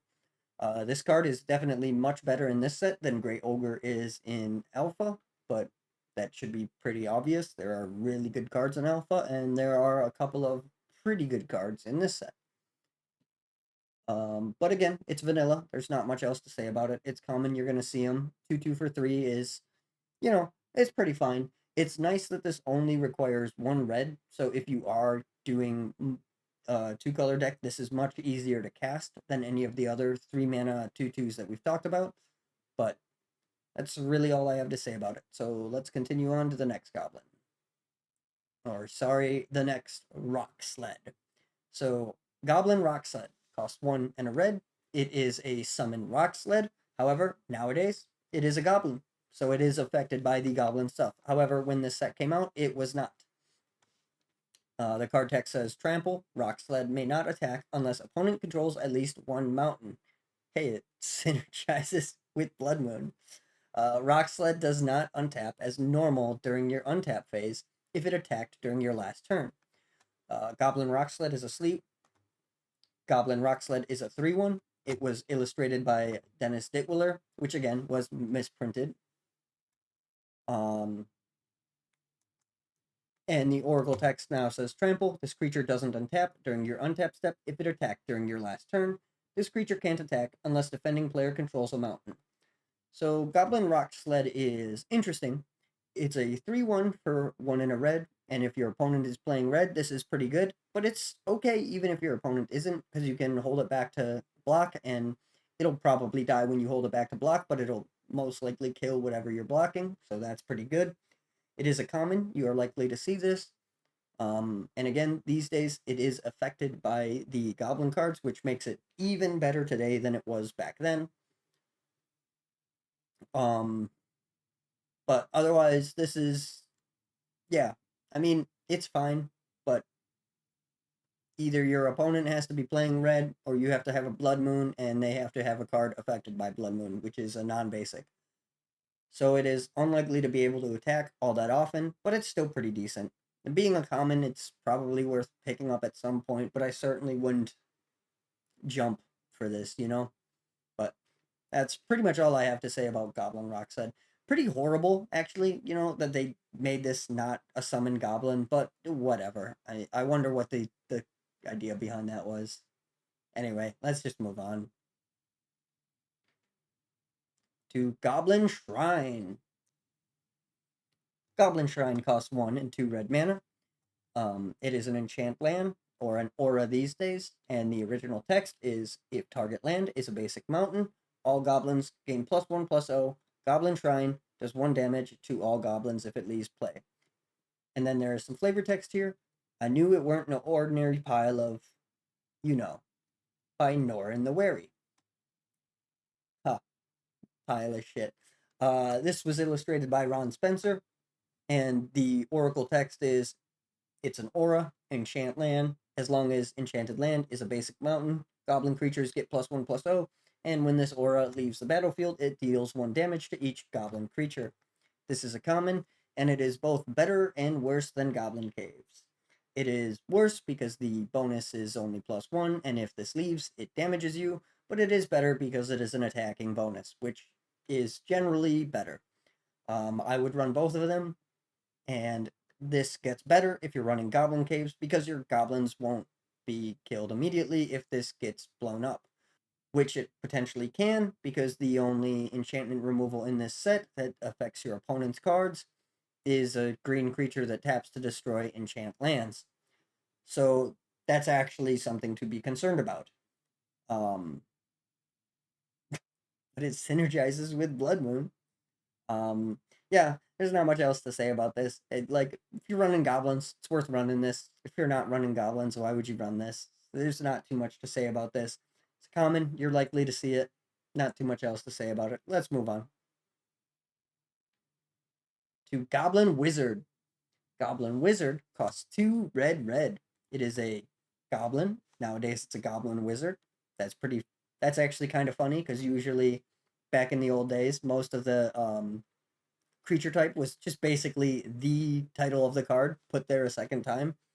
And then this card was not, and now this card got eroded to the creature type being what's it's I just think that's funny.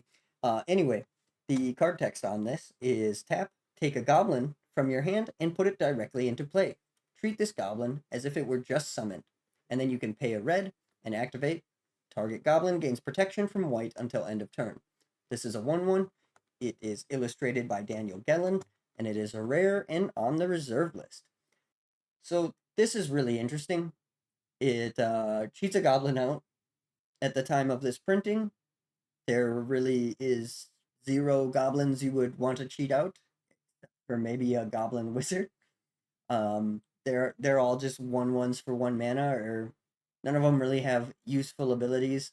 Cheating out Goblin King is something that you can maybe do depending on the version of the Goblin King that you have, because at some points it was a summon Goblin Lord, other times it was just a summon Lord, but there really are no good goblins to cheat out. So that effect is kind of useless, at least back in the day. But it is fun to think about and really interesting. The protection from white can be pretty useful, obviously, if you're playing against white. Otherwise, not so much. This card, honestly, not super good, at least in this set, but it is really interesting. I really like it. Super fun.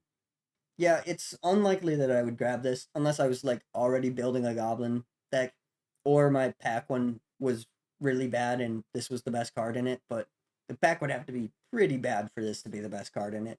Still, if you're going for goblins, this is worth grabbing, but it is honestly kind of one of the worst goblins to play in a limited of this set. It's not terrible. Even getting out an extra 1/1 is, useful, I guess. But yeah, this is a very interesting and fun card, but isn't particularly good. So let's move on to Goblins of the Flarg. Goblins of the Flarg cost 1 red mana.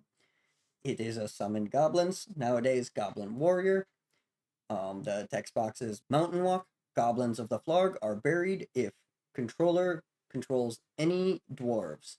And then Goblins of the Flarg is a 1/1. It is illustrated by Tom Warnerstrand, and it is a common. Um, the oracle's changed a little bit, I guess. When you control a dwarf, sacrifice this creature. And this is interesting.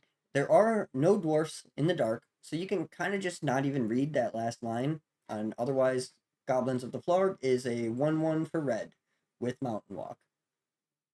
That's pretty decent. If your opponent is playing red or you have a Blood Moon, that works. But yeah, otherwise it's just a generic goblin. I don't know why these goblins get killed if you have dwarves, but I'm sure there is some really fun, flavorful lore behind that.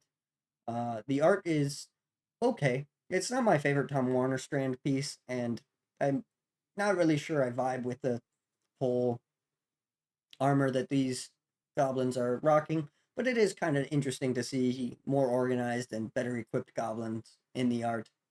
But yeah, there really isn't too much else to say about these goblins, so I guess let's move on to Inferno. Inferno costs 5 and 2 red mana. It is an instant, and the text is Inferno does 6 damage to all players and all creatures. Then there's flavor text here. Any scrap of compassion that still existed in my soul was permanently snuffed out when they cast me out into the flames. Mercil called the Pretender. This was illustrated by Randy Asplundfaith, and this is a rare. This is pretty good. This is a board wipe, and it deals a lot of damage. You most likely either want to do this when you are behind and they have committed to the board harder than you have, or when you can kill them with 6 damage.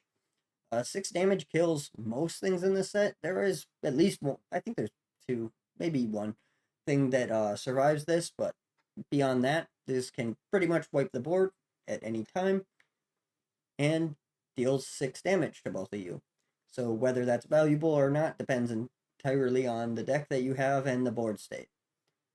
7 mana for a board wipe that deals 6 damage to everything is kind of a lot, but in limited it's okay.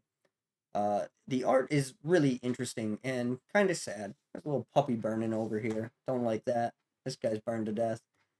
This thing looks like it's liquefying. I'm not sure if that's a person or statue of metal. I don't know, but they don't look like they're having a good day.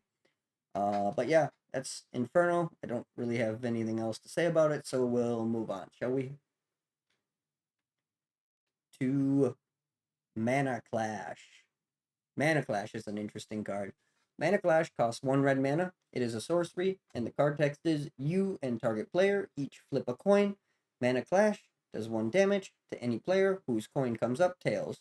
Repeat this process until both players' coins come up heads at the same time. This was illustrated by Mark Teeden, and the oracle text on this is you and target opponent each flip a coin. Mana Clash deals 1 damage to each player whose coin comes up tails. Repeat this process until both players' coins come up heads on the same flip. So this is an interesting card. Finally, we have a card that's kind of worth talking about. Generally, what happens with Mana Clash is as you cast it, both players take a small amount of damage, or anywhere between like 1 and 5, I guess. And then it's done, and you guys go about your day. In very, very rare situations, you or your opponent will be one shot, and the game will be over on turn one if this got dropped on turn one. The odds of either one of you getting killed by this are not good, but it can happen. And this is a very fun card. It's not really a good card. There's like no real reason to play it competitively because it's just because it takes up a card, right? So you have to put resources into this, and then it basically potentially just domes you, right? Like you could just hand your opponent the game with this. You could have really bad luck and put yourself at a loss or at a disadvantage in life total, or you could put yourself at an advantage. But it's a real gamble, and generally at the competitive level, cards that are this much of a gamble do not do well because consistency is key. That being said, this is a hilarious card, super fun. I would definitely draft and play this in a limited, especially if there were no real stakes, because this is a funny, funny card and super fun. And not really that big of a pain in the ass. Sure, flipping coins for 20 minutes could be kind of stupid. It's still so funny. Not a good card, but it is a really, really fun card. And the art is fantastic, super cool. Teeden did a great job with this.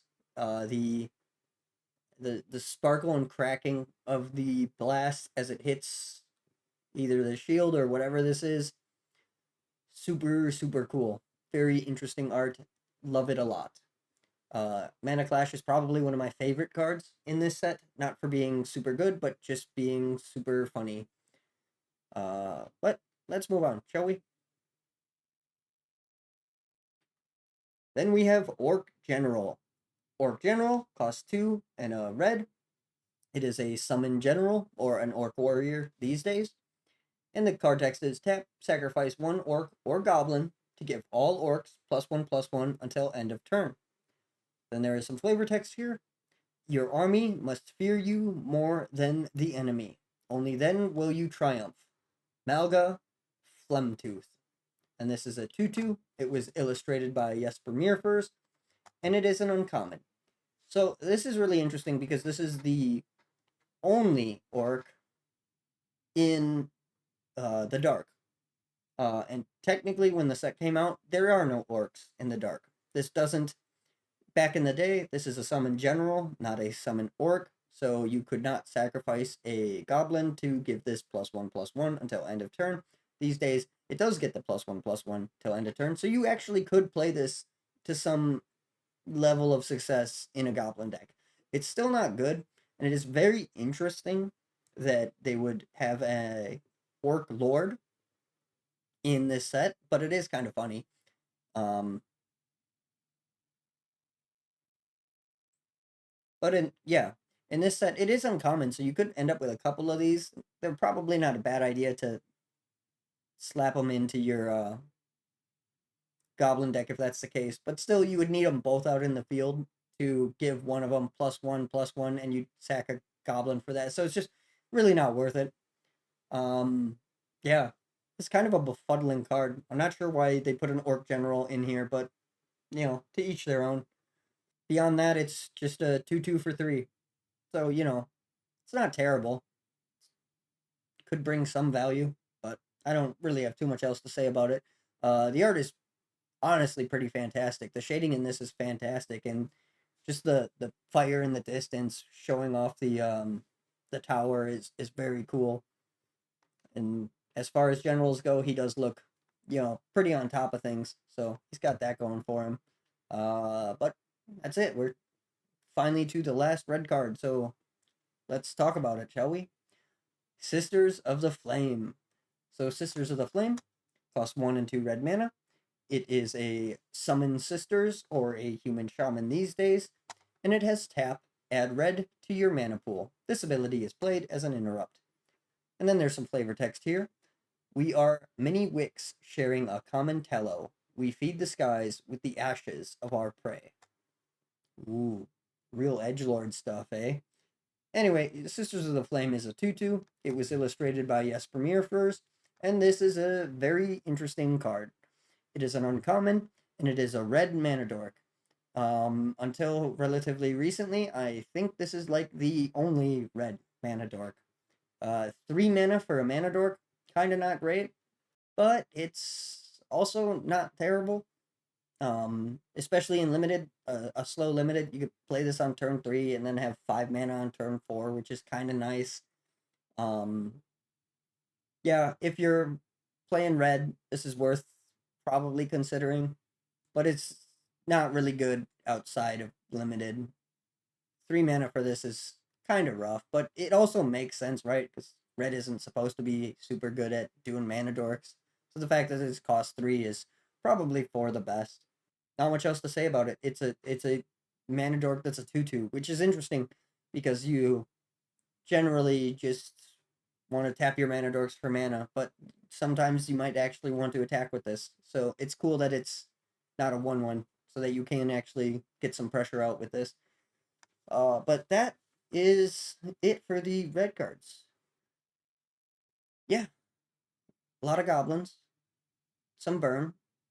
Mana Clash is interesting and funny as hell. Sisters of the Flame was really cool. It's nice to see cards that are really unique and different and kind of confusing. But yeah, those are the red cards.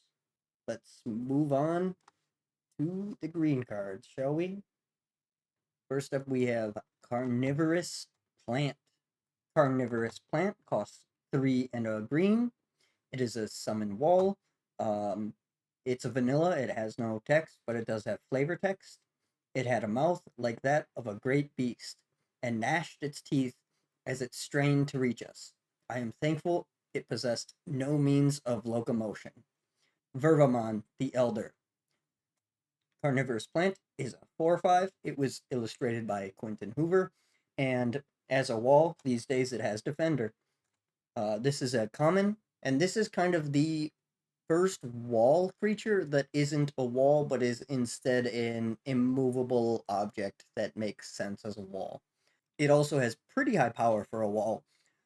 So this is a 4/5 for 4 mana with no downside other than the fact that it can't attack. And that is a pretty insane rate. As far as walls go, this is also pretty decent because most walls don't have power, so they don't actually deter people from attacking. Like if you have a wall and they have 2 creatures, they'll swing in with both creatures. Sure, you'll block one, but they'll get damage through. Um, Whereas with Carnivorous Plant, they'll probably question doing that because you'll just block and kill the one creature, so they won't be able to get as much. They won't be able to keep doing that, right? That makes Carnivorous Plant quite a bit better than average walls, but that being said, it's just a vanilla wall. There isn't really too much to say about it, so let's move on, shall we?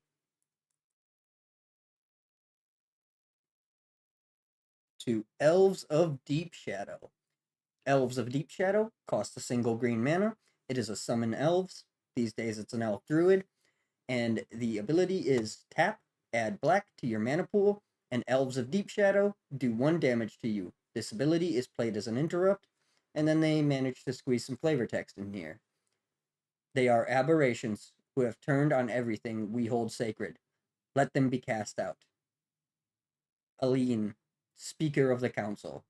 This was illustrated by Jesper first, and the Oracle text has been changed a little bit. Now it's just simply tap, add black. This creature deals 1 damage to you. and Elves of Deep Shadow is an uncommon. So this card is awesome. It's still playable and good. It is, I don't know, these days it's probably like the 12th best mana dork, but it is still pretty solid. It's a super, super cool card. And if you are in green and black, 100% worth playing. Hell, even if you're in green and not black, it's still worth playing because you can use the black to pay for generic costs and stuff like that. The damage you take per tap is a little rough, but in most situations, a damage per mana is really, really worth it. So I would still play the hell out of this. But you know that. It's a mana dork. It's a 1/1 for 1, taps for a mana. Those cards are pretty much always good. They appear in most formats they're allowed, unless they're too fast and have like Moxen in them. But otherwise, they are good and see some level of play in most places. Yeah, not much else to say. It's just a very, very good card, solid card. I love this card very, very much. And luckily, they reprint this card a lot, so it is pretty damn accessible. And the art is also pretty awesome. It has been called the blowjob art for reasons that you probably understand. Um, but even with your brain outside the gutter, this is still fantastic. The lighting is fantastic, shining a little bit into her hair and the shadow everywhere else. It's just very well done, very well executed piece. And she's pretty too, so, you know. But that's pretty much all I have to say about Elves of Deep Shadow. Very, very good card, but you know, you guys know that. This card is pretty commonly seen still today, so not like it's a card that nobody's heard of. But let's move on. This card is a little bit more rare though. This is Gaia's Touch. Gaia's Touch is an enchantment that costs 2 green mana, and the text box says you may put 1 additional land in play during each of your turns, but that land must be a basic forest. You may sacrifice Gaia's Touch to add green green to your mana pool. This ability is played as an interrupt. This was illustrated by Mark Poole, and the Oracle text is for the most part the same, but they've changed the formatting. Now it has a 0 activation cost. You may put a basic forest from your hand onto the battlefield, activate only as a sorcery, and only once each turn. And then it has sacrifice this enchantment, add green green. And so basically, this is an enchantment that lets you play an extra forest each turn, and then you can sacrifice it to get your 2 green mana back. So this is an excellent way to ramp and give you a little burst of mana at a later date. Super solid, very good card, especially in limited. This is not so good in most other formats, but in limited specifically, if you can play a mostly green deck or even a full green deck, which I've said playing a monocolored deck in limited is pretty hard to do, but green is probably one of the easier colors to do it with. And if you do, Gaia's Touch is very, very good, especially since you can have kind of a higher curve and stuff a couple more lands in there so that you'll, hit your 2 land drops per turn. Gaia's Touch is a common, so you will likely see at least one of these when you're drafting, but maybe a couple. Overall, this is a sweet, sweet card.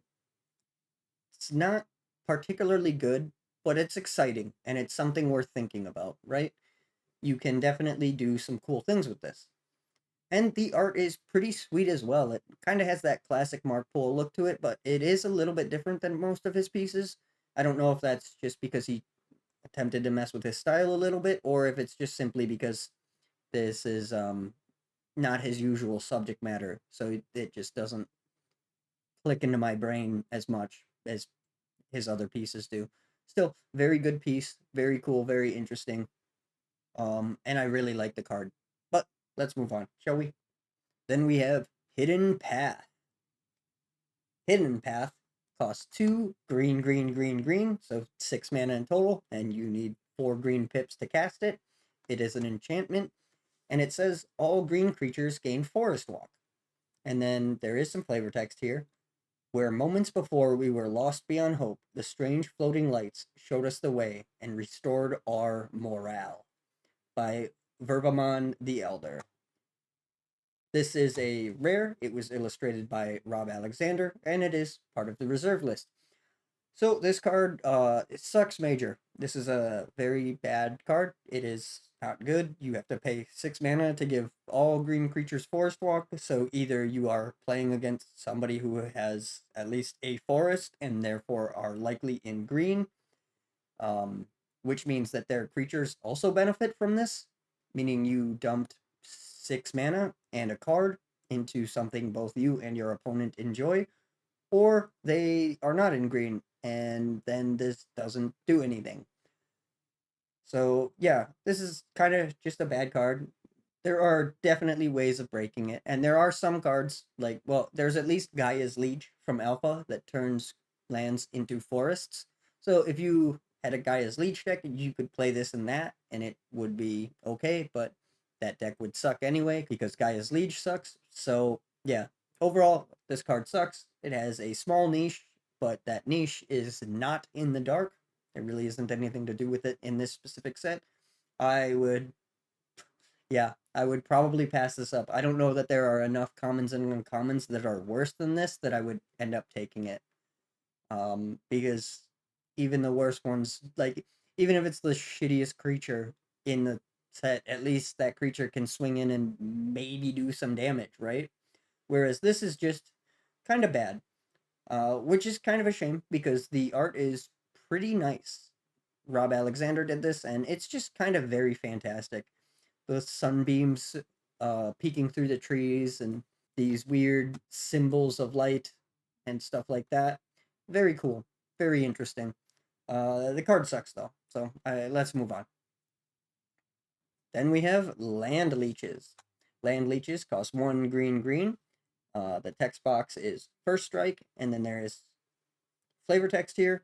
The standard cure for leeches requires the application of burning embers. Alternative members must be devised should an ember of sufficient size prove more harmful than the leech. Vermon the Elder. This was illustrated by Quentin Hoover. It is a common, and this card is kind of a banger. It is a 2/2 for 3 with first strike, making it slightly better than all of the other 2/2s for 3 that we've talked about in the most broad and generic of situations. I don't understand why leeches have first strike because I'm pretty sure they are slow. But maybe it's because they are hidden and you generally find the leeches after they are already on you. So maybe that's why it's got first strike. Still doesn't really make sense to me, but whatever. Um, Flavor aside, the card is mechanically pretty strong. Definitely worth considering. If you're in green, I would definitely grab this. It'll be a good early game staple, but it is French vanilla, so there really isn't too much to say about it. The art is hilarious, very good. Looks like a weird leech thing. Kind of looks giant, but I don't know if that's just perspective playing a trick on me. Maybe that grass is not too big and the leech is normal sized. I don't know. But let's move on. Next, we have Lurker. Lurker costs 2 and a green. Lurker has the text box. Lurker may not be the target of any spell unless Lurker was declared as an attacker or blocker this turn. And then there's some flavor text on here. Each night we felt it watching us from the darkness beyond our fire. We only had one pack horse left. Maveen O'Donna, Memories of a Soldier. It's a 2/3, and it is a rare. It's part of the reserve list, and it was illustrated by Anson Maddox. So Lurker is a 2/3 for 3 that cannot be the target of any spell unless it attacked or blocked this turn. So that's pretty good. It has built-in quasi evasion. It's a 2/3 for 3, which makes it a little bit better than most of the other 3 mana creatures you can find. It also only requires 1 colored pip, making it more playable across more colors. That's really nice. It is a rare, which is kind of interesting. I don't know that this card seems complicated or strong enough to be a rare, but that's fine, I guess. Um, yeah, I don't know. I'd probably take this, assuming I had any intention of playing green. Not too much else to say about it though. It's funny. The card name Lurker. It's like, what is that? Um, but yeah, all right. The art hilarious. Ensign Maddox did this, and it's fantastic. Very spooky looking dude lurking in the darkness. But yeah, not much else to say about it. It's a rare. It's pretty good for limited. I would not play this outside of limited, but it's pretty good in limited. Next, we have Marsh Viper. Marsh Viper costs 3 and a green. It is a summon viper, or these days it's a snake.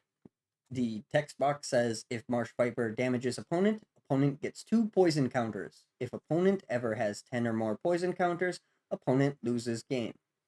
And then they squeezed in some flavor text as well. All we had left were their black and bloated bodies. Maveen O'Donnell, Memoirs of a Soldier. This was illustrated by Ron Spencer, and it is a common, which is kind of interesting.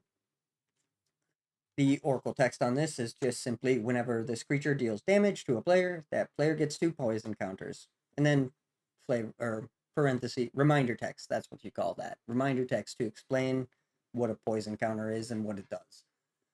So this is a 1/2 for 4 mana, but it is poison counters. That is both cool and not cool. Um, it is a common. If you can get your hands on a couple of these, you might be able to attempt to win with poison counters in a limited. But it is the only card in the set that deals with poison counters. So it's not too likely to be too valuable. However, it deals the damage as well. It's not like Infect, where instead of dealing the damage, it deals counters. You still do the damage. So even if you're just plinking at them and they remove this so they don't get killed to poison counters, you still provided some damage. So it's not like it's useless. It's just this is unlikely to be valuable enough, long enough for you to win the game with it. But you never know. I mean, it's a common. Maybe you get lucky and you open 3 of them, right? And then maybe it could work out for you. Still not super likely, but it is interesting. I've said I like poison counters. I think it's a fun and interesting win condition. Well, it's not that interesting of a win condition because it's basically just a different health bar. It functions the same way as the standard win condition of hitting your opponent in the face. Um, but I do kind of like the psychological effect it has of like increasing panic in a game and like, oh crap, I gotta deal with this quick. So that's kind of fun. But yeah, isn't too much else to say about it. The art is fantastic. Ron Spencer does pretty good work. That looks like a pretty scary snake, right? Although it is a bit interesting. I don't know if that's just one snake wrapped up in a wild. Oh no, no, it's definitely more than one. You can see head. Yeah, okay, so it's just a pile of snakes with a big one. Maybe it's a mama snake with a bunch of babies. That's kind of cute. Um, but yeah, Marsh Viper. I don't have too much else to say about it, so let's just move right along, shall we? To Nile Sylvain. Nile Sylvain costs 3 green mana. It is a summon Nile Sylvain. Or these days it's an oof. And it has the text box. You can pay 4 green mana and tap. Target creature is regenerated. And then there's some flavor text. This is his domain, and while you remain here, you must value all life as you value your own. And then Nail Sylvain is a 2/2. It is a rare. It was illustrated by Christopher Rush, and it is part of the reserve list. Oh boy. So this is a 2/2 that costs 3 mana, but it costs 3 green, so you pretty much have to be mono green to make use of this. Um, and it has the ability to regenerate stuff, but it costs 4 to do that. So I don't really see too many situations where you're going to be floating on 4 mana just to regenerate something. It is unlikely to be useful. This card is not great, but it is fantastic. This art is amazing. Look at this thing. Oh, I love this so much. What a fucking goober. Um, Yeah, it's a 2/2 for 3 with an overcosted regenerate ability. Like, if you make it work, awesome, but I doubt it. I doubt it. The art is phenomenal, though. Christopher did so good with this. It's so funny. What a what a wild fucking painting. It's so different than most stuff that he does too. He was in a dark place that day. Or a great place. I don't know. I don't know what his process is or anything. It's fantastic. I like the piece. Uh Card's relatively playable. Like if you're mono green or mostly green, you can definitely play this. It's a 2/2. Decent. Not great. Let's move on. There isn't too much to say about it. Next we have People of the Woods. People of the Woods costs 2 green mana. It is a summon People of the Woods. It's a human. The text box is the star below represent the number of forests controlled by People of the Woods controller. And then there's some flavor text here. Their rain of arrows left only myself alive, cowering within a tree hollow. They did not even come out to loot the bodies. For Vermont the Elder. This was illustrated by Drew Tucker, and the Oracle text has made this line less stupid by just saying People of the Woods toughness is equal to the number of forests you control. So this is a 2/2 that is a 1 star, and if you can pay the 2, it is likely at least a 1/2. This is okay. The fact that its toughness is what gets raised is interesting. In some ways, this acts as an excellent blocker for you, but the fact that its power is only 1 does certainly limit its value. Oh yeah, this is an uncommon. I didn't mention that, I don't think. Yeah. Anyways, there's not too much to say about this. It just butt pumps based on your forests. It's an interesting design. It's not that great of a card though. Um, the art is pretty fantastic. It's Drew Tucker, so it's that classic kind of watercolor style. But yeah, I don't have too much else to say about this. People of the Woods is interesting, but it's not really that good of a card. Never really saw any play as far as I know.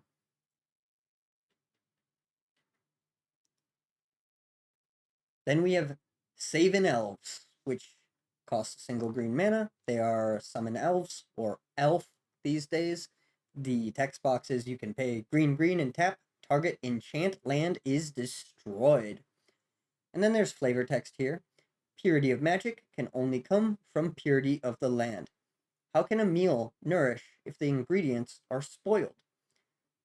Sidane of Savain, I guess. Anyways, this is a 1/1. It was illustrated by Ron Spencer, and it is a common. The Oracle text has been changed to reflect the fact that enchant lands are now just auras, so it now says destroy target aura attached to a land.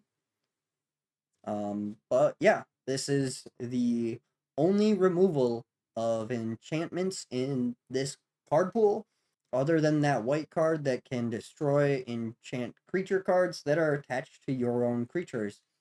So yeah, this is pretty good if you end up running against an enchant land, which is fairly likely. There's surprising amount of enchant lands in this set. So this is definitely something that could potentially be relevant. And even if it isn't, it is just a 1 mana 1/1, which is not too bad. It's nice to have a low end. It's a common, so you will see this card. It's definitely worth considering playing if you're interested in playing green creatures. And like I said, its ability is definitely potential to be relevant in this set. So yeah, this is probably worth playing. It's not going to be an all-star, but it is definitely possible that this saves your ass at some point. Um, yeah, just an interesting elf.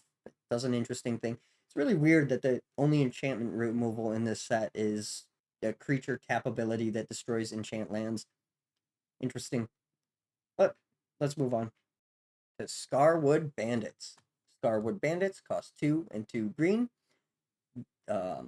They are summon bandits, or these days a human rogue. And the text box is Forest Walk. You can pay 2 and a green and tap. Take control of target artifact. Opponent may counter this action by paying 2. You lose control of target artifact if Scarwood Bandits leaves play or at end of game. This was illustrated by Mark Poole. It is a 2/2. It is a rare, and it is part of the reserve list. And the Oracle text here has changed a little bit, I guess. Not really. But again, pay 2 and a green, tap. Unless an opponent pays 2, gain control of target artifact for as long as this creature remains on the battlefield. This has potential to be pretty solid if your opponent is running artifacts, or their win condition involves artifacts, or they just have an artifact beater. You can play this, and then they have to always keep 2 mana open, or you can just take it. Um, However, they can just keep 2 mana open, and you can't take it. So this is, think of this more as taxing them than actually taking the thing. Because again, with Summoning Sickness, this will be on the field, and they will have an opportunity after they untap to just not tap their shit. So they basically have to say, yeah, sure, you can have it, right? Overall, this card is not great. It's a 2/2 for 4 mana, and the effect is kind of niche. And again, your opponent can just not tap 2 mana so that they can save their shit when you do this. But if you just use this to tax them 2 mana the entire game, it's certainly not the worst value you've ever gotten out of a card.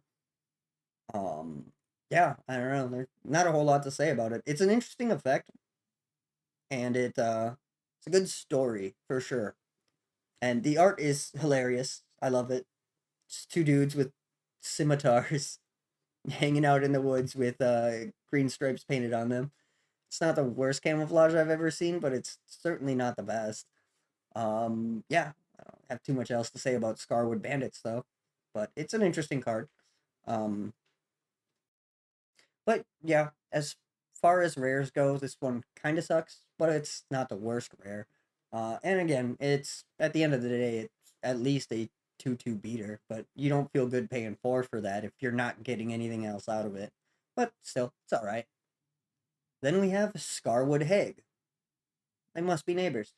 Anyway, Scarwood Hag costs 1 and a green, and the text box is green, green, green, green. Tap target creature gains Forest Walk until end of turn, or tap target creature loses Forest Walk until end of turn. Oh, hey, you can use it with Hidden Passage. There you go. Boom, you found the synergy. How cool. Anyways, this is a 1/1. It was illustrated by Anson Maddox, and the Oracle text really hasn't changed. It is an uncommon, and this card is interesting. It's a 1/1 for 2, so not ideal. And the effect is kind of garbage. If it ever comes up, it's pretty good, I guess. But yeah, this card kind of sucks. I suppose in a green mirror match, giving something Forest Walk could be really huge if um like if you were, say, blue green and had a Leviathan and somehow managed to have 4 forests out and 4 islands.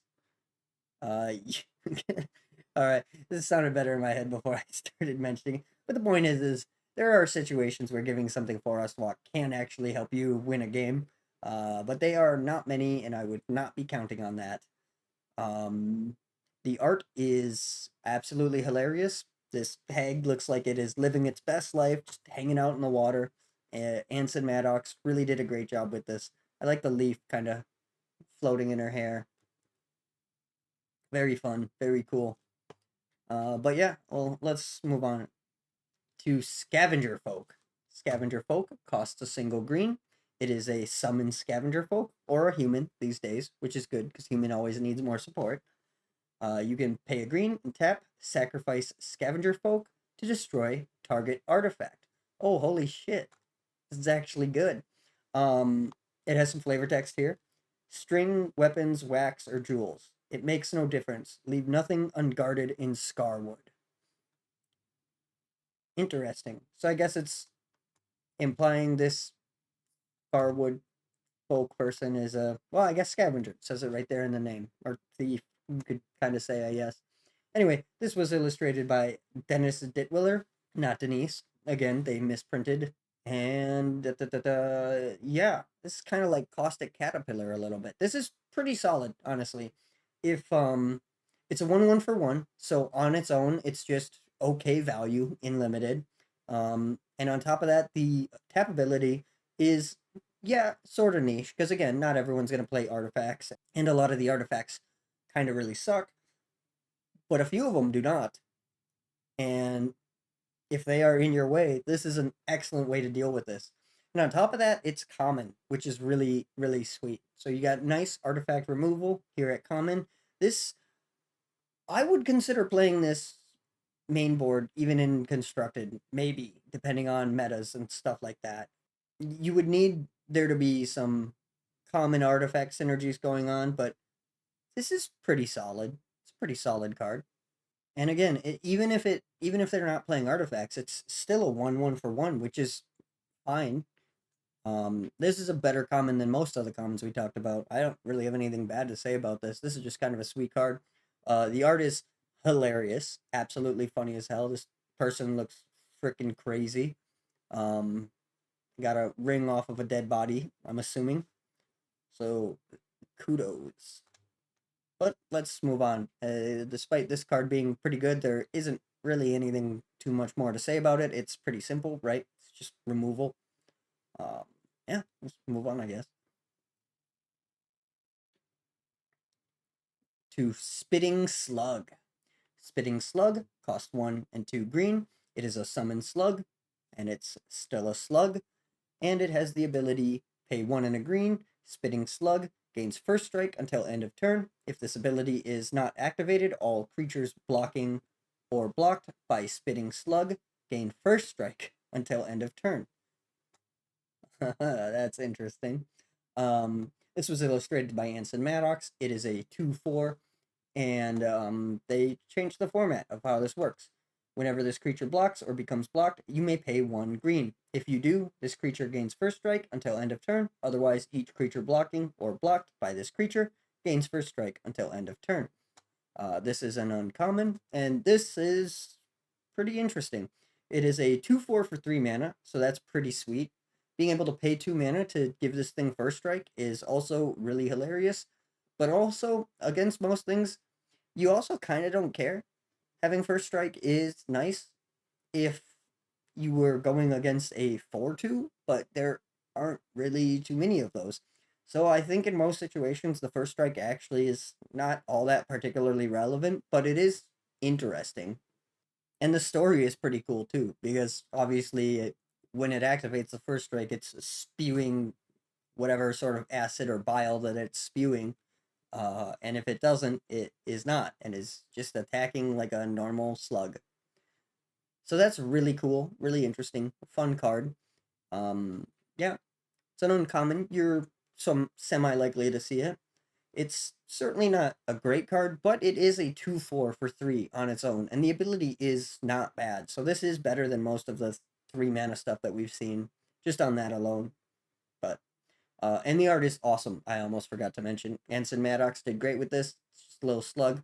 Looks like it got an eye cut off, maybe? I don't know. Or no, maybe the socket is just, I don't know much about how slugs work. Do they suck their eyes in? I think they do, maybe. I don't know.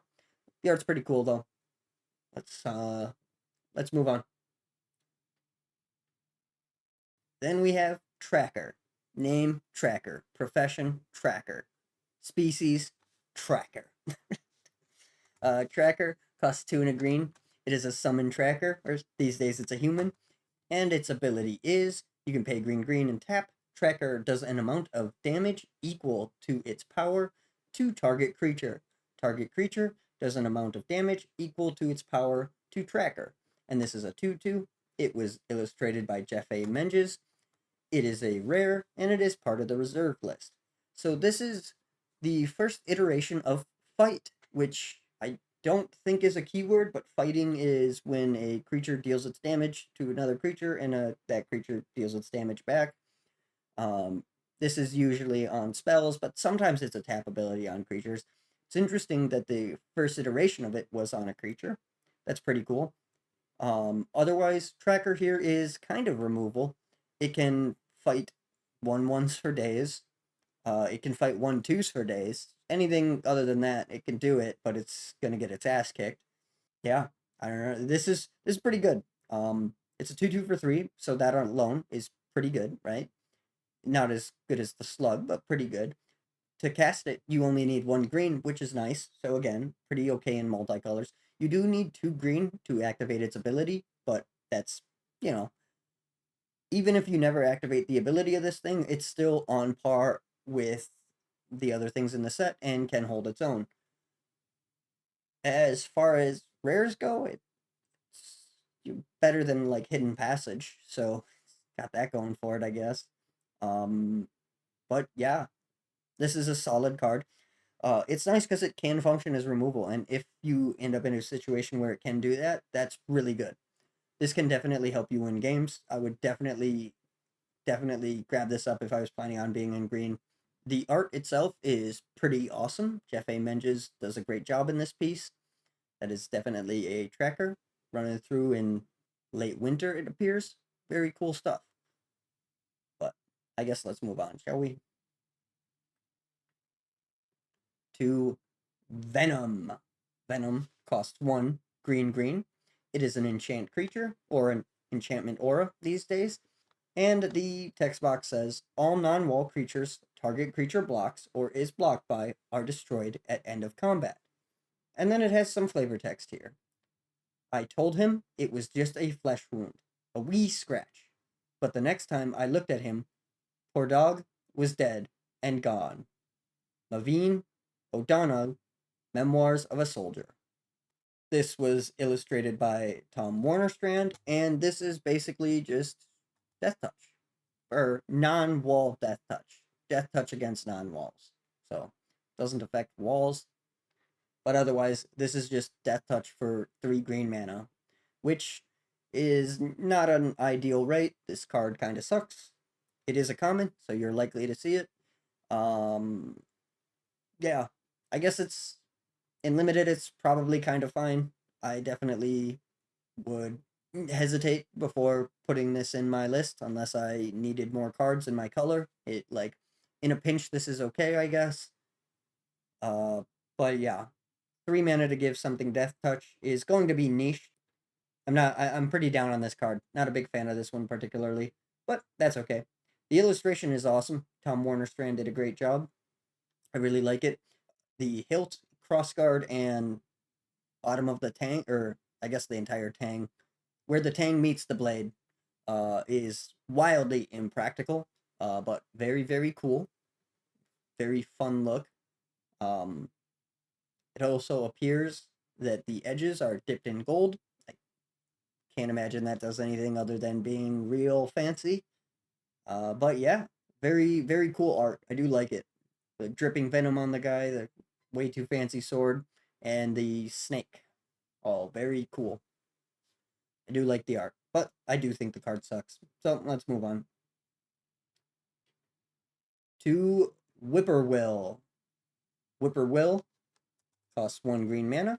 It is a whippoorwill or a bird, and the ability is you can pay 2 green and tap until end of turn. Target creature may not regenerate, and damage done to target creature may not be prevented or redirected. If target creature goes to the graveyard, remove it from game. And then even beyond that, they did manage to squeeze some flavor text in here. If the whippoorwill remains silent, the soul has not reached its reward. This was illustrated by Douglas Schuler, and it is a 1/1.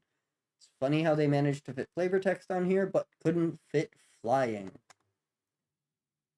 And what's even more weird is that they've never errated this to have flying, which means Wizards of the Coast firmly believes this card should not have flying.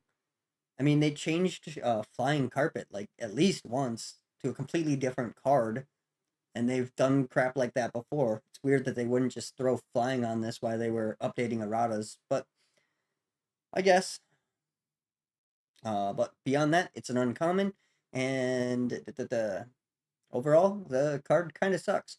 Not too bad, because it's a 1/1 for a green mana, so it's fine on its face, right? Like, as far as a limited creature goes, it's okay. Uh, its ability might come up. There is decent amount of regeneration in this set, so there's at least the chance this could do something, but I'm not really holding my breath on that. But yeah, overall, just kind of a mid to upper mid card. The ability is niche, but it is a niche that can come up. And there are more cards with regeneration in this set than there are walls, so it's better than Goblin Digging Team or whatever the hell it was called. Yeah, it's a fine card. If I was in green, I would play it. But we are finally on the last green card, so let's talk about it, shall we?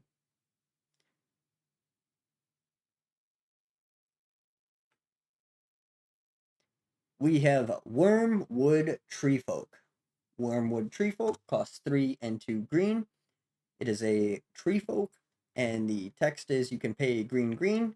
Wormwood Treefolk gains Forest Walk until end of turn and does 2 damage to you. Or you could pay black black, and Wormwood Treefolk gains Swamp Walk until end of turn and does 2 damage to you. It is a 4/4. It was illustrated by Jesper Meerfurs. This is a rare, and it is part of the reserve list.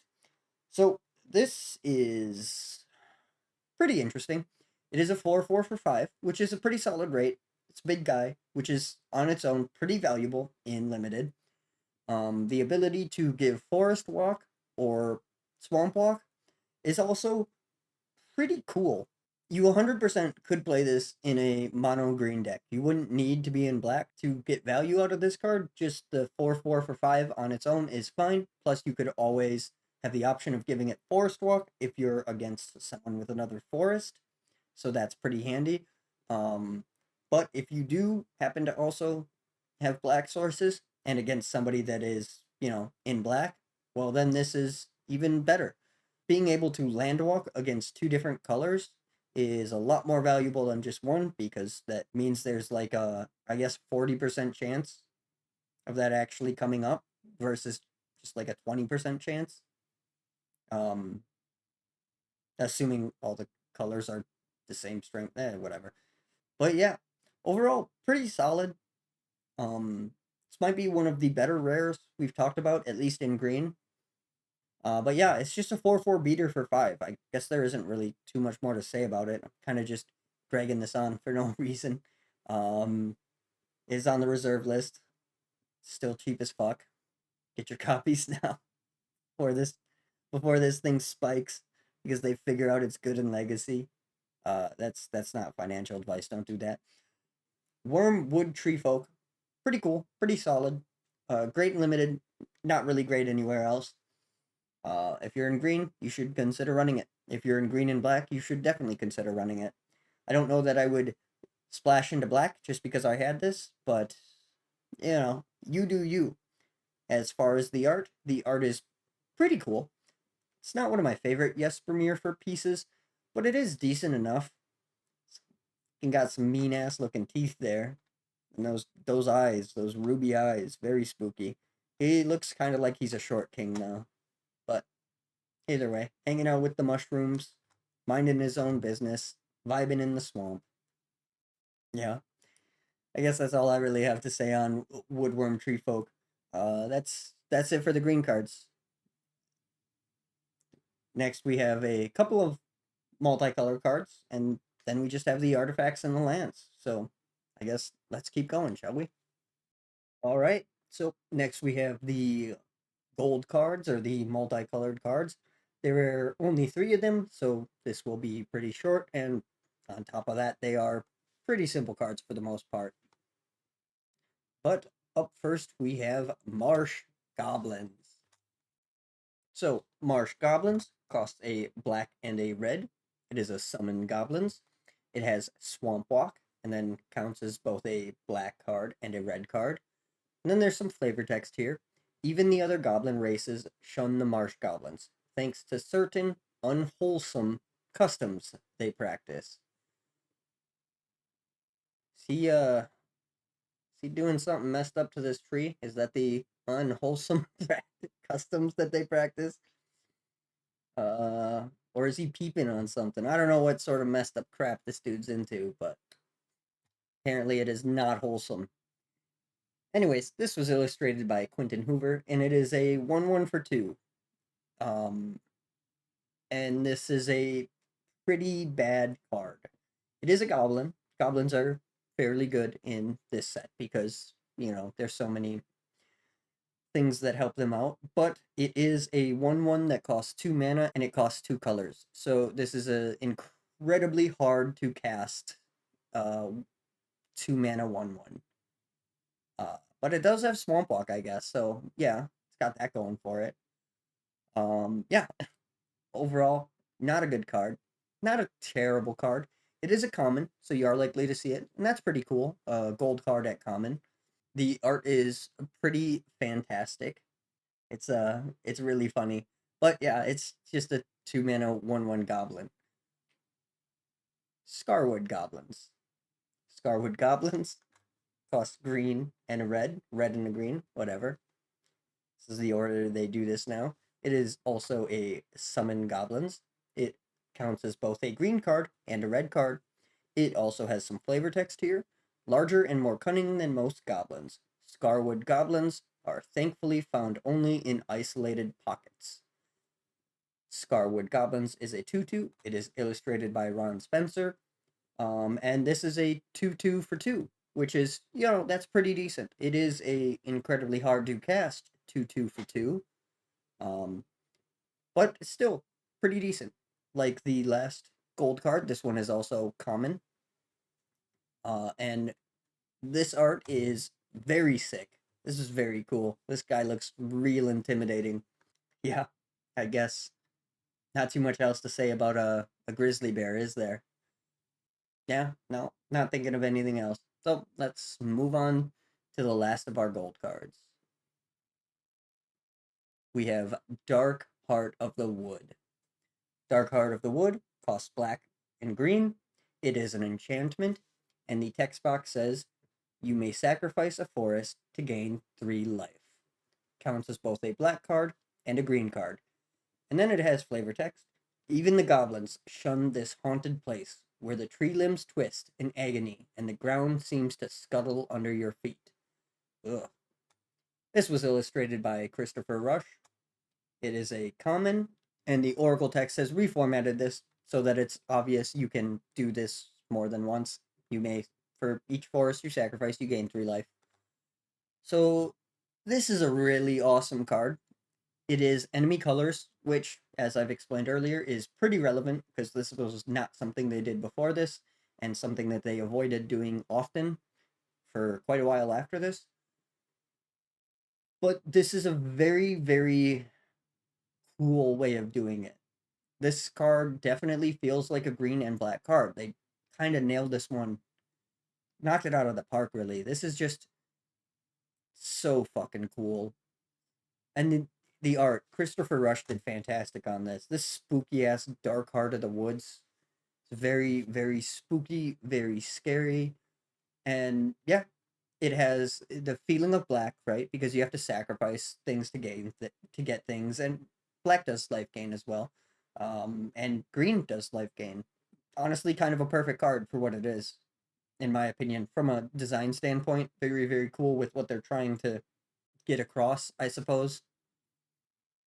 Life gain generally isn't super great, but there have been times where life gain is pretty valuable. This is not too dissimilar from Zurin Orb, and that card was pretty solid. It's a little interesting. This card is a common. I would just off the top of my head assume it was an uncommon, but I don't hate that this is a common. As far as like play pattern and use, it's fine. I mean, if you're in green black, you might as well run this. You can always cast it and then not use it if you don't need to, but if you get yourself into a pickle, this is pretty solid. Overall, super cool card. Yeah, I guess I don't have too much else to say about it. As far as permanence go, it's pretty solid. Yeah, I guess there's not too much else to say. This was a pretty quick portion, but there are only 3 multicolored cards, so that makes sense. I suppose let's get on with it, shall we? And on to the artifacts, shall we? So the yeah, let's I guess just get into it. I've already mentioned that the artifacts, for the most part, kind of suck in this, but there are a few good ones. Either way, let's get into it. We're starting with Barl's Cage.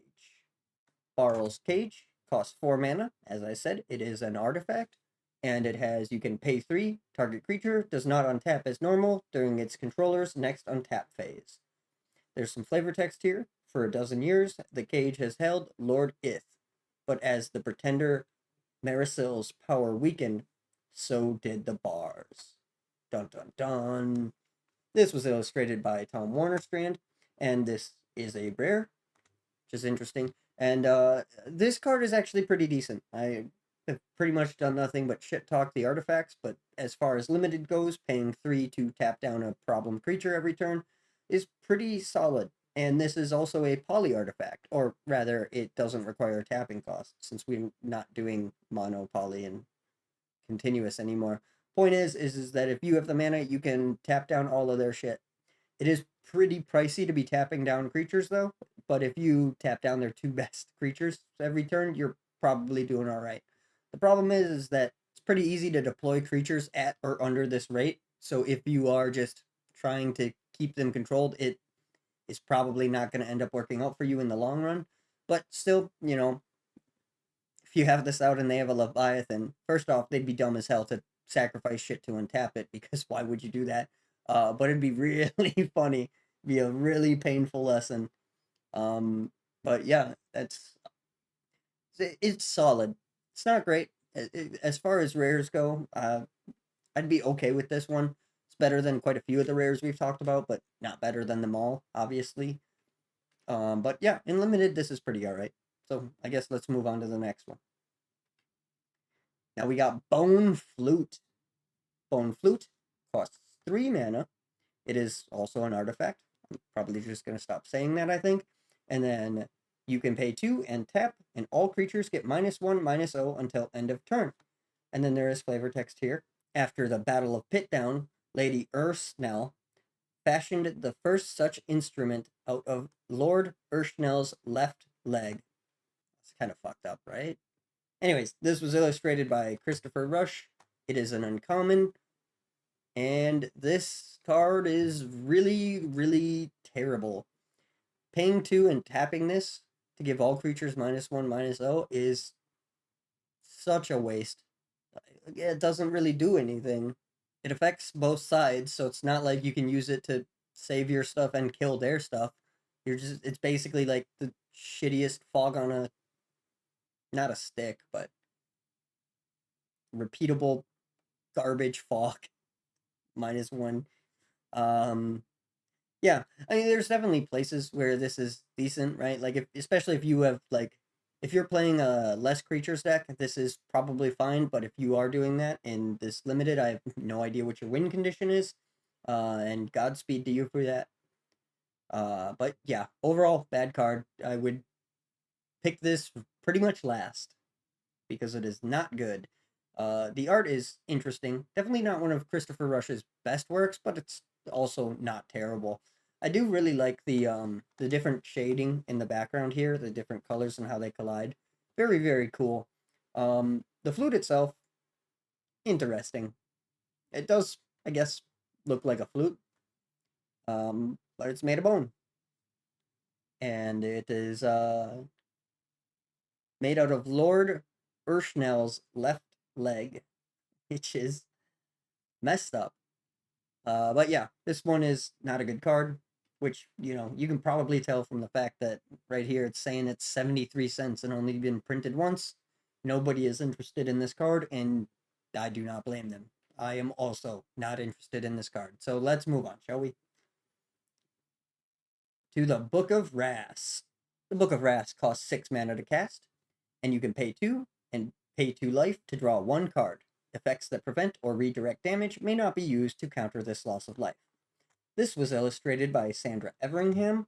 And then the Oracle text here has cleaned all this up, got rid of the loss of life crap, but 2 and pay 2 life, draw a card. This is pretty fucking solid. There is not much for card advantage in this set, so this is huge. If you desire card advantage for whatever reason, I would definitely consider grabbing this. Being only pay 2 and 2 life to draw a card is actually kind of above rate at this point. There are a couple of tombs. One of them is like 4 mana and you pay 4 to draw a card. And the other one is maybe 3 mana. Might even be 2. I think it's 3. And you can pay 2 to draw a card, but then you immediately discard a card, so it's not card advantage. This is pay 2 and 2 life, 4 card advantage, which, unless you're talking about the busted alpha cards, this is the best you're going to do. And it's definitely the best you're going to do in this set. As an uncommon, pretty wild, but this is a very good card, especially in this limited. Definitely worth considering. Then we have Coal Golem. Coal Golem is awesome. I love this card. Costs 5 mana. It is an artifact creature, and you can pay 3, sacrifice Coal Golem to add 3 red to your mana pool. This ability is played as an interrupt. And then there is flavor text on here. 3 such creatures stood burning at the crest of the hill. Only seconds later, the fireball struck our front line. Lydia, Countess Brelis. This was illustrated by Christopher Rush. And this is... Oh, it's a 3/3. Forgot to mention that. So it's a 3/3 for 5. And you can pay 3 and sacrifice it to add 3 red mana to your mana pool. In Limited, this is pretty decent if you are playing any red and you need more red, because this will give you red. If you're only playing one color, this is less good because it is not ramp, and you will have invested 8 mana to get 3, which is not a good trade. You should not do that unless you specifically need the red mana. And then this is pretty good. It is an uncommon, and yeah, I mean, pretty solid for color fixing if you are in red at all, but otherwise there really isn't too much to be doing with this in this set. But it is a fantastically fun card. I do enjoy Coal Golem. And look at the little guy. He got a smile on his face. He's having a fun time, having a good little day. But yeah, it's a perfectly fine card. Nothing special at all, but it's perfectly fine. The art is fantastic. Like I said, love the little guy's smile. But yeah, Coal Golem, very cool, very interesting card. Let's move on. Dark Sphere. Oh my god, it costs 0. It's gotta be busted.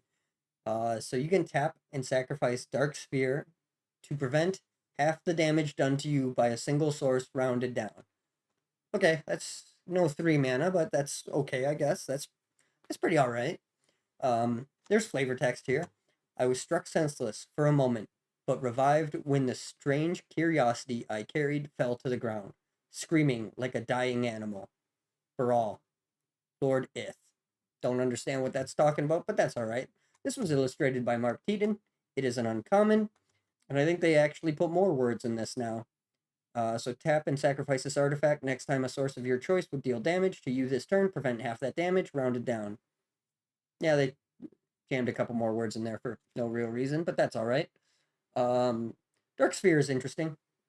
This is the opportunity cost, especially in Limited, is fairly low. I don't think I would grab this super early on, but if it ended up in my pile, I'd probably throw it in my deck, especially if I had any artifact synergies whatsoever. You can, it costs nothing, right?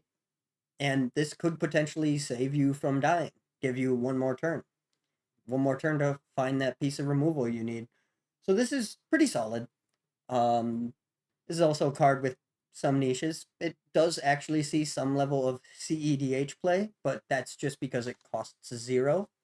And it's an artifact that costs 0. That's sometimes relevant, but usually the thing people care about is specifically that it costs 0.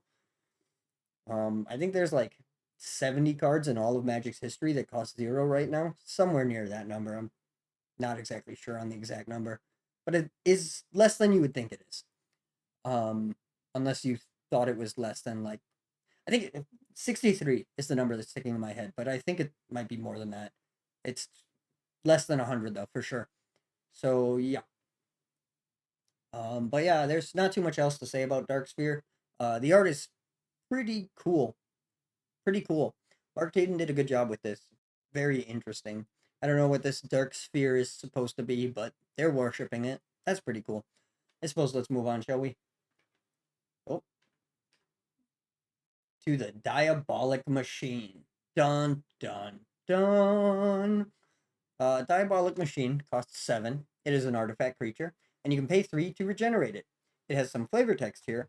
The bolts of our ballistae smashed into the monstrous thing, but our hopes died in our chests as its gears continued turning.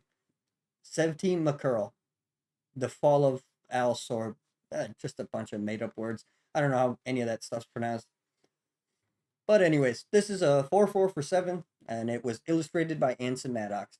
It's a 4/4 for 7 with regenerate. That's pretty decent. It's an uncommon, and 7 mana for a 4/4 is kind of the high end of what I would pay, but it is 7 colorless, which means that as long as you have 7 lands or 7 mana, you will be able to cast this, regardless of if you have your colors or not. So that is kind of a benefit. That's kind of why artifacts are usually slightly overcosted compared to colored cards, is that you can cast them with anything. So that's kind of baked into the cost.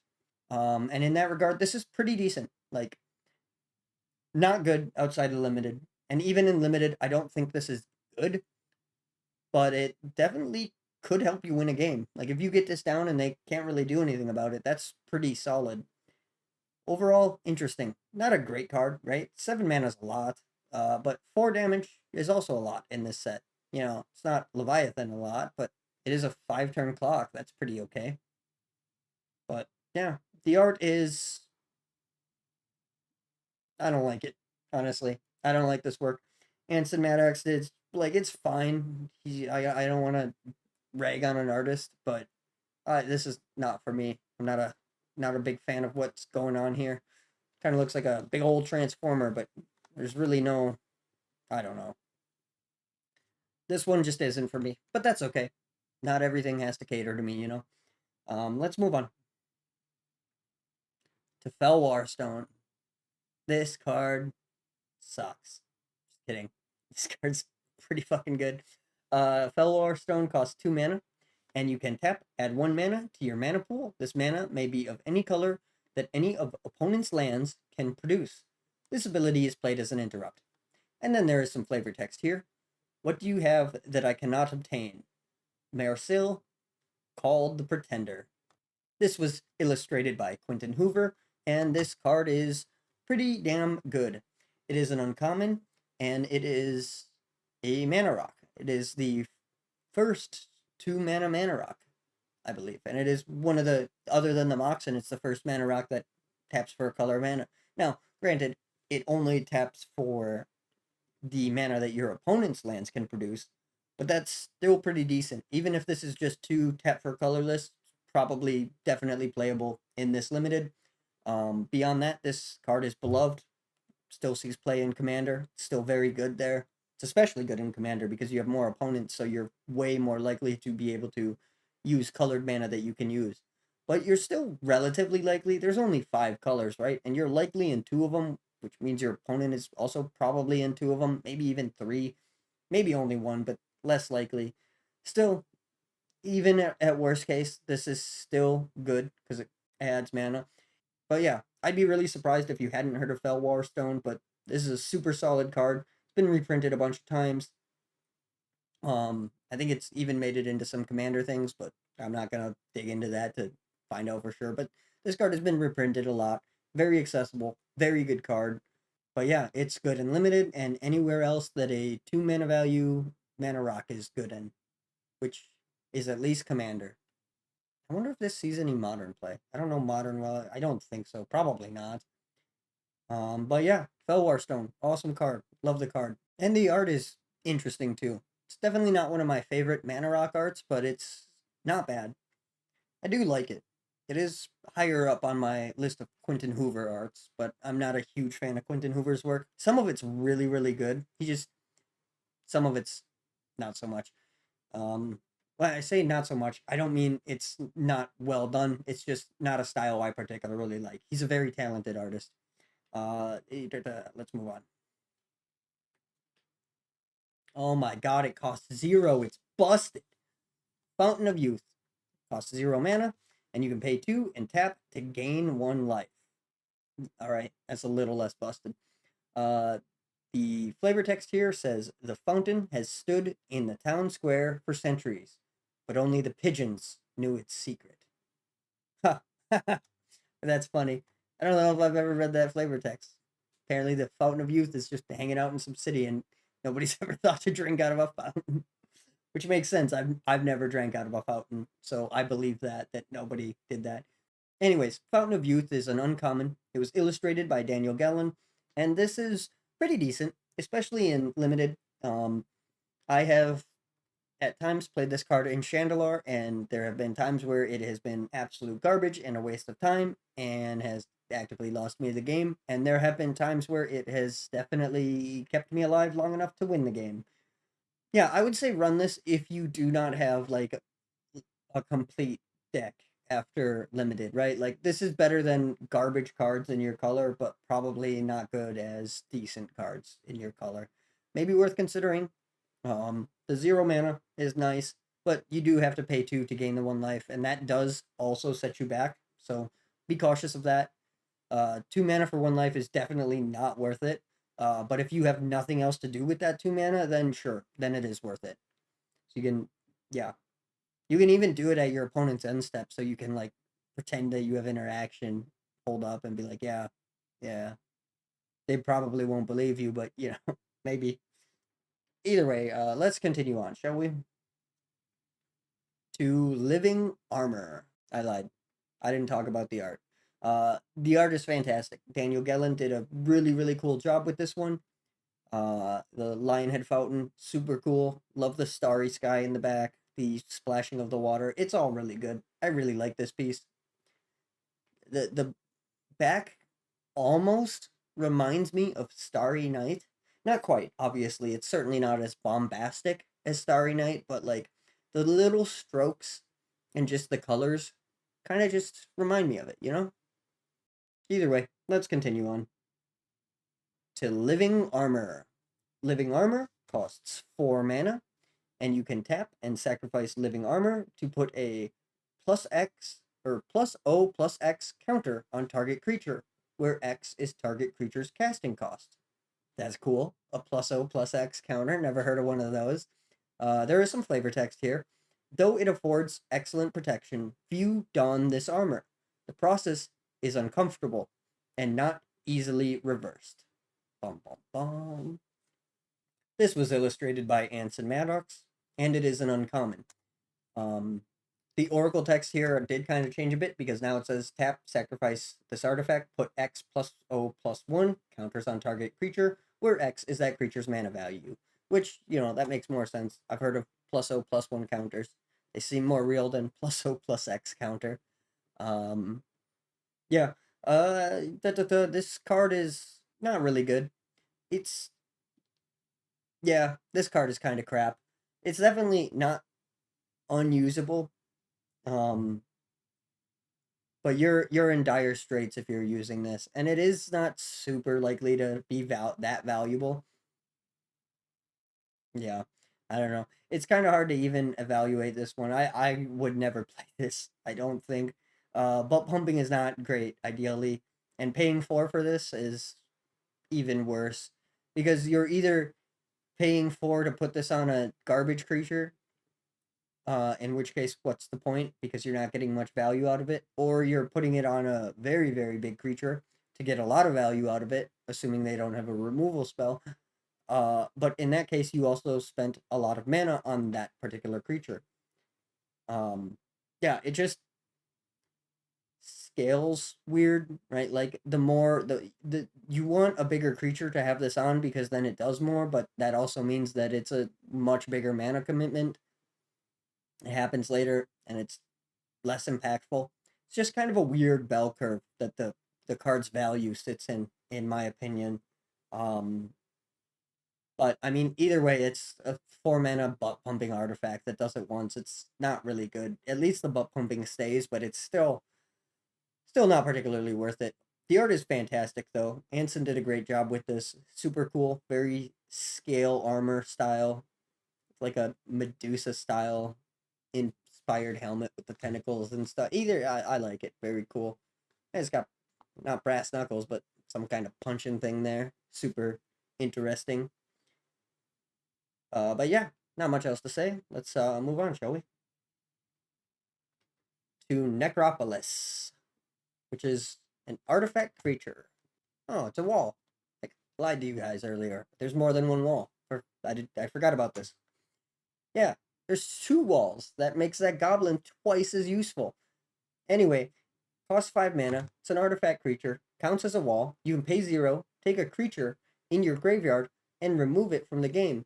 Put X plus O plus 1 counters on Necropolis, where X is the removed creature's casting cost. That sounds familiar. Sounds like something we just talked about. Oh, hey, Nene Thomas. First card illustrated by them.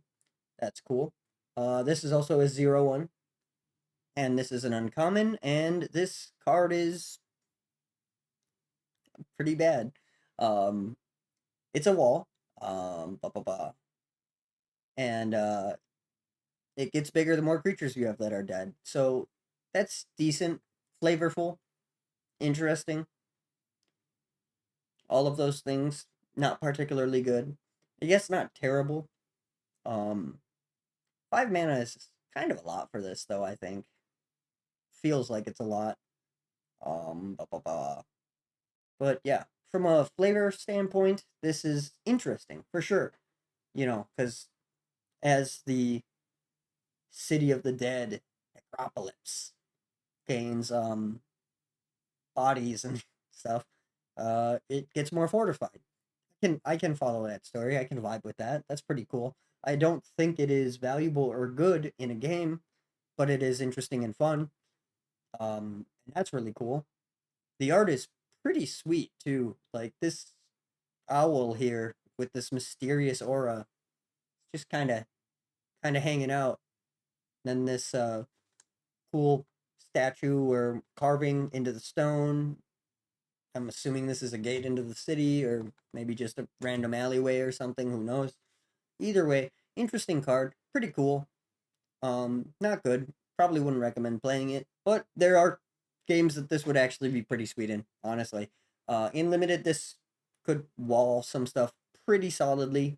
The high mana cost is not ideal, but at least you can't cast it until you probably have a few creatures that are dead. But for this to be super worth it, you kind of need a lot of creatures to be dead for it to be good. Um, and if somebody else is an eater of a dead, this just gets freaking walked on, right? So that's something to consider if you're gonna run this, but it's decent enough. Yeah, decent enough. Let's move on, shall we?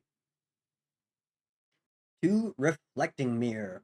Reflecting Mirror costs 4 mana, and you can pay X and tap it. Target spell, which targets you, targets the player of your choice instead. X is twice the casting cost of target spell. This ability is played as an interrupt. This was illustrated by Mark Poole. It is an uncommon, and the Oracle text is now still X, tap, change the target of target spell with a single target if that target is you. The new target must be a player. X is twice the mana value of that spell. So this is interesting. Um, yeah, this is sort of like what was it? The Ring of the Eternals. I don't remember that legend spell that you can tap to counter a specific dumb thing. Um, Cards like this are interesting because once they're on the board, like your opponent can see your board, right? So they know you have this, which means they're either going to bait it out or cast their things when you can't do this, right? Because if it's like turn 6 and you both have a 6 mana, everybody's hit their land drops, they'll just play their 6 mana thing, right? They're not gonna play a 3 mana thing, or they'll pay a 1 mana thing or a 2 mana thing that they think you'll want to do it. You'll block that, and then they'll play out the thing that they really wanted to play, or they'll just hold off. So if they're playing on curve, this does nothing. Um, you need twice the mana. That's kind of obscene for what this is, especially since it's not really good because again, your opponent can see this. So they know it's there. They know you have this. Yeah, I don't know. Cards like this don't really impress me. They definitely have their place and they can act as kind of like a stopgap, I guess, or kind of a dam, if you will, slowing your opponent down a little bit and making them play around it. And maybe the value of making them play around it is good enough. It certainly can be. I'm not saying that this is a card that like has no inherent value because it can do cool things. But just again, remember, like they can see it. And the mind games are just interesting. And again, it kind of puts you at a disadvantage in the mind games because they can see their cards and you can't. So you like They know if they're baiting you, you do not. Now, maybe you can figure that out. Maybe you can, yeah, I don't know. This is a fun card. I like this card. I like what this does to the game, but it's not good. Like it adds more burden to you than it does to your opponent in my mind, at least from a mental standpoint. And so that's worth considering. But it is a pretty cool card. It's interesting. The art is pretty awesome. It's got a little glass mirror there with a skull on it. Um, and well trimmed fingernails. I don't, I don't know. It's just a picture of a hand in a mirror. Like Mark Poole did fine with it, but it's not like this is inspired or anything. Let's uh, let's mosey on down to the next one, shall we? So then we have Rune Sword. Rune Sword costs 6, and you can pay 3 and tap. Target attacking creature gains +2/+0 until end of turn. Any creature damaged by target creature may not be regenerated this turn.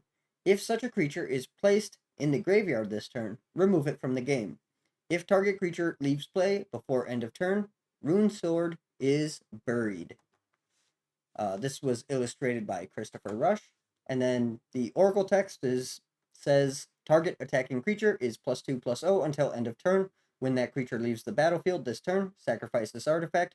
If the creature deals damage to a creature this turn, the creature dealt damage can't be regenerated this turn. If a creature dealt damage by the target creature would die this turn, exile that creature instead. That's kind of a mouthful, but basically, this thing you attach it to a creature because this is before equipment, so it's not equipment, but you can activate it and kind of like attach it. Although if this was equipment, it would say it drops off because it doesn't say that you can keep this untapped. So like you have to do this every turn. So it doesn't equip. But you can pay 3 to give something +2/+0, and any creatures that they kill get exiled. That's interesting and pretty cool. Those creatures also can't be regenerated, and that absolutely can be relevant, specifically in this limited. So that's pretty neat. This is an uncommon, and I don't know. My instinct is this card kind of sucks, but part of me thinks it's pretty okay in limited. There's a lot of regeneration, and the ability to like just say no to that might be useful. Granted, it costs 6, and you got to pay 3 to activate it, but you can always only activate it when you need to or want to. I don't know. It's not great, certainly not the best, but it's got some spice to it. It's got some value. Um, there's a lot of artifacts I would run before this, just on the fact that this is 6 fucking mana and doesn't really do anything. +2 is fine, but again, 3 every turn to do that. You have to tap this, and the regenerate and exile things are nice, but they're like not worth 3 mana a turn, and certainly not worth 6 mana. So yeah, I don't know. It's fine. It's okay. It's not great. The art is fantastic though. This sword looks badass as hell. This is cool as shit. Christopher Rush drew this, or illustrated this rather. Sorry, and yeah, the lightning, the shading, the background, and how it kind of radiates to like give the impression that this is glowing. It's all very cool. Well, yeah, that's a rune sword. Not much else to say about it. Christopher Rush did great on the artistry. The idea is interesting. It's a little overcosted. Maybe they were afraid of this. I don't know, but it's weird that it doesn't attach because they were doing. You could attach things before this, like Ashnod's armor and Tarnos's wand and stuff like that, allow you to keep it tapped and keep it attached to the creature. So this is kind of a step backwards that way, but whatever. Then we have Scarecrow. Scarecrow costs 5 mana. You can pay 6 and tap it. And until end of turn, all damage done to you by flying creatures is reduced to 0. And then there's some flavor text here. There was more malice in its button eyes than should have been possible in something that had never known life. It's a 2/2. Back in the day, artifact creatures did not have creature types. I probably should have talked about that sooner than now, but I'm doing it now. But now it's a scarecrow. So, your cool scarecrow deck, you could run this. Really, really bad card. It's an uncommon. the Oracle text is you can pay 6, tap, prevent all damage that would be dealt to you this turn by creatures with flying. It's a 2/2. Did I say that? It's illustrated by Anson Maddox, and this is a 5-mana 2/2 with an ability that kind of sucks, and you have to pay 6 mana for it. Okay, the ability doesn't suck. Like if you have flyers coming at you, this is actually pretty useful. But paying 6 mana a turn just sets you back so far. Like, sure, you're not getting damaged, but yeah, I don't know, man. I don't know. I would probably not play this. It's an uncommon. The art is pretty cool. I'm not sure what those tendrils are on the scarecrow, but it's a very cool, scary card that really, really sucks. So let's just move right along, shall we? To Skull of Orm. What a badass name.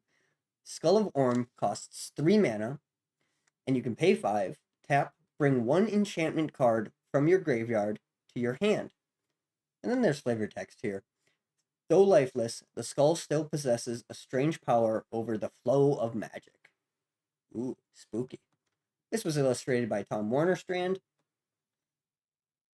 And then the Oracle text here is just fixed up the wording, so it's return target enchantment card from your graveyard to your hand. And this is not good. It's specifically not good in limited because I'm not entirely sure how an enchantment card is going to end up in your graveyard, because there is no enchantment removal in this set unless it's an enchant land and you really, really want it. Then I guess you could do that. But anything other than enchant lands are not getting destroyed, so I'm not entirely sure what value you could get out of this in limited. Um, that's not a failing of the design of the set, of course. The set was not designed with limited in mind, and even if it was, even if a set is designed with limited in mind, you can definitely put cards in it that don't do well in that limited, but are for other things, whether it be modern, legacy, commander, whatever. This card was built just to be a cool card, and I think it does kind of succeed. 5 mana to tap this is kind of rough, and I kind of wish it would put the enchantment into play instead. Uh, if that was the case, I would say this might even have a slight niche in limited, because you could maybe get a card discarded and do something with that. So I guess this card even does still have a niche, because there is discard in this set. So, like, if you're afraid of getting amnesia and you have, I don't know, your Blood Moon or something that you really want, you can throw this down. Of course, if you did, like, unless you were like playing multiple colors and didn't have your red, I don't know why you wouldn't just play the Blood Moon. Well, yeah, either way, um, not a good card in this limited. It's an uncommon. It's a very cool card. It's an interesting card. It's a little underpowered in my opinion, but I do like the idea of it. I do think it's very, very cool. Just wish it didn't cost 5 mana to, like, get an enchantment back. There are so many cards that do stuff like that cheaper. Regrowth gets you fucking any card back for 2 mana. Like, this seems like a wild overcorrection. But I guess still very early in the game's life, so overcorrections are bound to happen. Um, it is kind of a shame this isn't more playable though, because the art is absolutely banger. That is one terrifying skull, and it has a skull crown on it, which is especially spooky. Yeah, Skull of the Orm, spooky. I would not play it in limited though. I wouldn't play it in constructed either, but I am sad that I cannot, or should not, rather. You can play anything that's legal, but it's not likely to help you win. So I guess let's move on to the Standing Stones. Standing Stones cost 3 mana, and you can pay 1 and tap, pay 1 life, and add 1 mana of any color to your mana pool. This ability is played as an interrupt. Effects that prevent or redirect damage may not be used to counter this loss of life. This is an uncommon. It was illustrated by Sandra Everingham, and It's very, very interesting to me that this appears in the same set as Felwar Stone, because that costs mana less.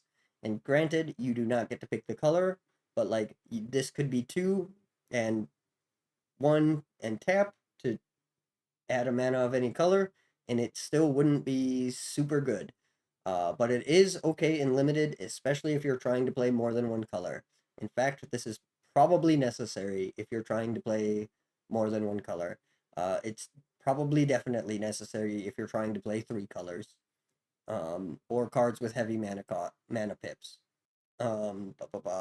Yeah, yeah. I guess there's not too much else to say about this. It's just mana filtering, just super cool. They were a little cautious with this.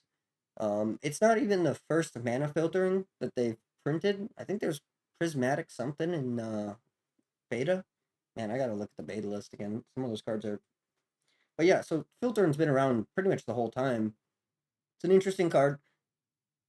Pretty good in limited, but not really anywhere else. There are better options, even at this point. So I guess let's continue on. Oh boy, it is Stone Calendar. Stone Calendar costs 5 mana, and your spells cost up to 1 less to cast. Casting cost of spells cannot go below 0. Interesting. And then there's some flavor text here. The Pretender Mersil ordered a great calendar drawn up to show when the paths to the Darklands were strongest. Dun dun dun. I have no idea what that means, but whatever. Um, the Oracle text has shortened all that down to simply spells you cast cost 1 less to cast.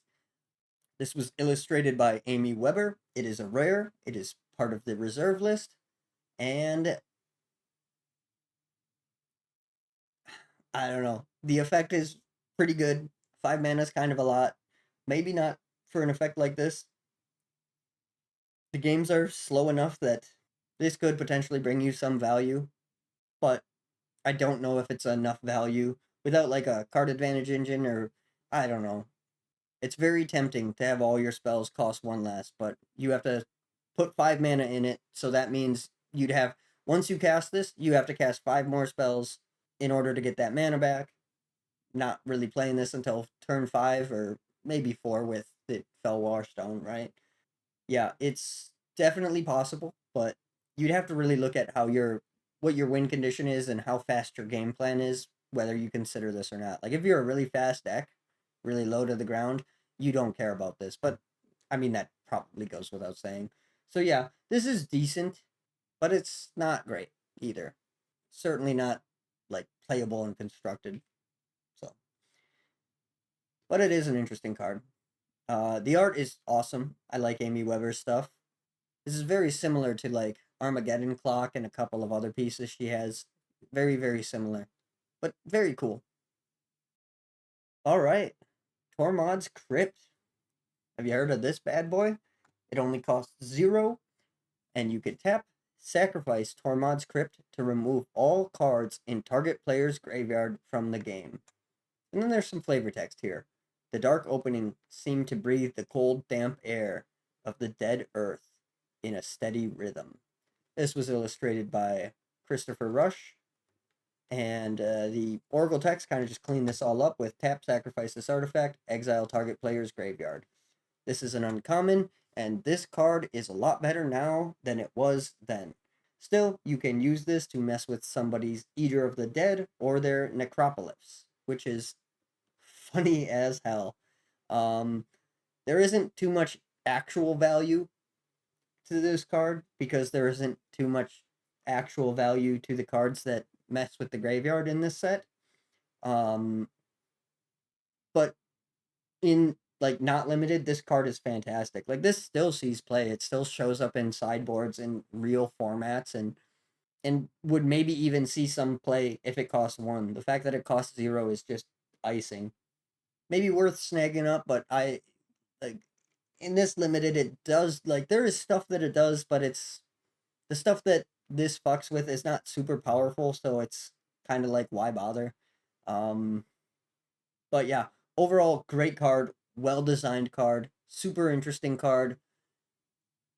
Tormod's Crypt is a card that you can see and be like, ah, oh, fuck, man, I'm screwed. Assuming you're doing graveyard shenanigans. But yeah, I like the card. It's very good.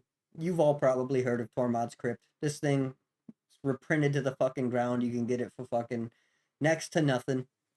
Well, not the dark version, but any other version you can get for next to nothing. And yeah, good card. Um, yeah, good card. Not a great card, but it's a good card. Definitely has a place as a strategy hoser, but it's just unfortunate the strategy that it hoses is not too prevalent in this particular limited. But let's move on. Oh wait. Let's not move on. Uh Illustrated by Christopher Rush. The art is super fucking cool on this. Very, very cool. Very sombering, I suppose. Yeah, I like it. The reds are very, very nice. The shading, it's all so damn good. Christopher Rush did great with this one. This one's another really awesome card and art. Then we have Tower of Corral. Corral? I don't know. Some made up fucking word. Anyway, this costs 2 mana, and you can tap it. Target creature cannot be blocked by walls until end of turn. Aha. This was illustrated by Dan Frazier, and now it says target creature cannot be blocked by walls this turn. So they just changed it just a little bit. This is an uncommon. Um, bu- bu- bu- Maybe a sideboard card. Not really. Like, if your opponent isn't playing a wall, this does nothing. There's only 2 walls in the set. So there are 2 walls in the set. This definitely can have a place and can be, sick as hell in one specific niche situation, or 2, depending on how you want to argue that. Uh, Overall, not a great card, but it's not the worst card of all time either. I'd regulate it to sideboard if it ended up in my card pile, though. And I certainly wouldn't, go out of my way to get a hold of one of these. The art is really cool, really interesting. I enjoy it. So, kind of a different style than what Dan Frazier usually does, which is pretty cool. He does it well. I don't really have anything else to say about this. Next, we have Wand of Ith. This costs 4 mana, and you can pay 3 and tap. Look at one card at random from target player's hand. If the card is not a land, target player must choose either to discard it or pay an amount of life equal to its casting cost. If the card is a land, target player must choose either to discard it or pay 1 life. Effects that prevent or redirect damage may not be used to counter this loss of life. Can only be used during controller's turn. Interesting stuff. This is illustrated by Quentin Hoover, and it's an uncommon. The Oracle text has cleared this up and taken out like half the words. You can pay 3 and tap. Target player reveals a card at random from their hand. If it's a land card, that player discards it unless they pay 1. If it isn't a land card, that player discards it unless they pay life equal to its mana value. Activate only during your turn. Yeah, so this is decent. It's pricey, but you can discard a card out of their hand every turn. Like, by late game, you can just, if you manage to get early control, it's kind of just game over, right? Like, if you get them down to where they can't really draw a card each turn, bam.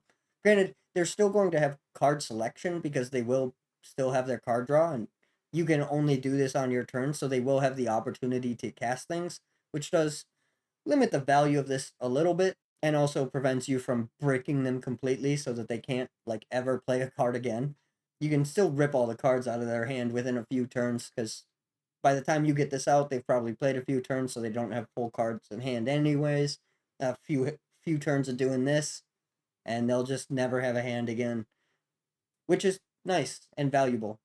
Might be less valuable than you think because if they manage to get out enough lands to just cast everything or draw a land or get lands, they might get to a point where you've ripped a few cards out of their hand and then they're just playing at each card as they get it, and then this no longer does anything.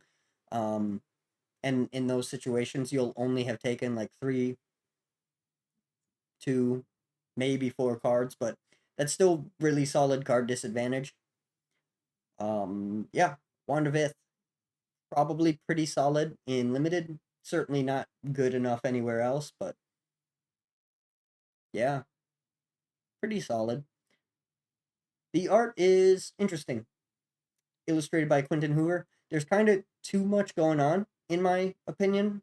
It's kind of hard to figure out. Obviously, this is the wand in his hand, and it's got some sort of power crystal. This is his sleeve, and he's got, some jewelry bits and necklace and brooch and stuff like that. But it's just the art's kind of got too much going on for my taste personally. But it's not bad if you're into that. But that's it for Wand of Ith, right? It's solid. It's better than a lot of the cards we've talked about. It at least does something that, while it doesn't enhance your game plan, it can like really fuck on your opponents, and that's pretty nice, pretty useful for you. But we're finally to the last of the artifacts. So, without further ado, let's talk about War Barge. War Barge costs 4 mana, and you can pay 3. Target creature gains Island Walk until end of turn. If War Barge leaves play this turn, target creature is buried. This was illustrated by Tom Warnerstrand. It is an uncommon,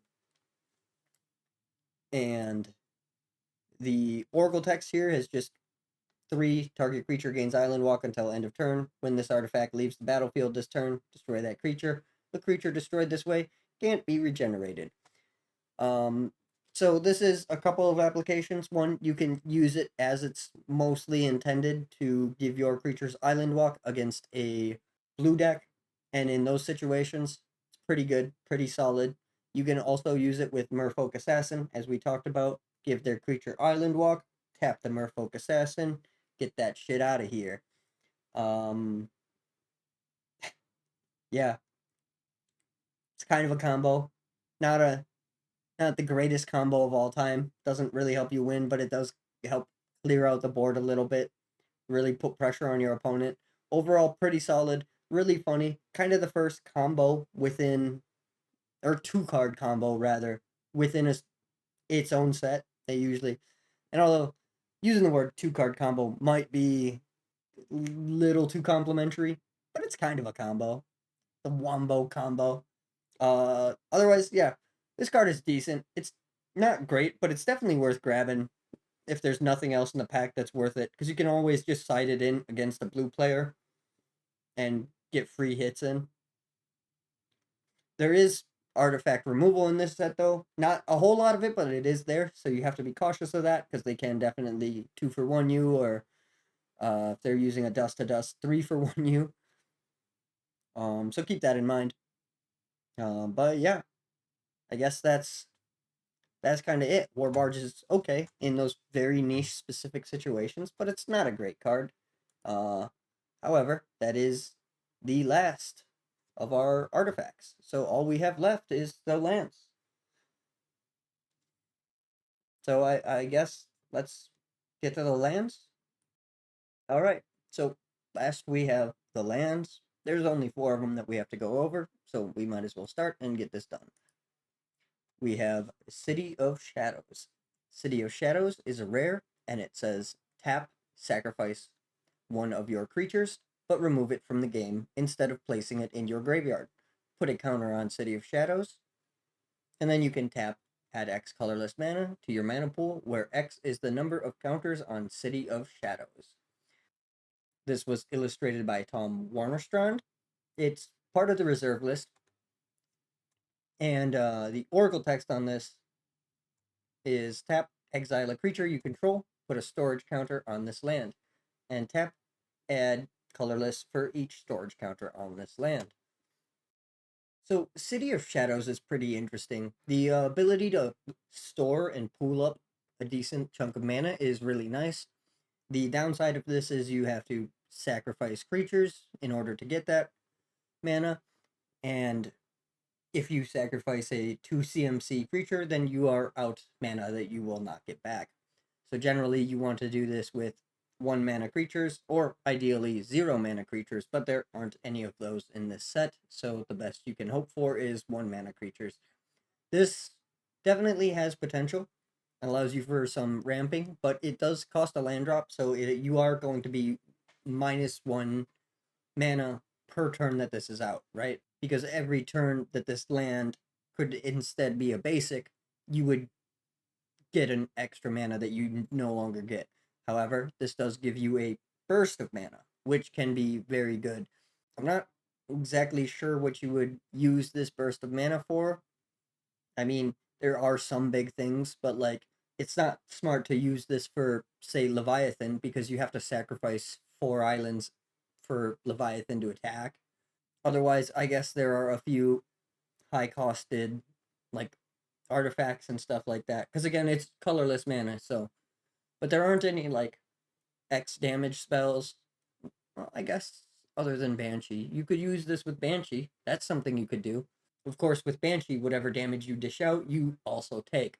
So not only are you losing the mana for the land drops because you had this and we're tapping this and sacking things, but you lose the mana from the creatures, and then you would also lose half the mana from pumping it into Banshee because that mana would be powering damage that you took to the face.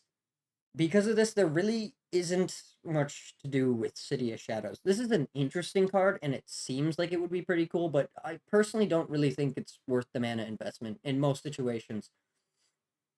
Now, you could argue if you were thinking more small with it, maybe it would be better. Yeah, I'm not particularly a big fan of this as far as like actually being good. It is a very interesting land, but I don't think it's actually good. Um, the art is fantastic though. This is so cool. The moon looks beautiful. It's very much a city of shadows. Very cool. But I would just be extra cautious with this if you end up using it. I'm not saying that there is no value to be gotten here, because obviously there is. You can store up a big chunk of mana and do something with it. But you'll exile a bunch of your own creatures that, again, you spent mana on. You give up the land drop to do this, and then every turn after that is one less mana that you have access to because it is instead a City of Shadows. Granted, once you have sacked a couple of creatures, you can use this mana, but for every creature, you get that mana once, right? So you're probably better off storing a few versus. I mean, best case scenario, costing a creature each time, you could tap this one turn to sack a creature, putting a counter on it. Then you could tap it the next turn for a mana. So at best case scenario, you're getting one generic mana every other turn, and down a creature. So again, it's definitely much better to kind of stockpile, but there really isn't too much of value to do with that stockpiling. And on top of that, the stockpiling is pretty expensive. But if you were going to do this, you could chump block with a creature and then tap to sacrifice the creature after you chumped, but before the damage went through, thus preventing a creature from. Then at least you get some value out of your chump. If you do something like that, this is okay. It's pretty good, actually. Um, Still not great though, in my opinion, but it is a very very cool card. It's a really rare card too, so it has a bit of a price tag, but it is not a competitively strong card, at least in my opinion. Maybe I'm wrong. Maybe there's some way to break this that I'm just not thinking of, but I don't foresee this being good. So let's just move on to Maze of Ith. Maze of Ith is an uncommon, and it says tap. Target attacking creature becomes untapped. The creature neither deals nor receives damage as a result of combat. This was illustrated by Anson Maddox, and the Oracle text instead says untap target attacking creature, prevent all combat damage that would be dealt to and dealt by that creature this turn. So basically the same, just kind of reorganized. Maze of Ith. Now this, unlike City of Shadows, actually is a very, very good card. Especially in limited, being able to just blank your opponent's strongest creature every turn, hilarious. Super frustrating. I have seen complaints of this card in various Usenet posts from back in the day. There's a particular funny one that called it Maze of Cowardice. That guy was salty. So this is any card that elicits that strong feeling of hatred. You know it's pretty strong. at least potentially in certain situations.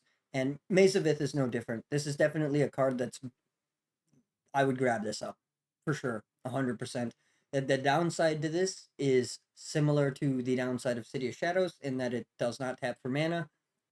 The upside is worth a mana per turn easily, because you can even discourage people from attacking at all, assuming they don't have enough creatures to get through. They'll just say fuck it. But there are other uses to this as well. Like you don't have to use it to blank your opponent's combat. You can, if your opponent has one blocker and you have three attackers, but you don't want any of them destroyed, you can swing in with all three of your attackers, and then they block one of them, and then after that, you tap the Maze of Ith, remove that creature from combat, and then you get your damage in, and you make their blocker useless. So that's pretty frustrating to deal with. But the point is there are use cases. There are many use cases for this card. Well, not many. It's kind of really just the two, but still, this is a good card. Definitely worth considering. Like I'd seriously probably snap grab this in most situations unless there was something really good in the pack. It's kind of crazy. This is an uncommon. I mean, it's not that crazy, I guess, but it is by far the strongest land available in this set, and it being uncommon is pretty hilarious. But yeah, I guess I don't really have anything else to say about Maze of Ith. It's just a very good card. Definitely worth playing. This is a constructed card. You could play that. You can, and people do occasionally play this in constructed. Granted, it does nothing against creatureless decks, so it's something that you might want to consider siding out against those in constructed specifically. Good fucking luck making a creatureless deck in limited, but hey, if you can figure out a way, more power to you, dude. Um, the only thing really left to talk about is the art, and the art on this is both phenomenal and horrible. It took me a long time to even figure out what I'm looking at here, but when this says Maze of Ith, this is a person right here. See, there's his head, there's his feet, there's his arms, and he is crawling through a tube of what looks like intestines and probably feels similar, which means this maze is a coil of possibly biological material. And that's really fucking gross. This would be a terrible, horrible experience. Uh, it does look like when it stretches out, the membrane, that's probably a good word for this membrane, does look like maybe a little transparent, and I don't know if that would be better or worse. But I can't imagine the oxygen is great in that fucking hellhole. But yeah, this is very unsettling. Probably some of the most unsettling art in this set, which is saying a lot because there's a lot of unsettling art in this set, but I love it. It's very cool, very messed up, very not cool, very disgusting, wild. But yeah, Maze of Ith, super awesome. Best land in the set. Let's move on, I suppose. Then we have Safe Haven. Good old Safe Haven. Safe Haven is a rare, and you can pay 2, tap, remove target creature you control from the game. This ability is played as an interrupt. During your upkeep, sacrifice Safe Haven to return all creatures it has removed from game directly into play. Treat this as if they were just summoned. This was illustrated by Christopher Rush. The Oracle text on this is 2, tap, exile target creature you control. At the beginning of your upkeep, you may sacrifice this land. If you do, return each card exiled with this land to the battlefield under its owner's control.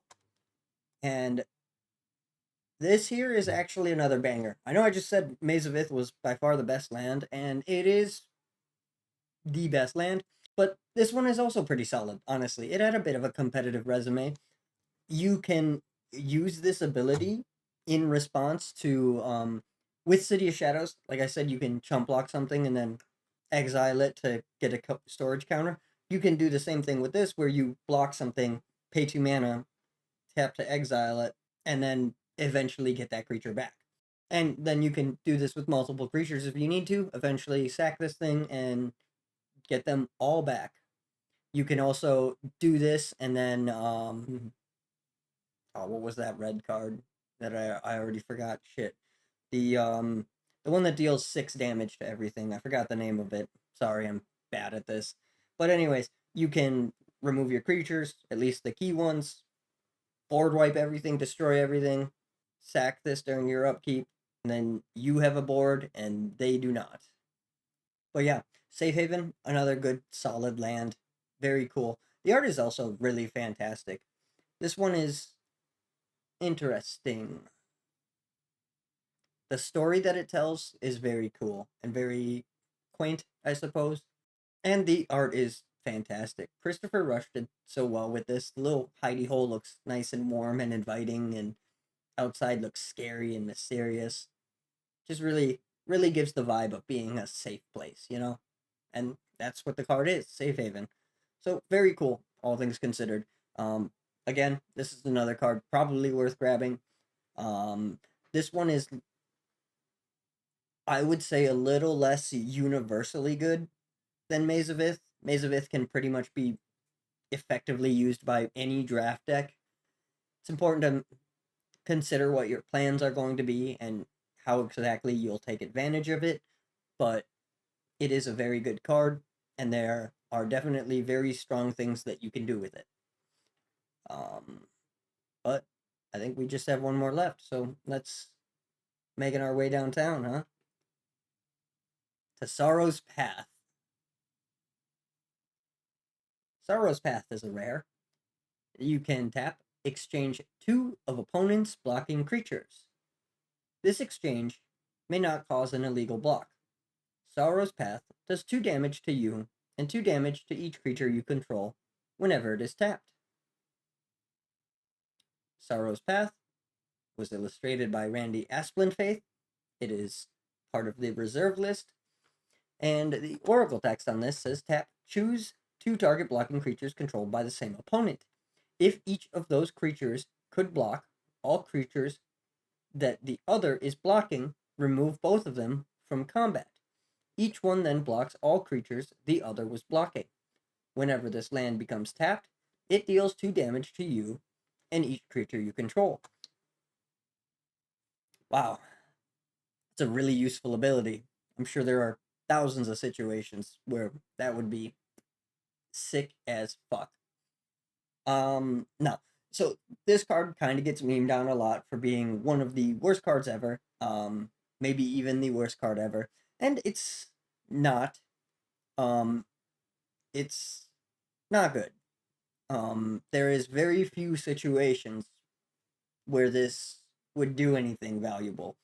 And taking 2 damage and hitting all your creatures for 2 is pretty shit, especially since most of the creatures in this set are 2 toughness or less. So this kind of just blows up pretty much everything. Granted, there are a few things that survive it, and if you run this and you build your deck right, it is distinctly possible that this could be fucking sick. Uh, but I am not betting money on it. Hard to even conceptualize with this card, right? Like, what, where even is the value? You can use this as quasi removal and deal 2 damage to yourself and kill all your creatures. I'm poking fun at this card because it's bad, but it's not. It's not the worst card of all time. There's situations where this, like, man, not many of them, but like there's definitely times where you play this, you have all your creatures have more than 2 toughness. The problem is that 2 damage dealt whenever it's tapped after you exchange blockers. That means your things are more likely to die because you have to have 3 life more than whatever damage they're doing. So whenever you do this, you're probably losing shit, but you can make it. You can do it so that they lose shit too. Um, I don't understand why this has to deal damage. I really, really wonder what the thought process was behind this. Like, was this play tested and then they were like, man, switching blockers, fuck, dude. This is the best card ever. It's like Maze of Ith made it through. I don't understand. Even if without that last line, I don't understand how this is better than Maze of Ith. Well, I guess because it could remove things and Maze of Ith really can't. Yeah, I don't know. Maybe this would have been busted without the bottom line. I've never played it without that. I've never played this card at all, because why would I? But yeah, I don't know, man. It's a bummer card to end on. Maze of Ith and Safe Haven are both pretty solid. This is just complete garbage. Worst land in the set, for sure. It definitely deserves that title. Worst card in the set? I don't know. Is this worse than Fasting? This might be worse than Fasting. I don't know. It's not worse than Wood Elemental, I think is the name of the card. I'm gonna put it up here. It's the one that makes you sack your fucking forests. Untapped forests, too, in order to have your fucking goober tree dude that, doesn't fucking do anything.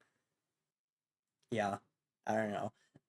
It, probably do not play this card. But if you can thread the needle and find the spot where this actually does something, more power to you. It's certainly not good. All right, I'll say that. It's certainly not a good card, but I do maintain that there are very niche situations where this could provide some value. It's definitely better than the banding lands, I would argue, in most situations, but and better than Wood Elemental. Still, it's definitely pretty low on the list of card strength for sure. That's really all I have to say on it, I guess. It's a bad card. Don't play it. But yeah, that's it. That's it for the lands, and we are done here. To the conclusion. Okay, so we have made it through all of the dark cards, and now it is time to discuss my final thoughts. I'm gonna start by listing off all the things I didn't like, and then I'll talk about all the things that I did like, and then I guess I'll wrap up from there. Um,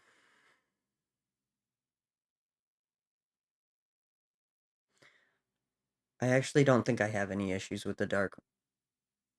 There were there are things that I would take issue with if this set was intended to go out as a draft set and this was what we got. Um like there isn't anywhere near enough color fixing for how color intensive the mana costs are, because it's actually really hard to do monocolor in a draft.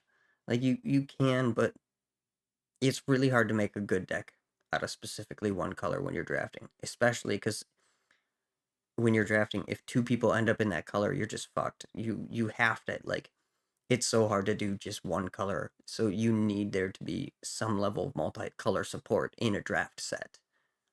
Unless the draft was all one color, that would fix it. But yeah, but and the lack of color fixing is kind of the point. Do you remember when I said at the beginning that the dark was designed to have a specific feel? Well, you can see hints of that throughout the design. The sun is blotted out. There are lots of problems when that happens. Food sources are, they need to be entirely changed. A lot of shit won't grow with less sunlight. And it's hard for so many parts of society to even function. Like, imagine trying to build a house under torchlight. And this is a world with magic and gods. It's not like they can tell themselves at night, ugh, this is super shitty, but, at least it's a meteorological event that has nothing to do with me. I mean, for all they know, it's because they rubbed one out in the cornfield last year. Like, people are scared and desperate. They turn to religion and charismatic grifters that tell them it's not their fault and blame something else. They distrust strangers and develop cults and hate those that are different. And as their world falls apart, they too tear down the things around them, as everything good they'd ever known is taken from them. This is the kind of world that the dark is trying to bring us when we play these cards. And this feeling is just drenched in every mechanical aspect of the dark. The color requirements of the mana costs of these cards is too high for a smooth draft experience, but it subtly hints to the groupthink running rampant in these societies. By forcing alignment to a single color, they are, by extension, forcing alignment to a single world view. That's what it's trying to get across. At least that's my interpretation of what it's trying to get across. But back to the mechanics, you could look at the lack of certain removal types, specifically enchantment removal, and mumble that it makes the play experience a bit rougher, and I would agree. But I also think it helps with the experience as well. Magic users are persecuted in this time. They hide in safe havens and found the City of Shadows to avoid witch hunts.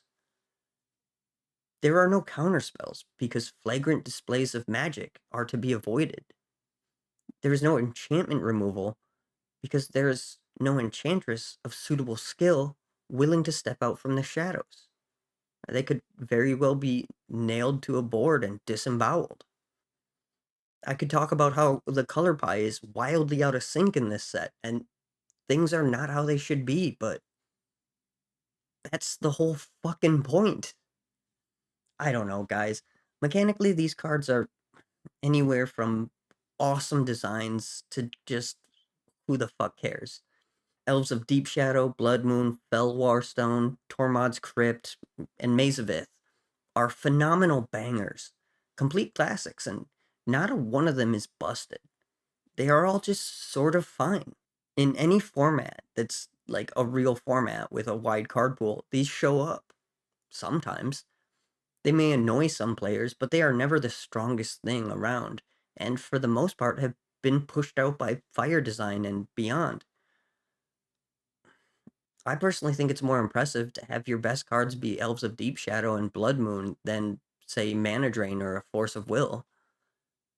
To be able to shake up the meta and change how the game is played to some degree without centralizing it is pretty rare.